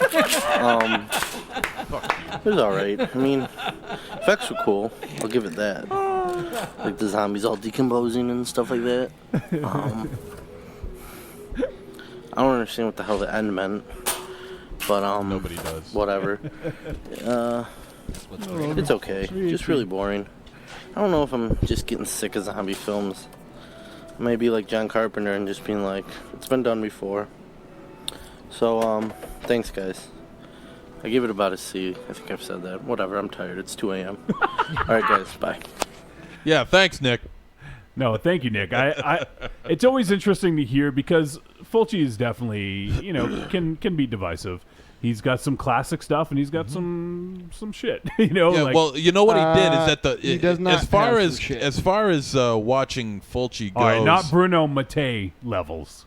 As far as watching Fulci films go, the first thing he did is that he watched the one film in his library that is separate from every other film that he's ever done.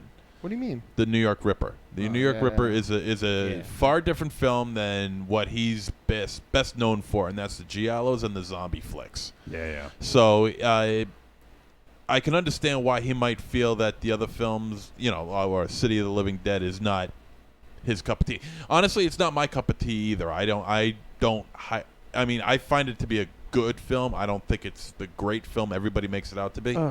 And it has great effects. Don't get me wrong. It's awesome.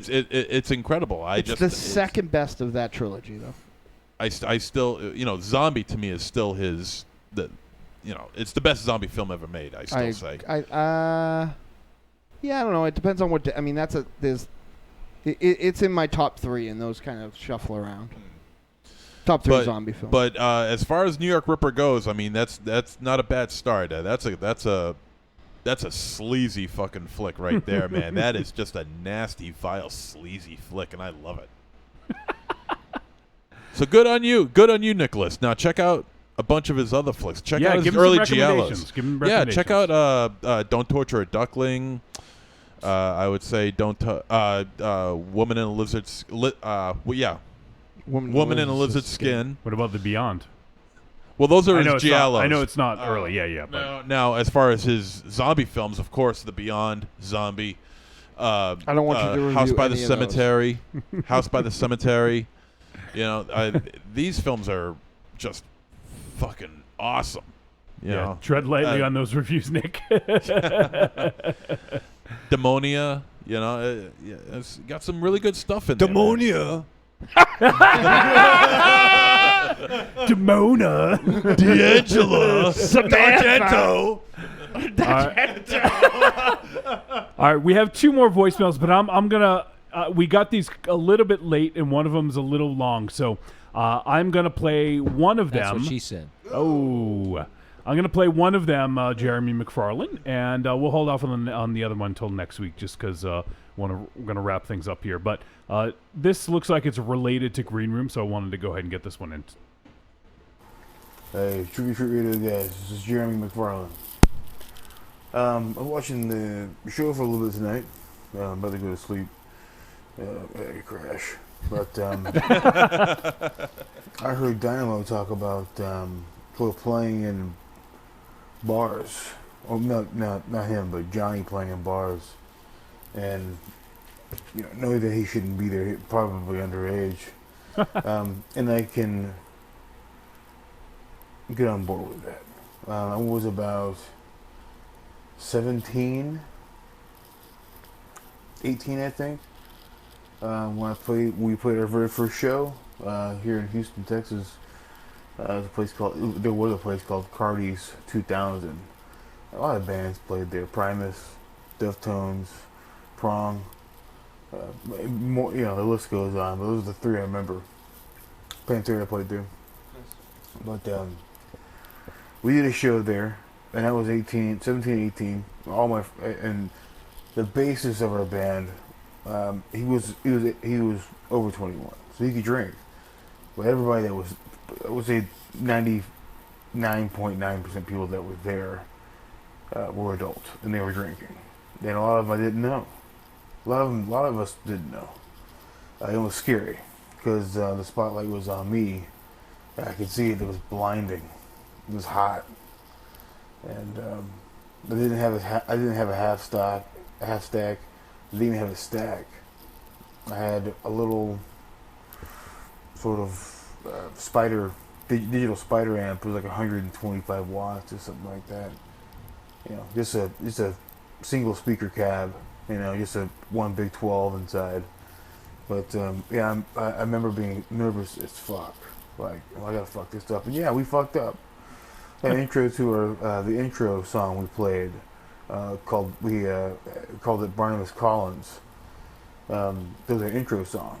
It's pretty simple. We used like an intro to the actual live show. We fucked it up.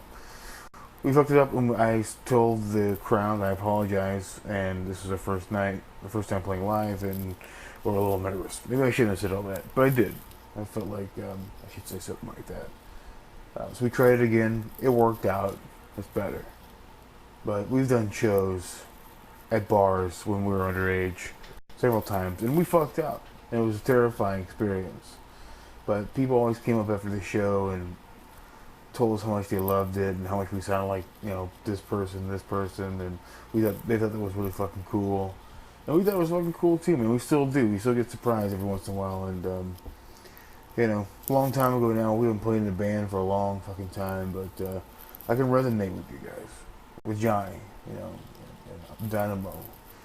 Or anybody who plays live at a very young age at a bar.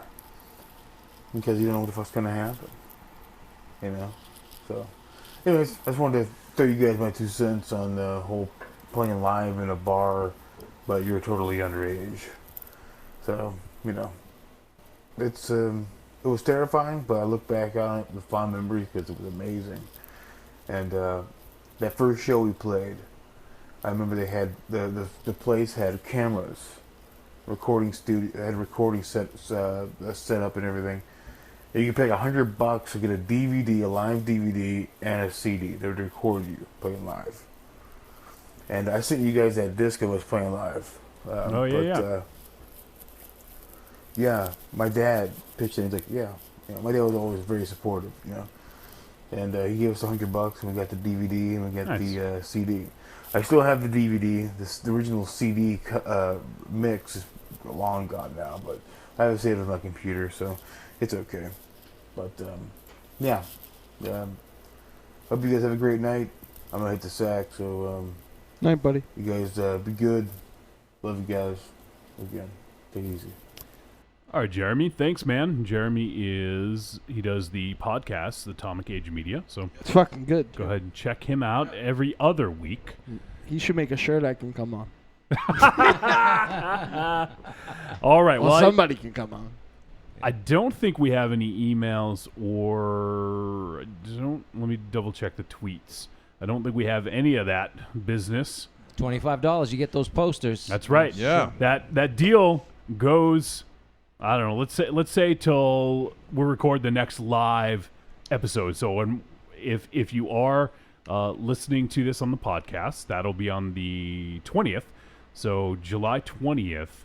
So go ahead, if you want to get in on this action, go to trickortreatradio.com. Go ahead and donate. Every $25 you donate will get you a poster. Now, you've heard us kind of mention some of the posters. The ones that have been claimed, let me just go ahead and name those. We Are Still Here, Rogue One, Pacific Rim, and one of the Hateful Eight posters have been claimed already. And Stephanie has another one to claim that she has not claimed yet. So she will be getting another one. But there's a bunch. There's The Dark Knight Rises. There's Ant-Man. Yeah. There is Spider-Man. There is ABC's of Death, VHS 2. tons. So we named most of them throughout the episode. And if we meet the goal, I will dress like Indiana Jones all Rocket Chuck weekend. Oh my God! Except on stage. What is that, Raven Shadow? What's that one? One more. Oh, one more. There's plenty more. Oh, plenty more, but another one to show you.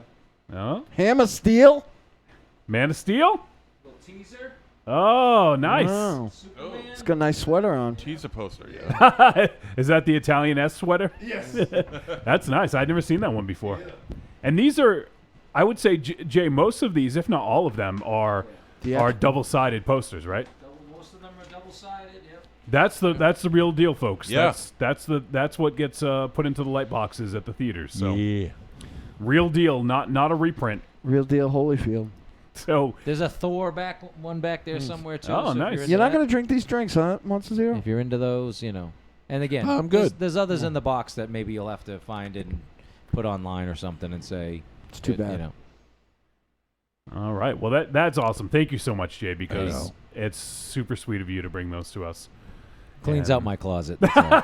I was like, give it to some other poor bastards. You take me to John Carpenter, you give us posters, and then you leave. No, and then you got some nerve. And then we give you a hard time, and thankfully we didn't make you sweat too much. That's right. It wasn't bad. Later on. We got this mostly for you. Yeah. We got to bring it back. I had to haul it up the stairs. Yes, but, you know. yes. It's a good thing you cleaned out that closet, though, because it's probably where I'm going to live. Things are good. The Los Atlantis says, was the one MZ wanted spoken for? What was that? Which one did you want, MZ? Well, there were two that I wanted. Well, what were they? The Wormwood one. Oh, right. Wormwood and the other Hateful Eight poster. Oh, okay, yeah. So I gotta don't get in on that. I don't believe they were spoken for. No. So, all right. Well, let's go around the room. Let's do Desert Island bands, and then everyone say their goodbyes.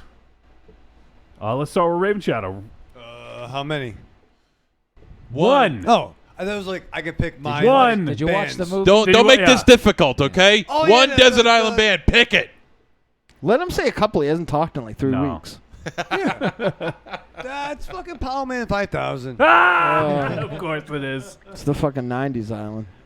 It's like being an indie show. Jay, do you have one? I mean, I'm going to be corny. I'm going to say Beatles. I mean. Okay. Yeah, I mean. You can't go wrong there. Yeah. All different styles. I'm going to say Beatles. All right, MZ. The Deadites. Oh, kissing our asses. Look at this guy. You don't actually get to bring the girls. So Yeah, you just, well, you know, yeah. What iteration? You know, that's the key. Yeah, you want the Psychopatrick one? Wait, MZ. Yeah. Los Atlantis says Yes. he may have the Wormwood poster on me. What? Wow. Oh, come on. You don't have to do that. Wow. Who is that? Wiley. That's Stephanie Wiley. Oh. I'll tell you about, and she's going to give you the Wormwood poster. I'll give you a podcast. I will. It's called M Street Kids Movie find Club. A poster for her. Ooh, specific. The Pacific Ocean. That's where the island is. And Stephanie, you haven't told us which Hateful Eight poster you want. Do you No, want- she said the Samuel L. Jackson Oh, poster. Sam Jackson? one, Okay. yeah. I Okay, feel I'm so sorry. bad that I couldn't get on the phone to call her about that Pacific Rim one. But she'll never believe me because she wasn't listening. But I pulled out the phone instantly. He did. I can vouch. I saw him put the phone right up to his ear. Yep. Yeah. Thank you, Stephanie. That was You're super so sweet. You're so sweet to Yeah, me. she's real sweet. And she says, I'm She aware is. that I Such a- don't have to do it. Such a nice girl. She's even aware that she doesn't have to. So we got to. Well, thank you We very got to much. figure out what Wiley will be doing at the Deadite show that weekend. 'Cause she has to be doing something. Probably fighting with you. Well, I know she won't because I. The first thing I asked when I booked this show is my old dressing room still there? Because I'm not leaving again. All right, the Sam Jacks one is spoken for, everyone. Yep. All right, MZ, I'm sorry, did you give yours? This is the Deadites. The Deadites. Oh, of course. Marsman. I never bring up this band because people fucking, for whatever reason, like just want to fight with me about it. I would say, other than Tori Amos, this is the band I fight about the most. But for the same reason that most people would pick the Beatles, I'm going to say the band that I think is my favorite band, and that's They Might Be Giants. Nirvana. Well, that would have been my guess. See, They but Might you Be know Giants. me. Yeah. But like, if you go back and listen to the show all the time, I Wait. just say the Ramones. Wait, not usually. garbage? No. Hey, I know. I bought some garbage songs on the internet. I had some CDs that I hadn't listened to. You know, I burned them. I was very respectful to garbage, I thought. You were. Yeah, 'cause it wasn't the other way around, but. All right. I honestly have a hard time with these things because I hate picking. You're just yelling one. at us. Yes, I hate picking one of it. I am going to pick one. I but I'm just think I know saying- who you're going to pick. Guess. Dream Theater. No, actually, they were one of the ones I was thinking of, but I'm going to go with Devin. What? Testament? No, Devin Townsend. Robert Townsend? What about testicles? What? Devin Townsend, because he has a huge library of stuff.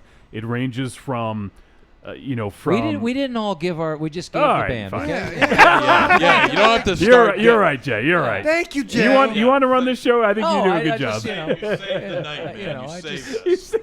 He's at the big boy chair. He gets to be like, and now I'm going to give you a 30-minute of their catalog and why it would be the best choice. Yeah, but if you speak one sentence, man, well, we got to hurry up. We got to get out of here. Blah, blah, Well, blah, blah, blah, now- blah. Wrap it up. Wait. We do got to get out of here. But though. now you guys know why I was rushing things. No. Yeah, What? So you 'cause could you give had a us your lot to say. 30-minute reason? Oh, so we could get Kurando on. We did make him wait almost 45 minutes. Well, that's not our fault. Well, if Yeah, you it told is. us- No, it isn't, because No, we it's didn't not, know 'cause anything you about told it. us, we would've I'm got not on. going to tell you because it was a surprise. Well, look how that worked. Look how well that worked Yeah. out. Yeah, it was a That's all your surprise. It fault. worked out But perfect. it was a good conversation, and Yeah. and I was in touch with him, and he said that he's listening, so it wasn't a big deal. Normally, Well, you're he's just awesome anyway. trying to fit in more Bombaleos or whatever. Oh, my Lord. Oh, Yeah. oh my George. Yeah, it's a different show. Oh my Kurando. Oh my Kurando. There you go. All right, so thank you everyone for tuning in. Marsman, why don't you go ahead and take us out? Thank you very much, Jay. And Jay, actually, before we do that, Jay, No, shut up. I want him to plug his stuff. What? Plug Back what alley, stuff? Back Alley Film Series. Well, the back alley is Charlotte. on hiatus right now, so. Okay, well, it was website's full down of now. people coming on T-shirts. They There's had to a- close that alley. There's a back alley back here, handsome. We might get ticks. Though. So You must be talking to Raven Shadow. Charlotte Film Fest. Yeah, Charlotte Film Festival, September 22nd to October 3rd. Charlotte Film Society, Back Alley Film Series. Check them out online, like them on Facebook. You might find some movies that are cool. Yeah, you definitely will. You find at least one that's cool. Karate Kid. That's right. Yeah. That's right. There you go. Yep. So there you have it. Jay, thank you so much. Always a pleasure, Yeah, we gents. don't get to see you nearly enough, but glad you could make some time to Yeah, come dude. in studio to hang out with us. It was Absolutely. And seriously, thank you again for John Carpenter for the posters. Can't thank you enough. I've known you for like 20 years now. It's outrageous. It's crazy. You still talk to us. I know. Yeah, crazy. Even after the foamy That's the fresh, craziest thing. He still talks to us. Even after the foamy fresh machine debacle. I told him that at Carpenter we just talked about that Yeah, recently yeah. was the double feature Batman and Robin and Face Off. That's right. Did the question I had? Did we mean to go see Batman and Robin? I feel like we had to go see Batman. No, we and planned Robin. to see both. Yeah, it was we planned. were What right a bunch on of that. jerks we are. All right, Mars, why don't you go ahead and take us out of here? Remember, children, wherever you go, there you are. Thank you, everybody who donated to make our asses cool tonight.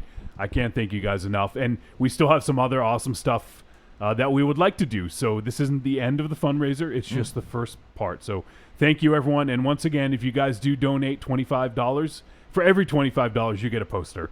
And we can just be in touch with me. I can give you the list, or maybe we can post the list online or something like that. Yeah, put pictures on Facebook of the posters. And if we reach our goal, I'm going to dress like Indiana Jones all Rock and Shock weekend. Yeah, Step I on would- stage. that would be amazing. So, seriously, thank you guys so much for everything. And this air conditioner is a godsend. So, thank you. And we will see you guys next week for episode 208. See you.